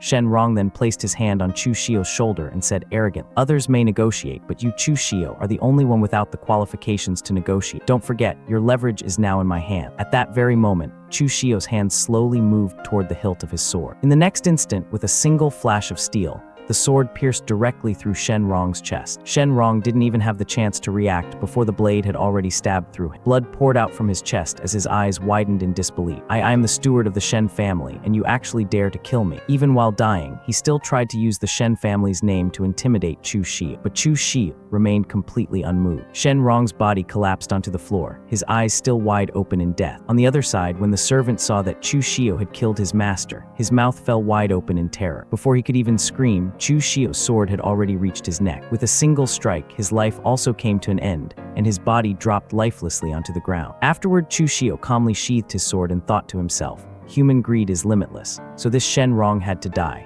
Just then, Gao Bai rushed into the room and threw open the door. "Young master, how could you kill someone from the Shen family?" But Chu Shio gave no immediate response. He simply held his sword calmly, his head lowered in silence. Seeing this, Gao Bai thought in panic, "Why did you have to kill someone from the Shen family? The Shen family is not like the Li family. This time you've truly stirred up a massive disaster." Then Chu Shio finally lifted his cold gaze toward Gao Bai and said in a chilling voice, "They were courting death themselves. They threatened me with the matter involving Ma Kui. If I didn't kill them, then I would have been the unlucky one." Gao Bai anxiously replied, "But you killed the head steward of the Shen family. It won't be easy to get through this situation." At that moment, Chu Shio picked up the agreement Shen Rong had brought and showed it. "Someone already delivered the perfect excuse right to our doorstep. If we want to get through this, it's actually quite simple. Clean up the bodies and follow me back to the Chu family." Now, even Gao Bai's expression changed completely. After witnessing Chu Shio cause one disaster after another, he couldn't help but think the young master's ability to handle affairs is strong, but his ability to cause trouble is even stronger. Soon afterward, the scene shifted to the Chu family hall where the family head sat together with several elders and Chu Shio stepped. Clearly, another huge turning point was about to happen. The family head rubbed his forehead in exhaustion and asked, "Chu Shio, what is it this time? Didn't I warn you last time not to recklessly stir up trouble?" By now, even the family head was starting to get headaches from Chu Shio's endless incidents. Then Chu Shio calmly declared, "I killed the Shen family's head steward." The moment those words were spoken, his father completely exploded in rage. Even the teacup in his hand shattered onto the floor. The entire Chu family hall instantly fell into shock and silence. Everyone stared at Chu Shio in disbelief, wondering what kind of catastrophe he had caused this time. His father pointed directly at him and roared, "Chu Shio, what exactly are you trying to do? You dare kill just anyone now. If you were given enough strength, would you even dare kill the sect master of the Sunlang sword sect?" Chu Shio then calmly took out the paper and handed it over. "Father, please look at this. It wasn't that I wanted to kill Shen Rong, but he went too far. Shen Rong was an accomplice in the Li family's attempt to kill me, but afterward, he actually demanded 2/3 of the Li family assets. That is why I took action and killed him." A servant immediately stepped forward and handed the document to the family head. The family head carefully read through it while the elders began discussing among themselves. This really was Shen Rong going too far, but Shen Rong personally raised Shen Bai and Shen Mu. He is the #1 figure beneath the Shen family head. Another elder sighed heavily and said, "Yes, this matter will probably be very difficult to resolve peacefully." The family head continued staring at the paper with a grim expression before saying, "Do you know what kind of status Shen Rong held within the Shen family? Now that he's dead, how will the Shen family deal with our Chu family? You filial son, do you realize you've put the entire Chu family in danger?" Those words, even Chu Shio felt pressure. A thin layer of sweat appeared on his forehead as he secretly thought, "The family head is acting a bit too cowardly. Even if the Shen family is stronger, they shouldn't be feared to this extent, right?" Still, he calmly replied, "Father, there is no need to panic. The Shen family's foundation is indeed somewhat stronger than our true family, but it hasn't reached the point where they can completely crush us. What they truly rely on is merely the Sunlang sword sect. Your son already has a way to deal with." His father immediately frowned. The Sunlang sword sect is the #1 major sect in Wei Commandery and ranks among the 7 sects and 8 factions. "Are you certain?" Chu Shio smiled confidently and answered, "Of course." And then Chu Shio's stepbrother suddenly stood up and shouted, "Chu Shio, tell me, what backer could possibly be big enough for you to act this recklessly? Sooner or later, you will bring disaster to the family." Chu Shio calmly replied, "Is the Northern Yan Imperial Court a backer big enough?" The family head frowned and said, "The Northern Yan Imperial Court. Are you sure?" Chu Shio answered without hesitation. "Although the commandery is normally Northern Yan territory, it obeys orders but not summons. However, as long as we defect to the Northern Yan Imperial Court and act as a precedent and an example, the Northern Yan Imperial Court will absolutely not allow anything to happen to us. Even the Shen family would not dare to touch us. The elders exchanged looks. One elder nodded and said, "This method actually seems feasible." Another elder added, "At the very least, the Shen family probably would not dare to act recklessly. The second young master is truly smart." The family head lowered his head and began thinking deep. Meanwhile, Chu Shio silently thought to himself, although this plan is feasible, it also carries risks. The Chu family will very likely be isolated by the other martial arts faction, but that is a matter for the future. It has nothing to do with. A few moments later, the family head raised his head and said coldly, "Chu Shio, I warned you, yet you treated my words like wind passing through your ear. As for how you will be dealt with for this incident, it still depends on the Shen family's opinion. For now, go to the ancestral hall and reflect on your actions." After hearing his father's words, Chu Shio sneered inwardly. To think Chu Zongwu would be this cowardly in an incident like this. Regardless of everything, it was the Shen family that provoked us first, and I am his biological son. Is he not afraid of people laughing at it? The family head then ordered, "Someone take Chu Shio to the ancestral hall. Send people to guard him and make sure he properly reflects on himself." As soon as the order was given, 2 guards stepped forward and stood behind Chu Shio. Chu Shio said coldly, "I can walk by myself." As he walked, he thought to himself, "I calculated everything, yet I still miscalculate. I never expected Chu Zongwu to be this cowardly and so afraid of trouble in this matter." Meanwhile, his stepbrother secretly grinned to himself. "Originally, I thought I had no chance at the position of heir. I never expected those 3 idiot younger brothers to scheme so much only to end up plotting against themselves. This victory is practically already in the bag." At that moment, the family head turned toward old Chen and ordered, "Take a trip to the Shen family. Keep a low profile, and ask them exactly what it will take to let this matter pass." The Chu family absolutely has no intention of clashing with the Shen family. Old Chen lowered his head and replied, "Yes."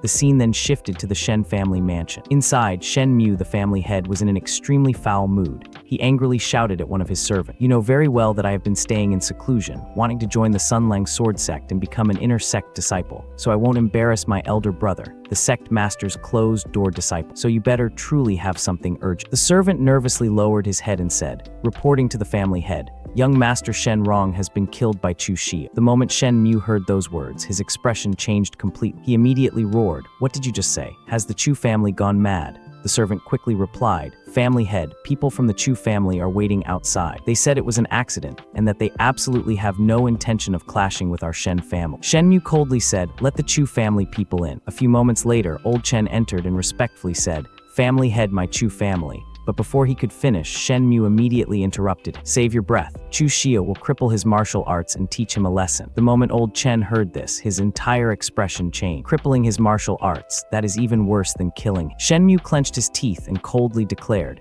"Your Chu family has no right to refuse. I have already been very magnanimous. Chen Ming is only a few days away. If my elder brother returns and finds out about this matter, he will not be easy to talk to." Old Chen immediately lowered his head. "I will return at once and report this to the family head." Then the scene shifted back to the Chu family mansion. Old Chen reported everything to the family head. The moment he finished, the family head slammed his hand onto the table in rage. "The Shen family is truly bullying us too much." Old Chen carefully said, "Family head, how about we do as the second young master suggested and defect to the Northern Yan Imperial Court?" But the family head immediately shouted, "Absolutely not. Old Chen, you know about my affair. Right now, my research on that thing has reached a crucial moment. Go tell Shen Mu that I agreed to the condition. Invite him to a banquet tonight, and I will publicly cripple Chu Shio to give him an explanation." Old Chen hesitated, but the second young master's talent is actually quite good. "In the future," the family head interrupted. "That is the future. I cannot care about things that are still far ahead. Quickly prepare to welcome Shen Mu." Old Chen could only bow his head. "Yes." Then the scene shifted to the Chu family ancestral hall. Suddenly, Gao Bai came running inside in panic. "Young master, this is bad. Family head Shen wants you to cripple your own martial arts to atone for your crime." And the master agreed. "Shen Mu will come here tonight." Chu Shio's expression remained calm. "This master of mine can really bring himself to do it." Gao Bai was trembling with fear. "Young master, do you want me to find Ma Kui and have him gather people?"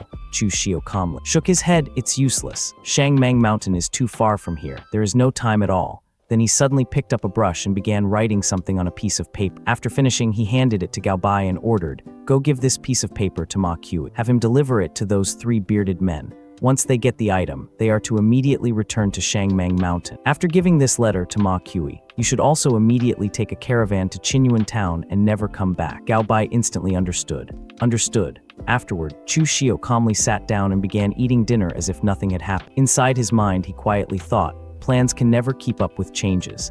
I will never be able to sit in the position of heir in the Chu family, because this Chu family is about to die out soon. Later that night, Shen Mu had already arrived at the Chu family mansion. To personally welcome him, the Chu family head stood outside the gates and greeted him respectfully. Family head Shen, your presence today truly brings light to my humble Chu family. The banquet has already been prepared. Please come inside. Shen Mu let out a cold snort. Family head Chu, you are too polite. Soon, the two entered the banquet hall together. The Chu family head forced a smile and said, Family head Shen, that useless son of mine killing Shen Rong was truly a misunderstanding. Tonight, right in front of you, I will personally cripple him and give you an explanation. Shen Mu nodded slightly and said coldly, nothing can be accomplished without rule. Thank you for your understanding, family head Chu. The Chu family head immediately ordered, go and bring Chu Shio. Not long afterward, the guards escorted Chu Shio into the banquet hall. The moment the Chu family head saw his son, he became slightly stunned. Does he not know that his martial arts are about to be crippled? Why does he not look afraid at all? Frowning deeply, he suddenly shouted, Chu Shio, aren't you going to apologize to family head Shen? Chu Shio calmly looked ahead and replied, it should be about time. The Chu family head froze. What are you talking about? His expression instantly turned confused. At that moment, he suddenly felt that something was wrong. Without hesitation, he immediately stood up. What exactly is going on? Just then, a guard rushed into the banquet hall in panic. Family head, this is bad. Someone is attacking our front gate. The moment the family head heard this, his expression dark. He immediately stood up and began walking toward the gate. Who dares to be this bold? Shen Mu also frowned and followed him outside. Soon they arrived at the Chu family gate. The moment they reached it, they saw 3 men standing there. These were the same 3 men Chu Shio had noticed before. Several Chu family guards had already been killed and were lying on the ground. The man standing at the front suddenly shouted loudly, Zongwu, no, I should call you Chu Zongwu instead. You shameless and despicable villain. You didn't expect this, did you? We're still alive, and we even found this plate. The moment Shen Mu heard those words, his expression changed. Meanwhile, Chu Zongwu's face turned serious. Chu Shio quietly stood nearby, calmly watching the drama unfold beneath the moonlight. Then the leader of the 3 men shouted again, for more than 20 years, we searched the entire Eastern Qi, but could not find a single trace of you. So it turns out that when you joined the Dragon Cavalry Imperial Guard back then, you actually used a fake name. The moment Shen Mu heard the words, Dragon Cavalry Imperial Guard, his eyes widened in complete shock. He immediately turned toward Chu Zongwu. You actually came from the Dragon Cavalry Imperial Guard. Chu Shio narrowed his eyes. The Dragon Cavalry Imperial Guard is the royal army of Eastern Qi. Even their weakest member is in the innate realm. Compared to the head of a small family in Tonga Prefect, this identity is completely beyond comparison. For Chu Zongwu to hide here, he must have a very deep motive. The Imperial Guard sneered. It seems none of you know Chu Zongwu's background. Fine. Today I'll tell you exactly what kind of person this Chu family head really is. He raised his sword and pointed it straight at Chu Zongwu. Our Dragon Cavalry Imperial Guard operated in squads of 5 more than 20 years ago. When Chu Zongwu joined the Dragon Cavalry Imperial Guard, he was assigned to our squad. We later received an order. A large force was to infiltrate the Miao region and snatch a supreme treasure for the second prince. After the treasure was acquired, our 19 squads were tasked with mixing the real treasure among fake ones and scattering in different directions to confuse our enemy. It just so happened that our squad ended up with the real treasure. The man's eyes burned with rage, but just when we were desperately carrying out our mission, this shameless and despicable villain, Chu Zongwu, actually ran away with the treasure. As a result, our eldest brother was brutally beaten to death by 100 strikes of the blue dragon whip. The rest of us were left permanently injured and could only remain stuck forever in the inner astral stage of the Qi control realm. Hearing this, Chu Shio's brows slightly furrowed. So Chu Zongwu endured this much, and the destruction of the Chu family in the original plot was all because of this. The man suddenly pointed his sword directly at Chu Zongwu and roared with killing intent. Chu Zongwu, today is the day you die. Then one of the man's companions stepped forward and shouted angrily, when you first joined the Dragon Cavalry Imperial Guard, you were the weakest among us. Our eldest brother took the greatest care of you. Yet in the end, you got everyone in the squad killed. You want to kill us now. Do you truly have no guilt in your heart? Chu Zongwu slowly stepped forward and coldly replied,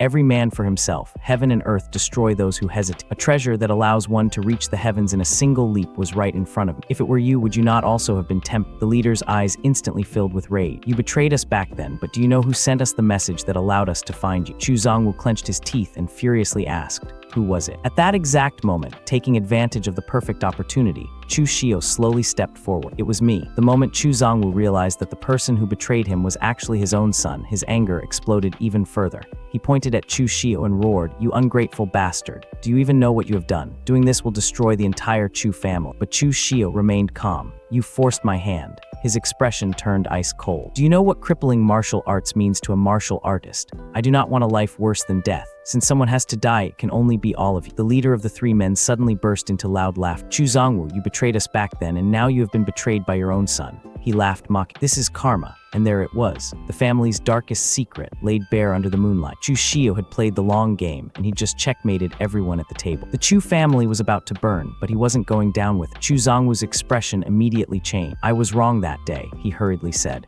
I am willing to bring out the treasure and share it with all of you. Can you let me go? The man standing behind the leader instantly grew furious. Second brother, use it already. But the leader raised his hand and stopped. Slowly, he pulled a blade out from its sheath. This blade is called the Red Sleeve Blade. We three brothers gathered everything we had to obtain the second prince's forgiveness. His eyes filled with killing intent. By killing you today and taking back the treasure, we can return to the Dragon Cavalry Imperial Guard and stop living like hunted dogs. At that moment, Shen Mu suddenly panicked. His face turned pale as fear filled his eyes. You three, I'm not part of the Chu family. Kill whoever you want, I'll take my leave now. But the leader coldly snorted. Those who flock together with jackals like Chu Zongwu are no good either. He raised his blade. You will die all the same. At that moment, Chu Shio calmly stepped forward. Three heroic men. I am already irreconcilable enemies with Chu Zongwu. Furthermore, I understand the Chu family better than anyone and can help search for the treasure. He respectfully cupped his fists. I hope the three of you will spare my life. The leader glanced at him before nodding. Fine, we'll spare this kid for now. Then he turned his head and ordered, Fourth brother, go kill everyone else in the Chu family. His voice became terrifyingly cold. I want the entire Chu family buried with him. The fourth brother nodded and immediately stepped forward. The moment Chu Shio's stepbrother and stepmother saw. This fear completely overtook their faces. His stepbrother's body trembled violently. What kind of situation is this? I was just about to become the family head. How did things suddenly turn out like this? But before he could even react, the fourth brother rushed forward at terrifying speed. Slash! In a single movement, his head separated from his body. Blood sprayed everywhere. Meanwhile, the leader directly charged toward Chu Zongwu. His attack carried terrifying force. Chu Zongwu barely managed to block it and was pushed dozens of steps back. When he lowered his eyes to look at his sword, his face instantly changed. Half of the blade had already shattered. Fear slowly appeared in his eyes, but before he could react, another attack came crashing toward him. This time, Chu Zongwu barely dodged at the last second. Meanwhile, Chu Shio quietly hid nearby, watching everything unfold. These two have cultivation bases above both Chu Zongwu and Shen Mu. Their chances of winning are extremely high. Soon, the leader and Chu Zongwu clashed in an intense battle. Their swords collided violently again and again, but during the next exchange, crack, Chu Zongwu's sword completely shattered. Yet at that moment, he suddenly swallowed a pill. Fresh blood immediately spilled out of his mouth. Then he directly spat the blood toward the man's face. The moment the blood touched him, the man screamed in horror. It's the blood-melting divine poison of the five venom cult. Poison instantly entered his eyes. Without wasting time, Chu Zongwu hurriedly swallowed an antidote pill. Then he struck out with a palm attack. Boom! His palm slammed directly into the man's chest. The leader coughed up blood and crashed heavily onto the ground, seriously wounded. Seeing this, the fourth brother rushed forward in panic. Big brother, without hesitation, he immediately attacked Chu Zongwu to protect him. Chu Zongwu barely dodged the incoming strike. Then he suddenly shouted toward Shen Mu. Family head Shen, if you have a trump card, use it now. If you don't take it out immediately, it'll be too late. Hearing this, Shen Mu gritted his teeth. Blood was already dripping from the corner of his mouth. If that's the case, fine. In the next second, he unleashed a terrifying slash attack. A burst of spiritual energy erupted outward. The third man was blasted back, then slash. In a single instant, his body was cut in half. He died on the spot. The fourth brother's face instantly turned pale. Impossible. His voice trembled. That's Astral Kai. How is that possible? Meanwhile, Shen Mu lowered his gaze toward his half-broken sword. Thanks to the sword-stealing dagger eldest brother brought back from the Sunling sword sect, but I don't know how many more times this thing can still be used. The remaining man immediately turned around and tried to flee, but Chu Zongwu's expression became extremely ugly. No, I absolutely cannot let him go. If the Dragon Cavalry Imperial Guard finds out about this, I'm finished. Without hesitation, he rushed after him and attacked from behind. But the man noticed it in time and thrust his spear back. Chu Zongwu instantly grabbed the spear with one hand. Then he signaled Shen Mu. Now, Shen Mu immediately understood. Without hesitation, he activated the dagger again, but this time its target was both of them. Whoosh. The terrifying Astral Kai pierced straight through the fleeing man's chest and continued forward, piercing directly through Chu Zongwu's chest as well. A massive bloody hole exploded open in his chest. Chu Zongwu's eyes widened in complete shock. Why? But before he could even finish speaking, his body collapsed heavily onto the ground. Shen Mu slowly stepped forward. That is a supreme treasure. His eyes burned with greed. A treasure that even the second prince of Eastern Qi desired. He smiled cold. I wanted it just the same. Inside his mind, greed surged endlessly. Perhaps with that treasure, I will no longer have to look up to my eldest brother. Instead, he will have to look up to me. But suddenly, a voice came from behind him. Knock, knock. Shen Mu's face changed. Who is it? A calm voice replied, it's your father. Before Shen Mu could react, whoosh, whoosh, whoosh, a hidden weapon suddenly exploded toward him. The attack came from the thousand mechanism hidden weapon, thousand leaf plume. Standing in the shadows, Chu Shio looked at him cold. Goodbye, family head Shen. But at that exact moment, Shen Mu quickly swung his sword and began destroying all of the incoming hidden weapons. Clang, clang, clang, his expression dark. The thousand leaf plume, how could he possibly possess something like this? But he had no time to think. In the very next moment, crack, his sword suddenly shattered. Shen Mu's expression instantly changed. Oh no, without hesitation. He gathered chi into 2 fingers and charged directly toward Chu Shio at terrifying speed. You're courting death. But strangely, Chu Shio stood completely still. He did not dodge. He simply stood there calmly, as if waiting to take the attack head-on. Seeing this, Shen Mu was completely stunned. Why isn't he dodging? Then a strange grin suddenly appeared on Chu Shio's face. In the next instant, he activated Blue Dragon inside the sleeve. Shen Mu's attack struck first. Bang. The strike landed directly on Chu Shio's shoulder, instantly injuring. Blood splatter. Yet Chu Shio did not panic in the slightest because in the next moment, slash, his blade flashed like lightning. Before Shen Mu could react, Chu Shio's sword sliced cleanly across his neck. In one strike, Shen Mu was beheaded. His head rolled across the ground. His body collapsed heavily beside it. Chu Shio calmly wiped the blood from his blade and coldly said, you were right. His eyes flickered with greed. Everyone wants the supreme treasure. A faint smile formed on his lips, and I want it just the same. After that, Chu Shio walked toward the bodies of the 3 former Dragon Cavalry Imperial Guards. He crouched down and began searching them. I need to gather the spoils and leave quickly. His eyes narrowed. I can't stay in this commandery any longer. He searched every corpse carefully. Tokens, valuables, martial items. Anything useful he immediately took. Then another thought flashed through his mind. Next, that supreme treasure. Without wasting another second, Chu Shio entered the Chu family mansion and began searching every corner, every room, every cabinet, every hidden compartment. But no matter where he searched, he could not find it. He frowned deep. I found all the purple gold banknotes, but where would Chu Zongwu hide the supreme treasure? Then suddenly his eyes lit up.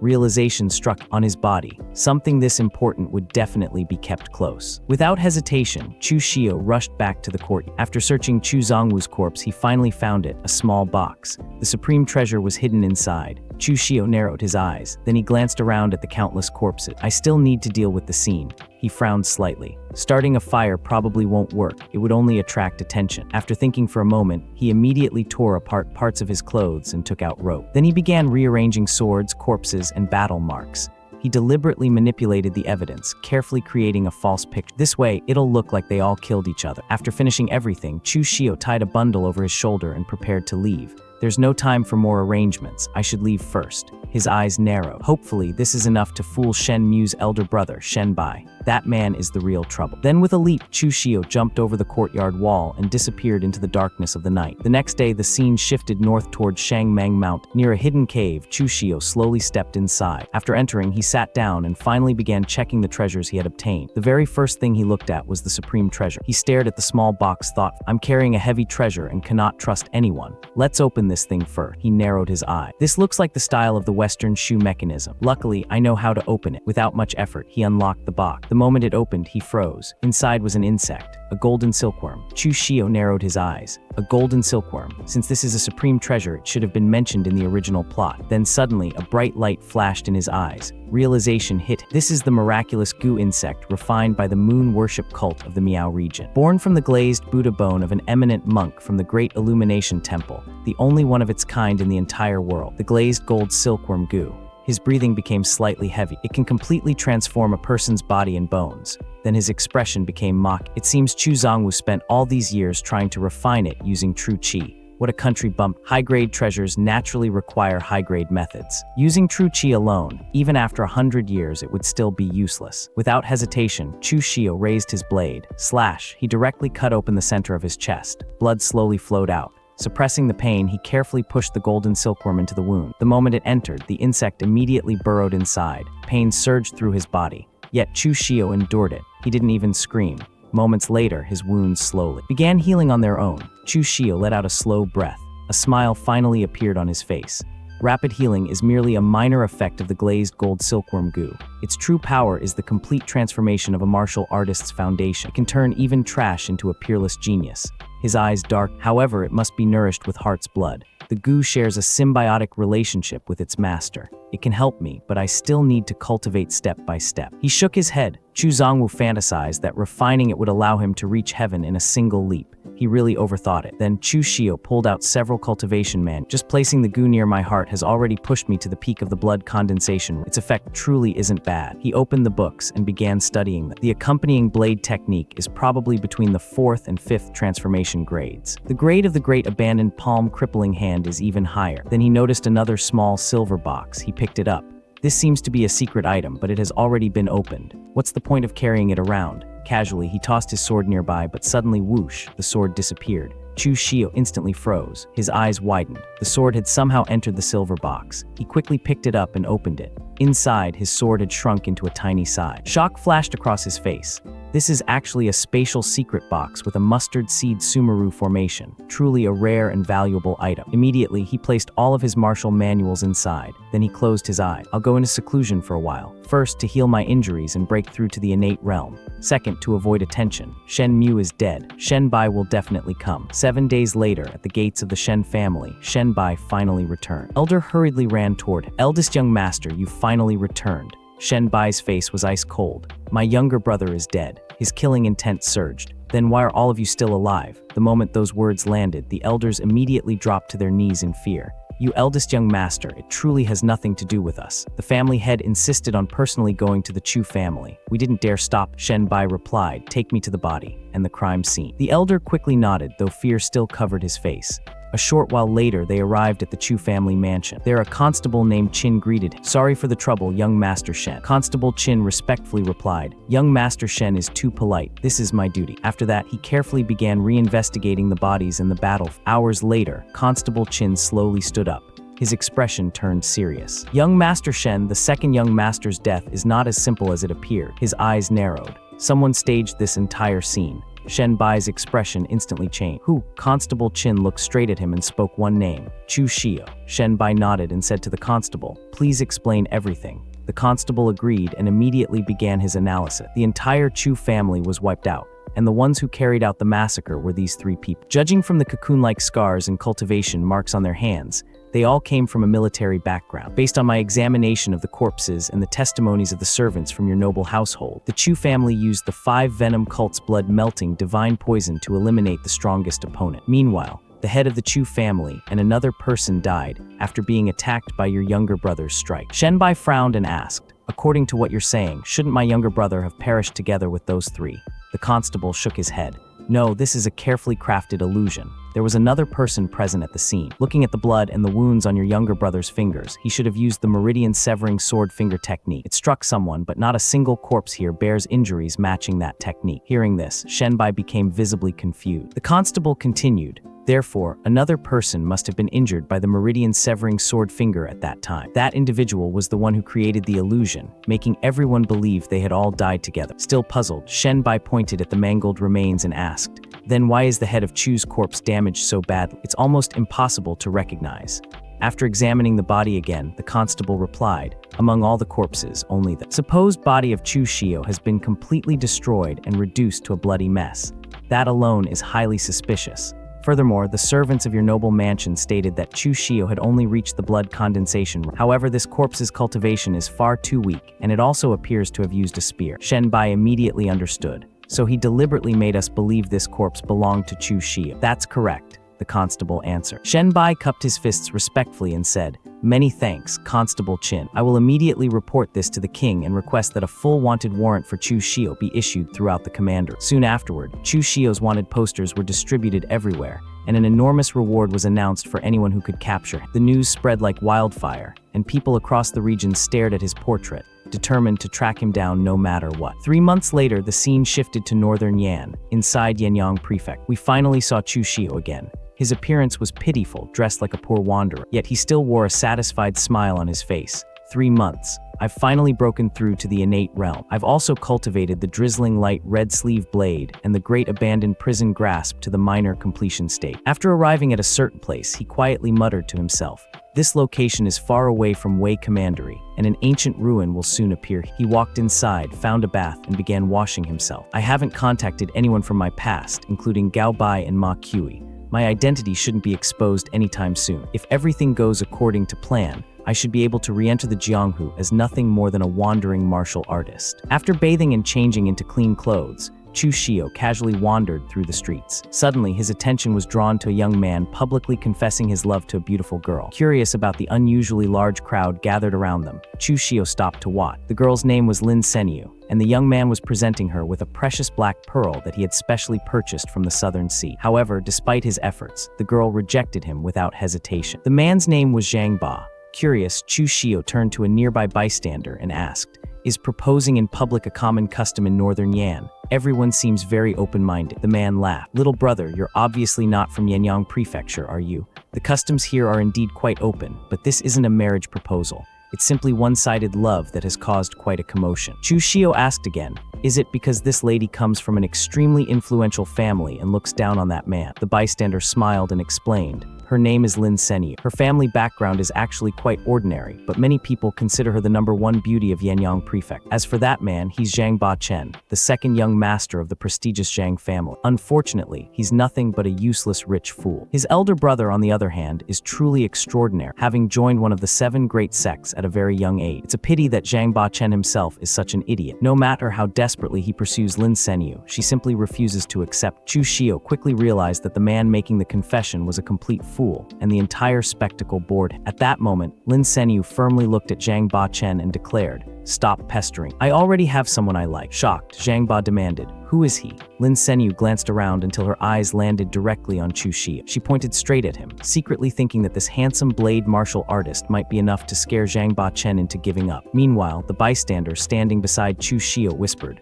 "Brother, you've been hiding this. Well, I didn't know you were involved with the #1 beauty of Yanyang Prefecture." Naturally, he had no idea that the girl was simply using Chu Shio as an excuse. Lin Senyu confidently walked over to Chu Shio, looked at her in confusion and asked, "Do we know each other?" She leaned close to his ear and quietly pleaded, "Young master, please help me this once. I'll never forget your kindness." Then she turned toward Zhang Ba Chen and loudly announced, "This is my boyfriend. From now on, stop bothering. You may not care about your own reputation, but the Lin family certainly cares about ours." However, before anyone could react, Chu Shio suddenly pulled his hand away from hers and slapped her hard across the face. Crisp sound echoed through the crowd. Everyone froze in absolute shock. Lin Senyu fell onto the ground, staring at him with complete disbelief. Chu Shio coldly said, "I generally don't hit women, but for a snake-hearted woman like you, I won't hold back. You're being harassed by an idiot, so you decided to use me as your shield. Did you ever stop to think about how the local tyrant, the Zhang family, would treat me afterward?" The surrounding spectators immediately agreed. "That's right. This woman is truly vicious." Another person muttered, "She really is shameless."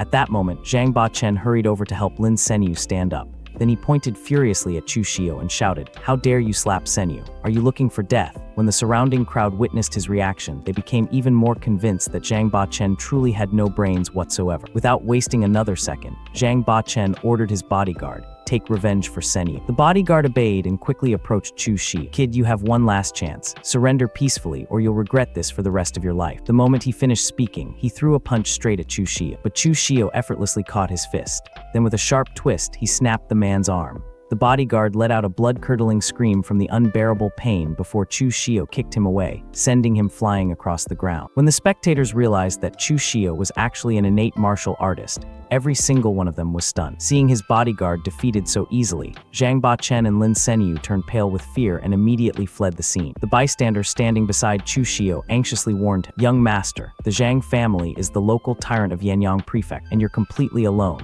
You'd better leave this place as quickly as possible." Chu Shio calmly replied, "Thank you for the reminder, but my business here isn't finished yet." Meanwhile, the injured bodyguard, clutching his broken arm, desperately begged, "Young master, please forgive me. I failed to recognize your strength. I only ask that you spare my life." Chu Shio looked at him indifferently. "Do I look like someone who enjoys killing people? Relax, I won't kill you. Instead, take me to the Zhang family." The bodyguard stared at him in complete astonishment. "That's right," Chu Shio continued. "I have some business to discuss with your family head." The bodyguard was completely confused. He thought to himself, is this man trying to get himself killed by walking straight into the Zhang family? After all, Zhang Ba Chen's father, Zhang Songling, was also an innate martial artist. Chu Shio looked at him calmly and said, "Did you hear what I just said? The frightened bodyguard quickly nodded and reluctantly agreed to lead Chu Shio to the Zhang family. Soon the scene shifted to the Zhang family estate. Zhang Bachen rushed into the residence in panic and ran straight to his father. Zhang Songling looked at him with confusion and asked, "What are you doing here? Why are you so flustered? Weren't you supposed to be studying with your elder brother?"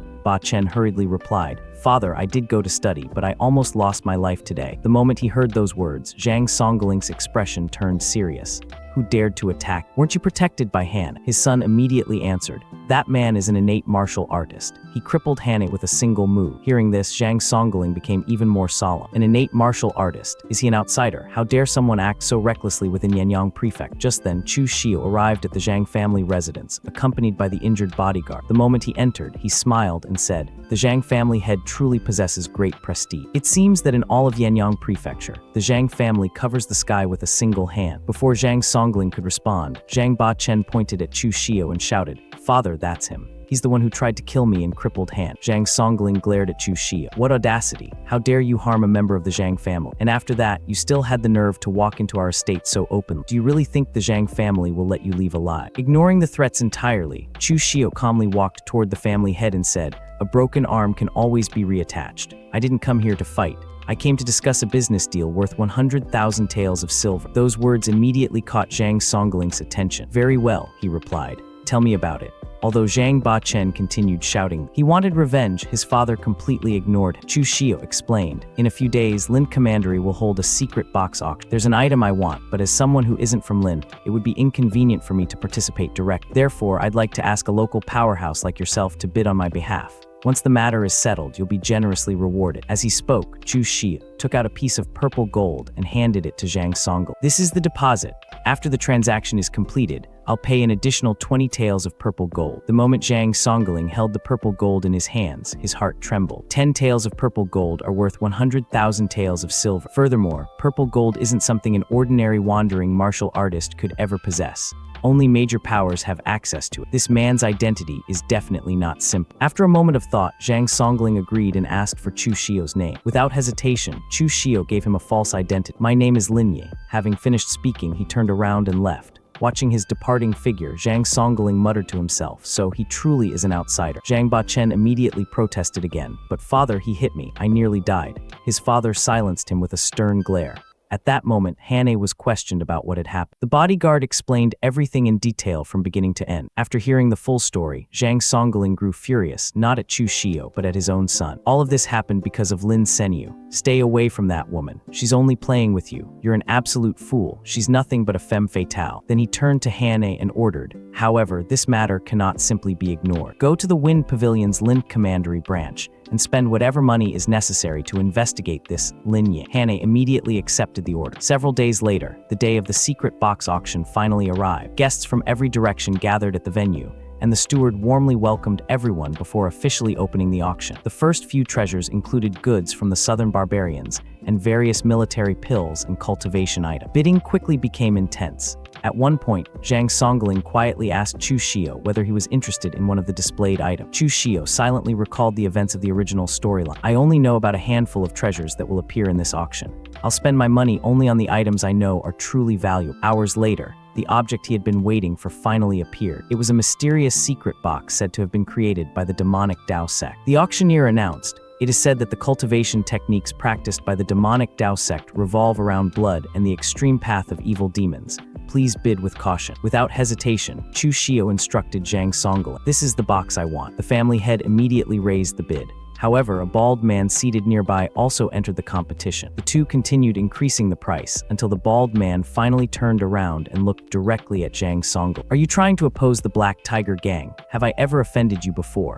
Hearing those words, Zhang Songling's expression changed. "Gang leader Chayo, please don't misunderstand. My second son's cultivation is progressing too slowly, so I merely wanted to try my luck in obtaining a demonic Dao cultivation technique." The bald man sneered. "Fine then, old Zhang. I won't make things difficult. For 100,000 taels of silver, I'll voluntarily withdraw." Zhang Songling glanced toward Chu Shio before turning back to gang leader Chayo. "Very well." Meanwhile, Chu Shio silently calculated the cost. The price of this secret box has exceeded my expectation. The 500,000 taels of silver I obtained from the Chu family have almost been completely spent. After the auction concluded, Zhang Songling informed him, according to the auction rules, the secret box will be delivered directly to the Zhang family residence tonight. Chu Xiao nodded. Very well, I'll come tonight with the remaining purple gold, collect the box, and complete our transaction. He thanked Zhang Songling and left while thinking, the most valuable item in this entire auction is already mine. There's no reason to stay and watch the rest. 2 hours later, Han returned to the Zhang family with fresh intelligence. He immediately reported to Zhang Songling. I investigated through the Wind Pavilion. Lin Yi is a fake identity. Based on all the available information, he bears an astonishing resemblance to Chu Xiao. At that moment, Chu Xiao's true identity had effectively been uncovered. Han continued, Chu Xiao is currently a wanted fugitive. Shen Bai, the eldest disciple of the Sunlang Sword Sect, has been searching for him everywhere. Hearing this report, Zhang Songling was greatly shocked. Are you certain? Han shook his head.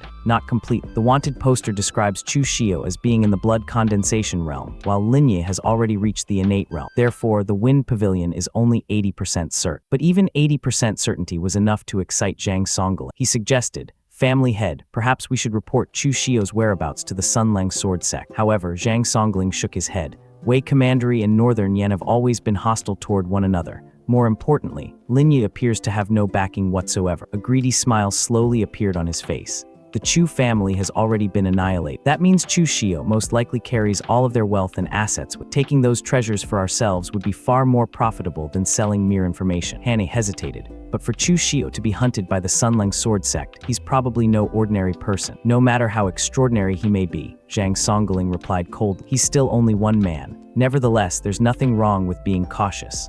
He immediately issued another order. Arrange for our people to remain hidden outside the estate. If anything goes wrong, they'll move in at my command. Han nodded and left to prepare the ambush. That night, Chu Xiao returned to the Zhang family as promised. Smiling faintly, he said, "One hand pays, the other hand delivers. That's the best kind of business." After that, the Zhang family head spoke frankly. Look, I don't want to fight, but young Master Chu, if you're willing to hand over something truly valuable in exchange for your life, then I can help. I can suppress all news about you within Yanyang Prefecture, cover up your tracks, and ensure you're safe. Chu Xiao looked at him calmly and replied, "You already think I'm as good as dead, don't you?" The family head laughed. "Your entire family has already been wiped out. You're the only survivor left. That means all of the Chu family's wealth and property must be in your possession. Hand it over to me, and in return you'll keep your life." Chu Xiao smiled faintly. Family head Zhang, you certainly have quite an appetite. Aren't you afraid of choke? At those words, Zhang Songling also drew his sword and answered coldly. I admit that you're an innate martial artist, but do you really believe your background is powerful enough to make the Zhang family fear offending you? Unfortunately, you're nothing more than a stray dog. Sooner or later, the Sunlang Sword Sect will find you and kill you anyway. Chuckling softly, Chu Xiao responded, wealth is merely a worldly possession. Only your life truly belongs to you. Unfortunately, you failed to understand that simple truth. The instant he finished speaking, he launched an attack straight at the Zhang family head. Reacting quickly, Zhang Songling erected a defensive barrier and blocked the strike. However, the barrier failed to hold.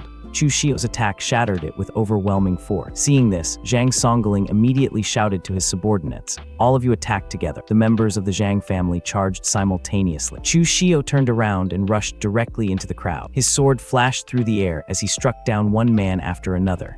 Within moments, numerous enemies had already fallen beneath his blade. When Zhang Songling witnessed his clansmen being slaughtered so effortlessly, he could no longer endure. The losses, he attacked Chu Xiao from behind with his own sword, but Chu Xiao calmly intercepted the incoming strike with his blade. The pressure forced Zhang Songling to grit his teeth as he struggled to overpower him. Then Chu Xiao suddenly pushed him backward, sending him stumbling several steps away. At that very moment, Han launched a sneak attack from behind. Without even looking, Chu Xiao grabbed Han's arm and coldly said, I already gave you one chance. You chose to waste it. With a violent twist, he broke Han's arm once again. Immediately afterward, Chu Xiao slashed across his throat. Han collapsed on the spot, dying instantly. Witnessing this terrifying scene, Zhang Ba-chen panicked and turned to flee. His father desperately shouted, "Don't run, come back." But before Ba-chen could escape, Chu Xiao appeared before him in an instant and seized. At that moment, Zhang Songling was filled with regret. If I had known things would end like this, I never would have provoked this merciless monster. Swallowing his pride, he hurriedly pleaded, "You can take the secret box. I'll compensate you for everything that happened today. I'll cover up this entire incident and make sure no one ever learns about it. Just spare my son." Chu Xiao looked at him without the slightest emotion. "Do you think someone can rob me of my own belongings and still walk away unharmed? There's no turning back." As soon as he finished speaking, his sword flashed. In a single strike, he severed Zhang Ba-chen's head. The young master's body collapsed lifelessly onto the ground. Seeing his son die before his eyes, Zhang Songling exploded with rage. He immediately charged at Chu Shio with his sword raised high. But compared to Chu Shio, he was far too weak. Chu Shio effortlessly blocked the attack, seized Zhang Songling's arm, twisted his body, and in one clean motion cut him down with his blade. The Zhang family head fell dead instant. The remaining members of the Zhang family completely lost their courage. Terrified, they abandoned the battlefield and fled in every direction. Afterward, Chu Shio walked over to Zhang Songling's corpse and calmly retrieved the secret box from his body. Looking down at the dead family head, he quietly muttered, "Why did you have to choose this path?"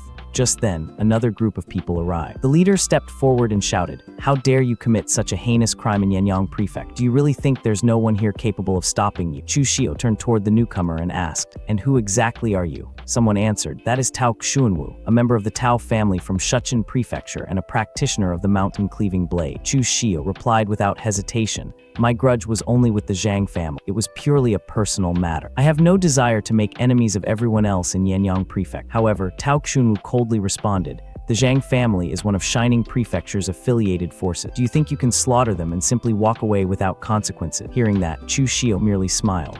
"I see." The next instant, he unleashed a sword strike directly at Tao Xunwu. Caught off guard, Tao Xunwu barely managed to block the attack. Even so, the overwhelming force drove him backward across the ground. His sword trembled violently under the pressure until cracks spread across the blade. Then, with a loud snap, the weapon shattered into pieces. Chu Shio calmly sheathed his own sword and asked, "Is that explanation sufficient?" The once arrogant Tao Xunwu immediately lowered his head like an obedient servant and respectfully replied, "Please go ahead." With that, Chu Shio leisurely walked out of the Zhang family estate. None of the people who had gathered to stop him dared stand in his path. One after another, they stepped aside and opened a road. After leaving the estate, Chu Shio arrived at a quiet and secluded place. There he finally opened the secret box. A brilliant light burst forth from within, illuminating the surroundings. Smiling with satisfaction, Chu Shio murmured, "Although it took some effort, I still managed to get my hands on it." A faint smile spread across his face as he gazed at the treasure inside. After that, Chu Shio looked at the secret box and thought to himself, the secret transformation cultivation technique of the ancient demonic Tao,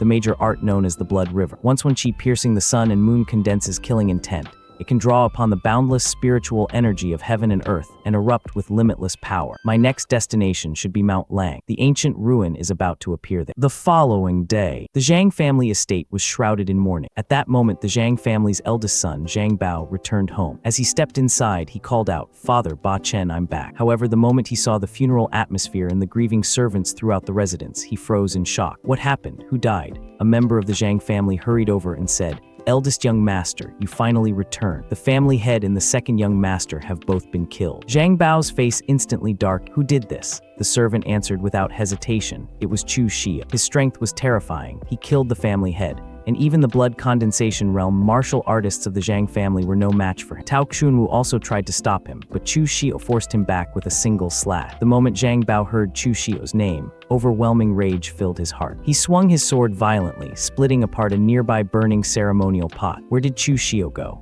The servant quickly replied, "Someone saw him heading toward Mount Lang." Zhang Bao thought to himself, if even Tao Xunwu was forced back, my chances of defeating Chu Xia are extremely slim. Should I simply return to the sect for secluded cultivation? No, absolutely not. Suddenly, an idea crossed his mind. That's right. I can seek help from the young villa master of Jai Villa, Nai Donglu, one of the 6 great gang. Their soaring clouds and spreading rain techniques are famous for punishing evil and eradicating demons. Perhaps he'll be willing to help. The servant hesitated before saying, "Eldest young master, Nai Donglu is ranked 6th on the Dragon and Tiger list, one of the 3 great rankings alongside the Wind and Cloud list and the Supreme Dream list. The Dragon and Tiger list represents the strongest martial artists under 40 years old and carries enormous prestige. Will you really be able to invite someone like?" Zhang Bao answered confidently, "I'll give it a try. He should still show some respect to the Beast Sword Sect." The scene then shifted to Jai Villa. There, Nai Donglu personally welcomed Zhang Bao. "Brother Zhang, welcome. It has been many years since we last met after you joined the Beast Sword Sect. How is Elder Chun, your master?" Zhang Bao returned the greeting. "My master is doing well. Young Villa Master, I've come this time to ask you for a favor. If you're willing to help me, I will be endlessly grateful and will gladly serve you like a horse." Nai Donglu smiled politely. "Brother Zhang, please have a seat. If you're facing difficulties, just tell me. If it's within my power to help, I certainly won't refuse." Afterward, Zhang Bao explained the entire situation from beginning to end. When he finished, Nai Donglu fell into deep thought before replying, "Brother Zhang, rest assured I'm willing to help. However, as you can see, there are many matters requiring my attention at the villa. How about this? I'll give you my answer tomorrow." Zhang Bao agreed and left. That very night, Donglu ordered a complete investigation into the matter. Before long, one of his subordinates arrived carrying a detailed report. "Young Villa Master, these are the investigation results concerning the Zhang family, including intelligence obtained from the Wind Pavilion." After reading the documents, Donglu only shook his head and said, "A man whose greed knows no bounds is like a snake trying to swallow an elephant. Those old fools of the Zhang family tried to steal another man's treasure and ended up being killed instead." His servant cautiously asked, "Does that mean Jai Villa won't involve itself in Zhang Bao's affair?" "Of course not," Donglu replied. "Does he think Jai Villa exists just to clean up the messes created by people like—" The servant nodded. "I understand. Then I'll send Zhang Bao away immediately." But Donglu stopped. "You're mistaken. His connection with the Beast Sword sect is still valuable. However, Jai Villa cannot openly assist. Go and invite Zhang Bao to tonight's banquet. I'll introduce him to a few friends instead." The next day, the banquet was held. Donglu invited several distinguished guests, and Zhang Bao was also present. He introduced everyone one by one. "This is Zhang Bao, the personal disciple of Beast Sword Sect Elder Chun. And these three are the life-snatching twin spears, Xinggu, the cold mountain blade Li Mo, and the chief escort of the Hui Escort Agency, Lu Yunfei." He then continued, "Brother Zhang has encountered some difficulties and has come to Jai Villa seeking assistance. Unfortunately, the villa has too many responsibilities at the moment. I wonder whether the three of you would be willing to help him instead." Afterward, Donglu explained the entire situation to everyone. When he finished, Zhang Bao stood up, clasped his hands respectfully, and declared, "If the three of you are willing to help, I'll offer part of my resources as an inner disciple of the Beast Sword sect as a token of gratitude." The moment they heard that offer, the three immediately became interested. "We won't refuse. My escort agency is willing to assist the young hero. We'll help track down Chu Xie." Seeing this, Donglu secretly smiled to himself. "Excellent. Lu Yunfei and those two troublemakers are always coming to Jai Villa looking for opportunity. This is the perfect chance to send them elsewhere." The scene then shifted to Lang Town. There, Chu Xio sat peacefully at a table, leisurely drinking while quietly observing his surroundings. He thought to himself, ever since the strange phenomenon appeared at Mount Lang a few days ago, countless martial artists have been gathering here to test their luck. Just then, the group led by Zhang Bao arrived carrying their weapon. Chu Xio noticed them immediately but continued drinking as though nothing had happened. Even so, he sensed the overwhelming killing intent radiating from the approaching innate realm martial artists. "Whether they're targeting me or not, I should strike first and seize the initiative." With that thought, Chu Xio slowly drew his sword. Before making his move, he casually threw the wine cup in his hand toward one of the attackers. The man instinctively raised his weapon and smashed the cup apart. But at that exact moment, Chu Xio unleashed one chi piercing the sun and moon. His sword flashed toward one of his enemies with astonishing speed. The target barely managed to block the strike and was blasted upward by the impact. Without giving anyone time to react, Chu Xio stepped forward and cut another opponent down with a single attack. The man died instantly. His companion stood frozen in disbelief, completely dumbfounded. He muttered in horror, "Lu Yunfei died just like that." At the same time, Zhang Bao's heart sank. No wonder Father and Ba Chen were killed. Chu Xio's strength is absolutely terrifying. Suppressing his fear, Zhang Bao charged forward and roared, "The hatred for murdering my father can never be erased." Chu Xio answered coldly, "If it can never be erased, then I'll send you to reunite with your dead father right now." The two swords collided head-on. However, Chu Xio's power was overwhelmingly superior. The impact blasted Zhang Bao backward, smashing him straight through the wooden wall into the neighboring room. He landed heavily on the ground and immediately coughed up blood. Looking at his remaining companions, he shouted, "What are you still standing there? Attack! Don't forget what you promised in front of the young villa master earlier." Hearing those words, the two surviving fighters clenched their teeth. "That's right. We absolutely can't bear the shame of betraying our promise before Donglu." With their resolve strengthened, both men rushed forward together and launched a coordinated assault against Chu Xio. Now all three enemies charged at Chu Xio at the same time, launching a relentless assault from every direction. Chu Xio immediately steadied himself and prepared to fight back once again. Even with his incredible strength, facing three skilled opponents at once forced him onto the defensive. Under the constant barrage of attacks, he was gradually pushed backward into a corner. Xinggu saw the opening and his eyes lit up. This is the perfect chance. Without wasting a second, he lunged forward with his sword, aiming straight for Chu Xio's heart. But Chu Xio calmly raised his own blade, blocked the strike, and sent Xinggu stumbling back. Before Chu Xio could counterattack, Li Mo rushed in with another deadly slash. Chu Xio barely dodged it by the narrowest margin. Immediately afterward, Lu Yunfei joined the assault. Clang! Their swords collided as Chu Xio blocked the incoming attack with his own weapon. Seeing Chu Xio trapped in the corner, Xinggu laughed arrogantly. "Chu Xio, you're dead meat." At that moment, Chu Xio suddenly unleashed his technique, one chi piercing the rainbow. A A terrifying burst of sword energy erupted outward, forcing all three enemies several steps back. However, during the exchange, one attack still landed on Chu Xie. Blood sprayed from his mouth. Even while injured, he desperately blocked another incoming strike with his sword. But before he could recover, another slash crashed into his chest. The immense force sent him flying straight through a wall, smashing the doorway apart as he crashed outside. The three attackers rushed to the opening and looked outside. Chu Xie was already fleeing. Xinggu's expression twisted with rage. He escaped. All three immediately chased after him. However, the moment Li Mo stepped outside, he suddenly realized something was wrong. Chu Xie had never run away. He had been hiding beside the broken wall, patiently waiting for the perfect opportunity. The instant Li Mo lowered his guard, Chu Xie exploded forward. Li Mo's eyes widened. He wasn't running. Before he could react, Chu Xie grabbed his arm. Using the great abandoned palm grappling hand, he violently twisted it. Crack! The arm bent at an impossible angle. Li Mo screamed in agony. Chu Xie immediately grabbed his neck. Twist, crack, his neck snapped instantly. Li Mo died on the spot. Seeing one of his companions killed so effortlessly, Xinggu froze in disbelief. What's going on? Chu Xie didn't answer. Instead, he immediately activated another martial technique, Blue Dragon inside the sleeve. Powerful burst of energy shot directly toward Xinggu. Xinggu hurriedly raised his sword to defend himself. Crack, his sword shattered into pieces. The remaining force sliced across his chest, leaving behind a deep, bloody wound. Panicking, he shouted toward his last companion, "Attack him. Buy me some time while I prepare the thunder pattern shocking thing." But Lu Yunfei had already lost all courage. Terrified beyond reason, he turned around and ran for his life. Seeing this, Xinggu cursed furiously, "You cowardly bastard." Unfortunately, he didn't even get the chance to finish speaking. Chu Xie suddenly appeared in front of him. With lightning-fast speed, he grabbed Xinggu's finger. Crack, he snapped it in half.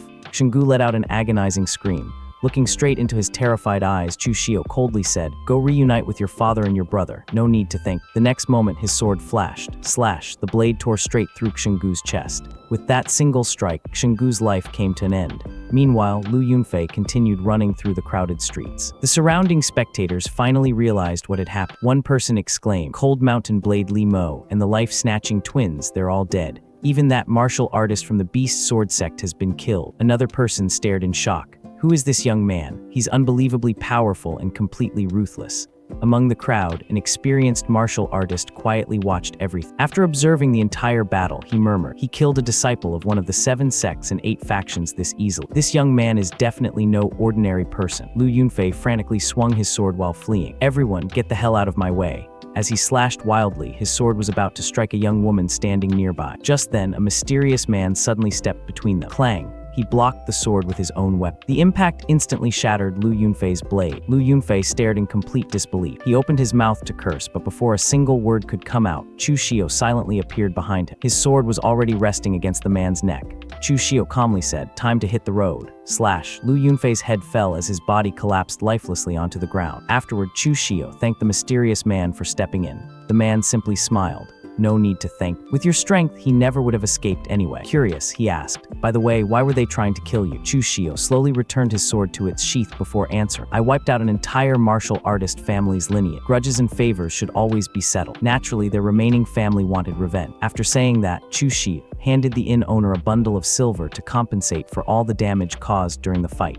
The inn owner was overjoyed. Watching everything, the mysterious man silently thought, decisive in killing, yet clear about debts and gratitude. Not bad at all. He then walked over and politely greeted Chu Xie. "I wonder if I could invite young master to share a drink with me. My name is Lu Fingsheng from Yuyang in Western Yan. Fing as in blossom, Sheng as in flourishing." Chu Xie nodded politely. Chu Xie. Chu as in beginning, Xie as in all things eventually come to an end. The moment he heard that name, Chu Xie couldn't help thinking to himself, after transmigrating into this world for so long, I've finally met someone from the original storyline, one of the major figures destined to shake the entire world, the future inheritor of the demon god, the jade-faced Marquis, Lu Fingsheng. I absolutely have to become friends with him. Sometime later, Chu Xie and Lu Fingsheng were sitting inside an inn, enjoying a drink together while Chu Xie poured the wine. Lu Fingsheng looked at Chu Xie and said, "I heard people say that a great treasure appeared at Mount Lang. But after going up the mountain myself, I found absolutely nothing. I wonder if it was just a rumor." While serving the drinks, Chu Xie calmly replied, "No rush. Once the people from the 7 sects and the 8 factions arrive, it will be about time." Lu Fingsheng nodded. "That indeed makes sense.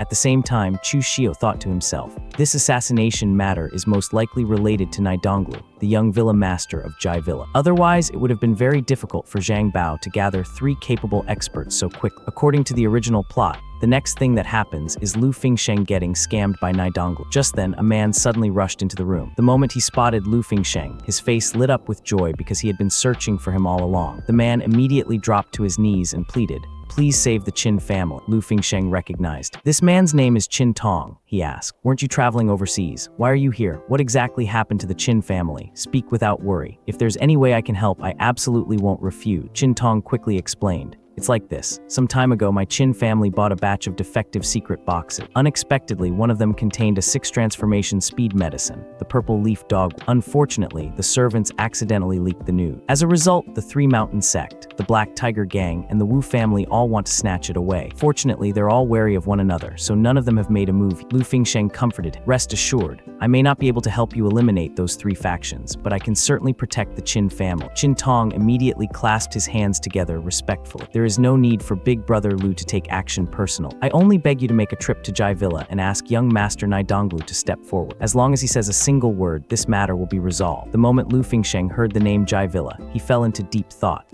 Meanwhile, Chu Shio quietly drank his wine while thinking. So this really is the incident where Lu Fingsheng gets deceived by Donghua in the original story. Chu Shio then looked at Qin Tong and asked, Brother Qin, why don't you simply invite Donghua yourself? Qin Tong sighed, my Qin family is only a small family. My father is our only innate realm expert, and he cannot leave. However, Big Brother Lu has a great reputation throughout Western Yan.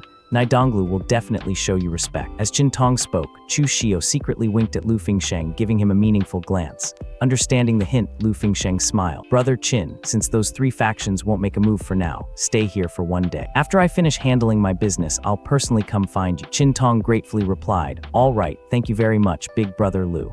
After Qin Tong left, Lu Fingsheng turned toward Chu Shio. Brother Chu, that look you gave me, did you notice something? Chu Shio nodded. Brother Lu, this matter is probably not as simple as it appears. 3 factions are all fighting over the treasure. If they truly couldn't protect it, they should simply hand it over instead of dragging you into this mess. Furthermore, asking you to visit Jai Villa means they get the benefits while you're the one who owes Donghua a favor. I think it's better to cut ties with such calculating friends.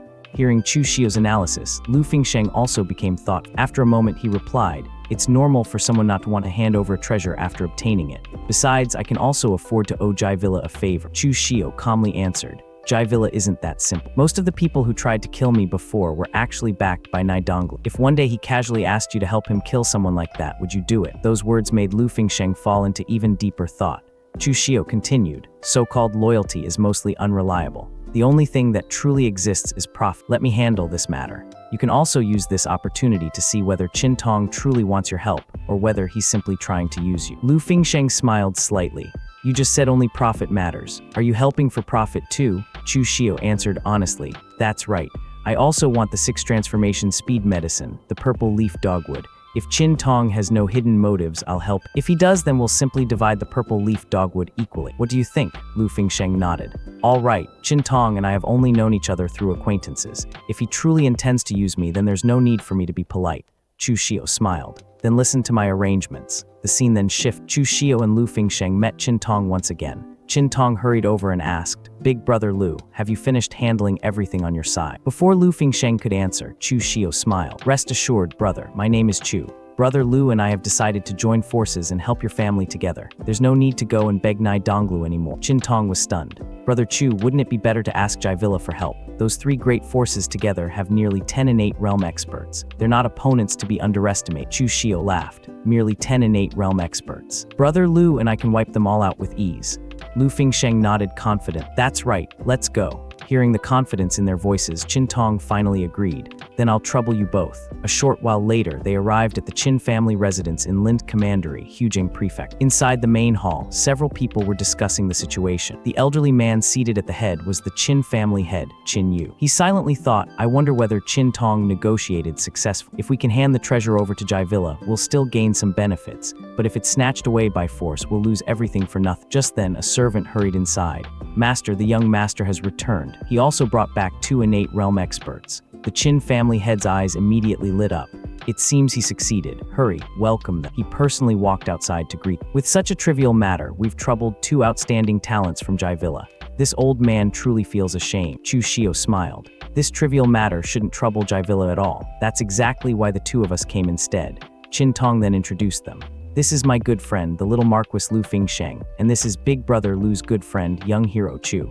The Qin family head was visibly surprised. For the two of you to personally come help my Qin family, this old man is endlessly grateful. However, I still feel it would be safer to invite Jaivilla. Chu Shio's expression turned cold. Family head Qin, what exactly do you mean by that? Brother Lu and I came here out of goodwill to lend a hand, yet you seem rather unwilling to accept our kindness. Inside, the Qin family head frowned. That idiot Qin Tong, instead of inviting Jaivilla, what kind of people did he bring back? However, he quickly forced a smile. Young Master Chu must be joking. Since that's the case, then I'll trouble both young hero. Chu Shio nodded. Very good. Brother Lu and I have already planned everything. Since the three factions are keeping each other in check, we'll simply break that balance. However, before that, we need to borrow the purple leaf dogwood for a moment. The Qin family head was startled. What does young hero Chu intend to use it? Chu Shio answered, without enough profit, those three factions won't attack one another. If you don't trust me, do you not trust Brother Lu either? Lu Fingsheng stepped forward. Family head Qin, if you're uncertain about my character, you may ask Brother Qin yourself. The Qin family head quickly shook his head.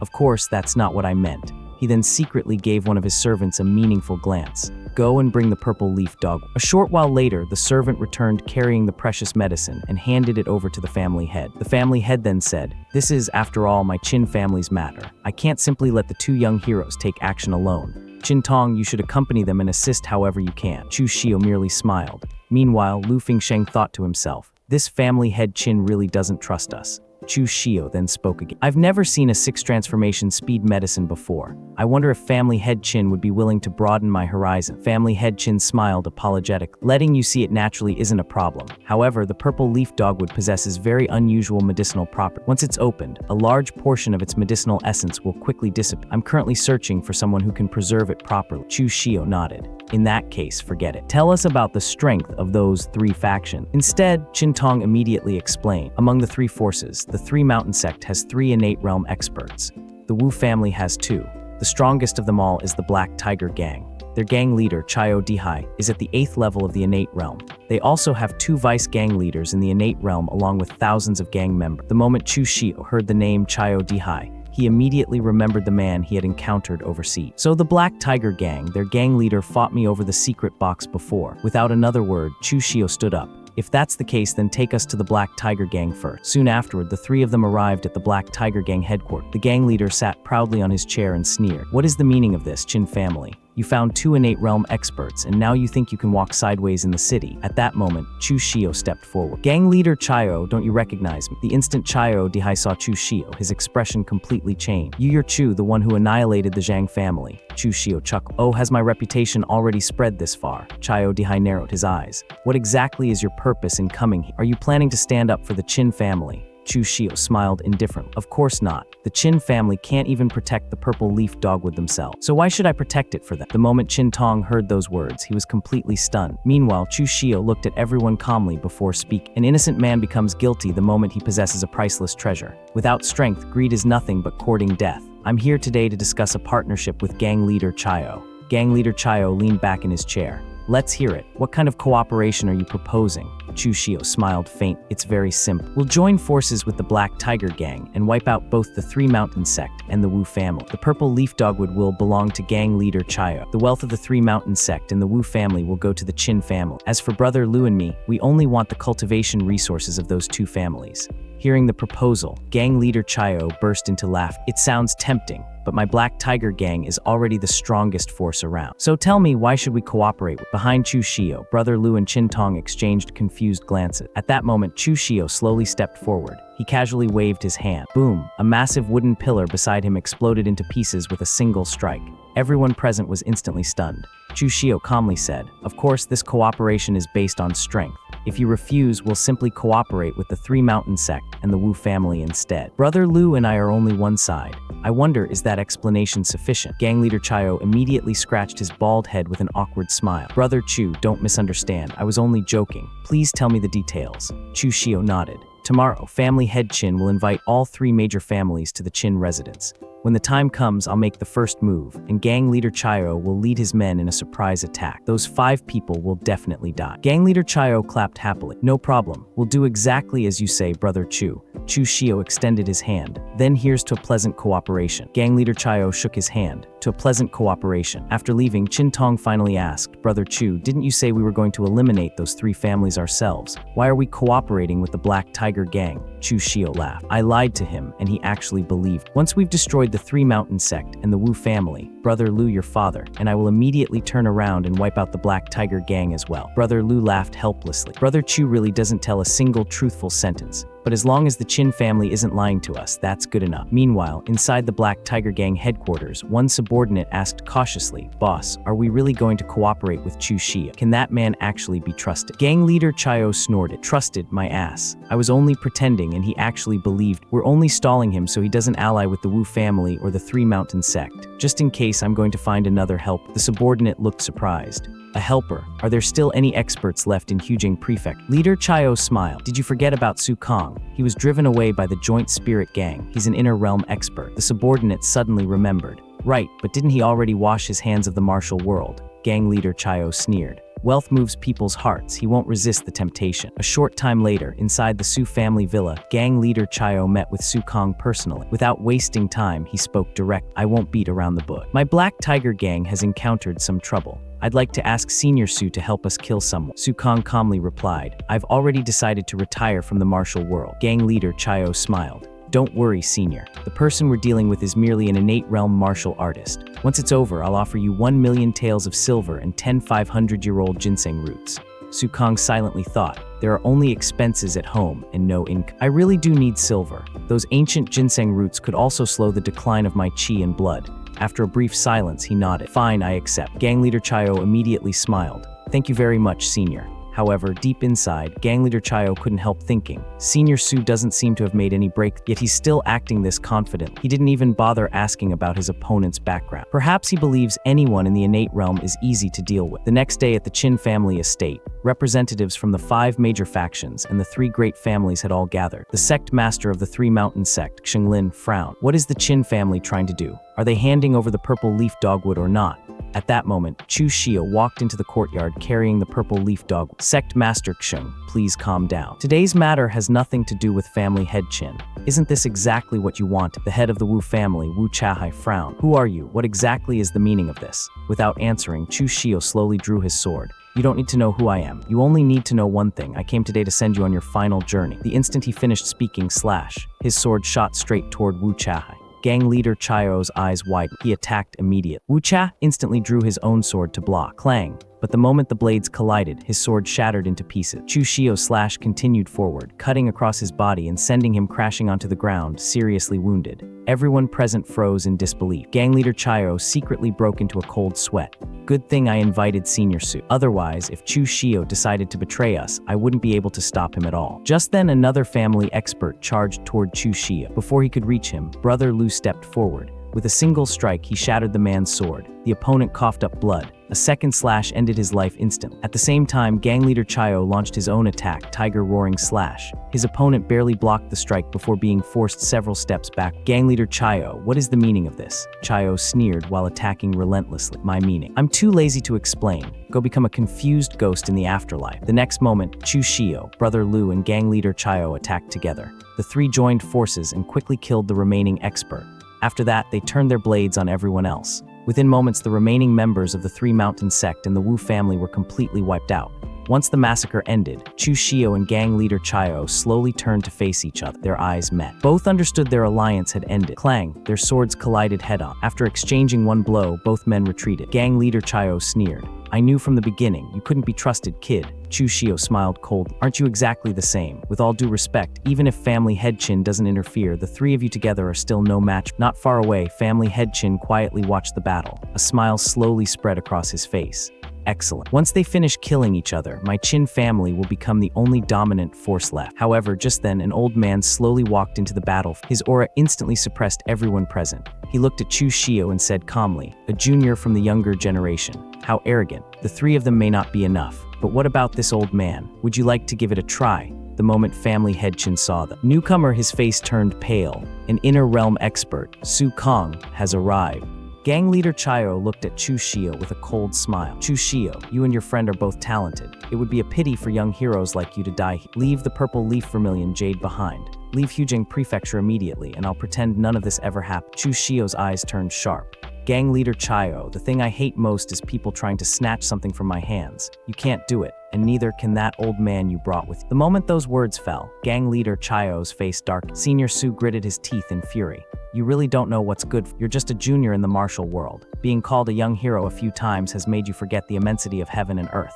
This old man will personally teach you what true strength means. As soon as he finished speaking, Senior Su charged forward like a raging beast. Chu Shio immediately raised his sword to block the incoming strike. Boom. The collision echoed through the hall. However, Senior Su suddenly used his other hand, unleashing even greater force. The overwhelming power pushed Chu Shio's sword aside before a powerful punch shot straight toward his chest. Chu Shio barely managed to dodge at the last second. The fist missed him by inches and slammed into a massive stone pillar behind him. Bang! The pillar exploded into countless fragments. At that moment, Brother Lu rushed forward to support Chu Shi. Seeing this, gang leader Chayo's 3 subordinates stepped in to intercept. The man standing in the middle pointed his weapon at Brother Lu. Your opponents are us. Without hesitation, Brother Lu rushed toward the 3 experts, and another fierce battle instantly erupted. Meanwhile, Qin Tong quietly watched everything unfold. He turned toward his father.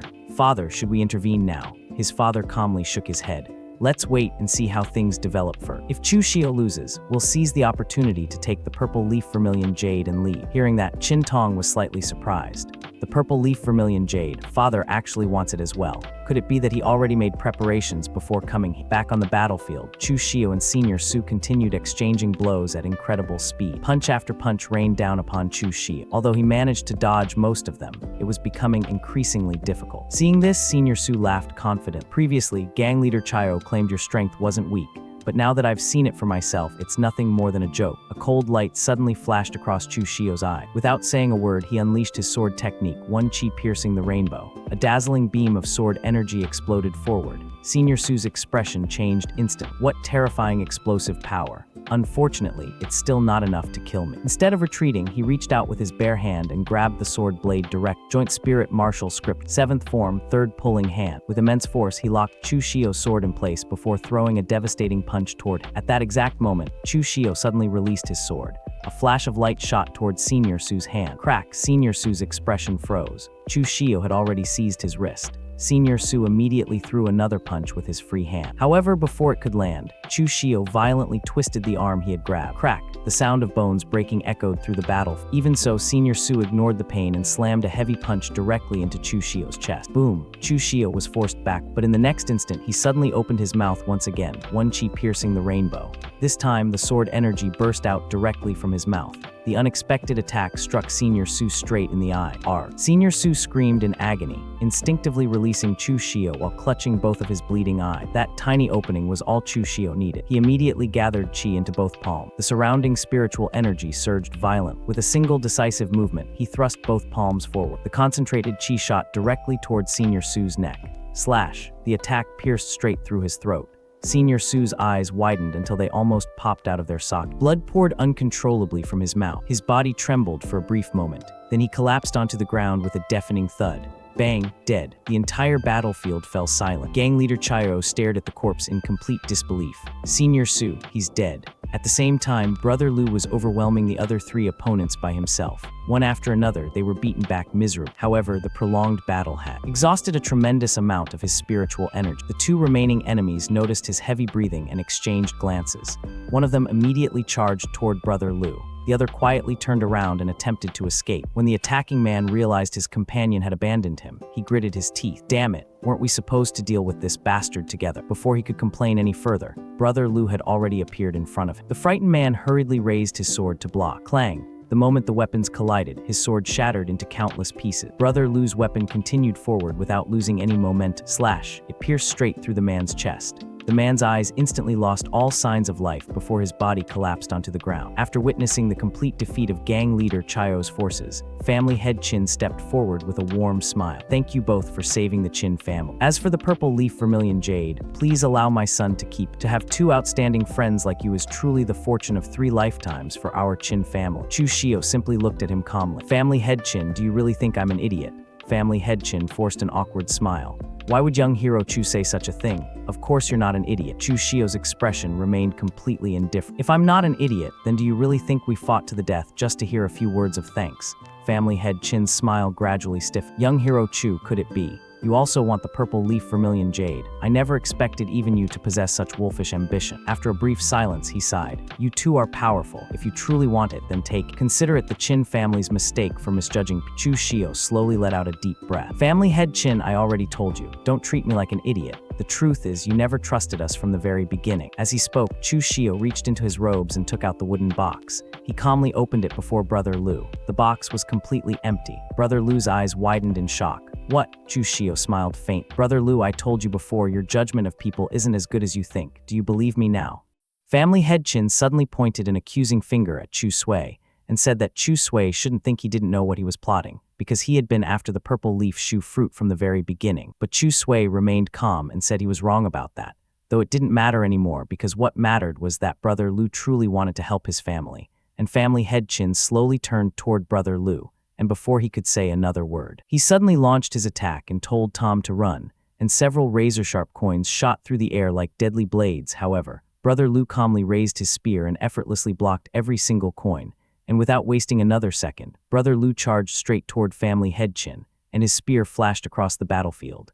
And at the last possible moment, family head Qin dodged to the side. Unfortunately, the attack continued forward and pierced directly through Qin Tong's abdomen, and blood burst into the air, and Qin Tong's eyes widened as the spear stabbed straight through his stomach. And seeing the opening, family head Qin immediately tried to escape, but after taking only a few steps, he looked back at his son, Tamer, before he could do anything else. And whoosh, Chu Sui instantly appeared behind him and grabbed both of his arms and told him to rest assured because he wasn't escaping either.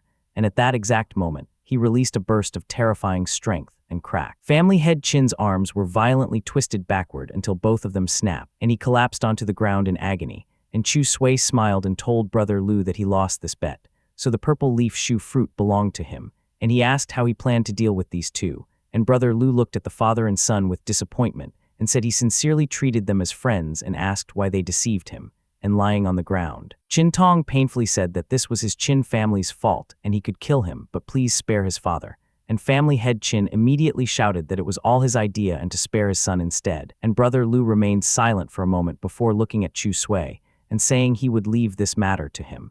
And the moment family head Qin heard those words, his heart completely sank because he knew everything was over. Chu Sui slowly walked toward the father and son and said putting on this act of deep father-son affection was useless, and he told them to hand over the purple leaf shoe fruit because they deceived them and tried to use their lives for their own benefit and should have expected this outcome. And Qin Tong struggled to raise his head and asked if they handed over the purple leaf shoe fruit, would they let them go? And Chu Sui sighed helplessly and said it seemed they still didn't understand what he just said and asked if that sentence was really so difficult to understand. And before anyone could react, crack, Chu Sui struck Qin Tong across the neck with one lightning-fast chop, and his neck snapped instantly, and Qin Tong died on the spot. And watching his son collapse, family head Qin was completely stunned and his lips trembled but no words came out. And Chu Sui looked down at him without any emotion and said the same went for him. One sentence, hand over the purple leaf shoe fruit. And family head Qin glared at him with bloodshot eyes and said in his dreams because he killed his son and he would make sure all his schemes amounted to nothing. And Chu Sui simply let out a disappointed sigh and said another person who couldn't understand human language. And he then turned around and walked toward a nearby wall. And Brother Lu frowned and asked what Brother Chu was trying to do. And boom, Chu Sui smashed the wall apart with a single punch. And behind the hidden wall, dozens of terrified Qin family members were secretly hiding. And Chu Sui looked at them coldly and told those who didn't want to die to come out. And the frightened family members slowly stepped out. And family head Qin's face instantly changed, and he said that misfortune shouldn't extend to one's family, and he had to follow the Jianghu rules. And Chu Sui laughed and asked what Jianghu rules and who made those rules, because whoever held the blade, their words were the rules. And he then pointed at one of the frightened men and asked Qin Hong to tell him where the purple leaf shoe fruit was, and the man trembled violently and said he didn't know, and slash, without another word, Chu Sui killed him instantly, and blood splashed across the ground. And he slowly looked toward everyone else and said if he didn't get an answer, everyone dies, and those words completely broke the remaining survivors. And one man immediately raised his hand and said he knew that the purple leaf shoe fruit was hidden inside the secret chamber beneath the family head's room, but to open the chamber, the jade eyes carried by the family head and the young master must be combined. And Chu Sui nodded and said very good and that he would leave this matter to him. And the man hurried toward Qin Tong's corpse and searched through his belongings. And after finding one of the jade eyes, he carried it over to family head Qin, and Chu Sui calmly said that family head Qin, It seemed he wouldn't be leaving empty-handed after all, and family head Chin gritted his teeth and said Chu Sui would die a horrible death. But Chu Sui didn't even bother responding, and soon the man returned while carrying several storage bags and countless treasures and said that all of the Chin family's treasures were there. And seeing how efficiently he had handled everything, Chu Sui smiled in satisfaction and said not bad, and from today onward, he was the new family head of the Chin family. And the man froze and said but the current family head was still alive, and before he could finish, he stepped forward and killed family head Chin with a single strike, and then calmly said now everything was settled, and with the father and son both dead, Chu Sui collected all of the Chin family's treasures and told Brother Lu to go. After traveling for quite some time, the two finally arrived at a peaceful mountain covered in lush green forests beneath a clear blue sky, and Brother Lu looked at Chu Sui gratefully and said thank you very much for helping him this time. And Chu Sui shook his head and said he wouldn't say he helped him because he had wanted the purple leaf shoe fruit from the very beginning. And besides, if Brother Lu hadn't stopped those 3 members of the Black Tiger gang, he would have never been able to kill Chu Kong Yen. And Brother Lu smiled and said the meaning was different to him because he was helping him. And after a brief pause, he continued and said Brother Chu, he had one more thing to say. Although he may not like hearing it, his personality was a little too extreme and his killing intent was far too heavy, and he was worried it would hinder his future cultivation. And Chu Sui smiled faintly and said he was talking about the Chin family, weren't he? And they deserved to die long ago, and he had heard plenty about Chin Hong. Although he was a member of the Chin family, he came from a twisted background and killed people as casually as crushing flies. And he looked toward the distant mountains and said Brother Lu. He actually didn't enjoy killing people and asked if he believed him. It was just that sometimes this method was simply the most convenient. And Brother Lu nodded and said it was good that he knew exactly what he was doing. And the two soon found a secluded cave, and Chu Sui entered the cave to begin cultivating, while Brother Lu remained outside to guard the entrance. Inside the cave, Chu Sui took out the purple leaf shoe fruit along with the treasures he had collected, and looking at the precious spiritual fruit, he muttered that finding an alchemist capable of refining this into a pill was far too difficult, so he would just eat it directly, and without hesitation, he swallowed the purple leaf shoe fruit whole, and the instant it entered his body, an enormous wave of spiritual energy exploded inside him, and he immediately sat down and began refining its medicinal power. And at the same time, the glazed gold silkworm goo living inside his body started devouring and refining the fruit's energy at an astonishing speed, and feeling the overwhelming spiritual power surging through his meridians, Chu Sui couldn't help but smile and thought that the glazed gold silkworm goo was helping him refine the medicinal power. And maybe this time he finally had a chance to break through into the inner core realm. 7 days later, the main character let out a sigh and said what a pity because he was only one step away from the internal astral realm, but still, he had improved by another huge margin. And then he stood up and prepared to leave, telling Brother Li thank you. And Brother Li asked if he had completely recovered from his injuries in such a short time. And he said his cultivation talent wasn't particularly outstanding, and his aptitude was only average. And his only advantage was probably that he recovered from injuries rather quickly. And Brother Li asked where he was planning to go next because he was thinking of wandering around for a while longer, and he said they were going back to Lying Mountain because maybe the supreme treasure had really appeared, and Brother Li agreed and said anywhere was the same to him. Just then the scene shifted to the young manor lord's house, and he ordered his servant to get ready because they were heading to Lying Mountain, and even if there wasn't any treasure, it would still be nice to relax. And by the way, he asked if there was any news about Zhang Beidao, and his servant replied that they received news a long time ago, but the young manor lord was in secluded cultivation then, so he didn't disturb him. And the manor lord said that Zhang Beidao killed that man and didn't even come to thank him. How lacking in manners. And the servant said no, Chu Ziu, the man Zhang Beidao wanted to kill, slaughtered all 4 of them at an inn in Lying Town. And the manor lord said is that so, because Liu Yuanhai and the other 2 weren't weak, and Zhang Beidao was probably even stronger, and in that case this Chu Ziu was worth recruiting. Then the scene shifted again to Lying Mountain, where the main character and his companions were waiting, and everyone said a jade green light shot into the sky every night, and it looked like there was really a supreme treasure here. And then he noticed the Yan sect and an unknown sect meeting on the path, and he asked Bao Laosin if he knew who had arrived, and Laosin replied who else in northern Yan could make such a grand entrance. It was none other than Nai Dongliu, the young manor lord of Jui Manor. And what a shame his abilities weren't good enough, so he would never have the chance to join Jui Manor.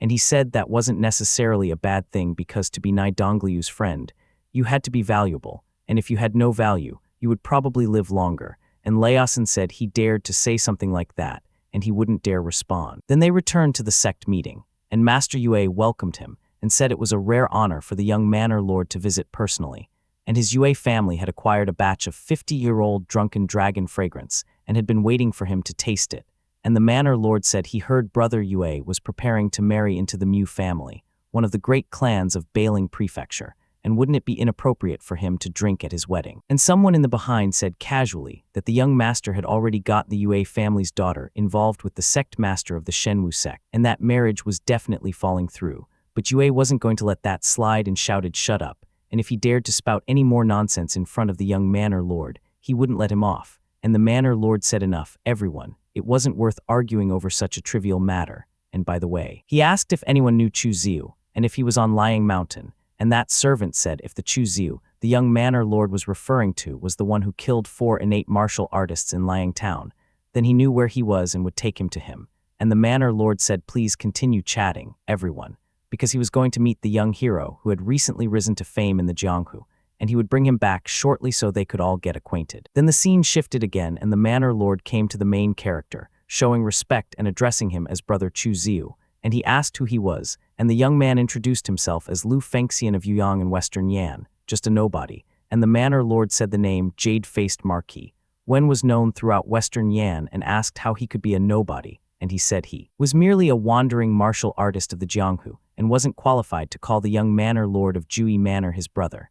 And the manor lord said in the Jianghu, as long as people shared the same ideals, they could become brothers. So what if he was just a wandering martial artist, because Jui Manor itself rose from the Jianghu, and he said well said, young manor lord. Unfortunately, he didn't dare become his friend because he was afraid that after becoming his friend, he would be dragged into killing someone out of obligation, and if he ended up dying at someone else's hands, there wouldn't even be anyone to collect his corpse, and wouldn't that be pitiful? And he asked the young manor lord if Zhang Beitao and the others' corpses were still lying out in the wilderness, and if he wasn't going to deal with them, and the manor lord said these idiots, killing someone wasn't casual conversation, and asked why bring him up in front of Chu Ziu. And if he said that whole matter was a misunderstanding, would brother Chu believe him? And then the manor lord left and he shouted asking if he thought he would believe that, because even if he said he did, would he believe it himself? And the manor lord while leaving said then he wouldn't disturb him any longer. And Master Yue asked the young manor lord if he wasn't going to recruit that Chu Ziu, and if he refused, and the manor lord confirmed it. And Master Yue shouted that the young manor lord personally went to befriend him, yet Chu Ziu was so ungrateful and really didn't know what was good for him, and he was just some insignificant rogue martial artist,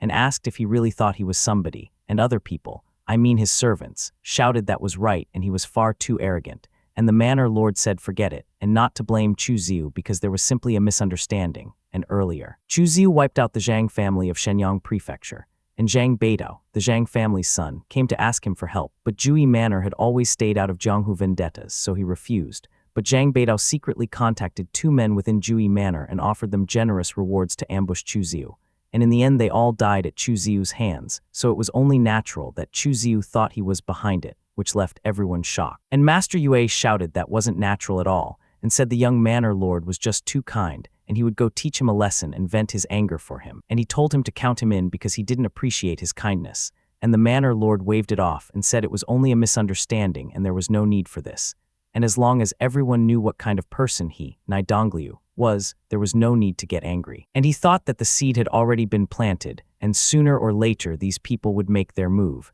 and sometimes, to kill someone, you didn't rely on blades but on the human heart. Then the scene came to the main character, and brother Li said he was afraid Nai Dongliu had marked him now, and asked why he didn't endure it for the time being and wait for a better opportunity. And he said it would have been useless because when Zhang Beidao shouted, young manor lord, plenty of people heard it, and there was no point pretending anymore. And besides, it was only Jui Manor, and they weren't powerful enough to cover the sky with one hand. And brother Li said true enough, and at worst they could flee the state of Yan. Then the scene shifted to the Yue sect, and in front of them the ground was cracking by green light, and then a huge explosion happened, and the crowd said had the supreme treasure appeared and told everyone to hurry and go take a look. And someone shouted that everyone shouldn't push because the spot in the middle was reserved for young manor lord Nai, and they told everyone to move aside and make way, and everyone went silent for a while. And just then the main character showed up and told brother Li to go because they would grab a good spot, and the crowd erupted with shock, and Master Yue was annoyed and thought it was time to distinguish himself before young manor lord Nai, and he said Chu Ziu, this time he would use his life to pave the way for his own future. and then he shouted to the main character to stop right there.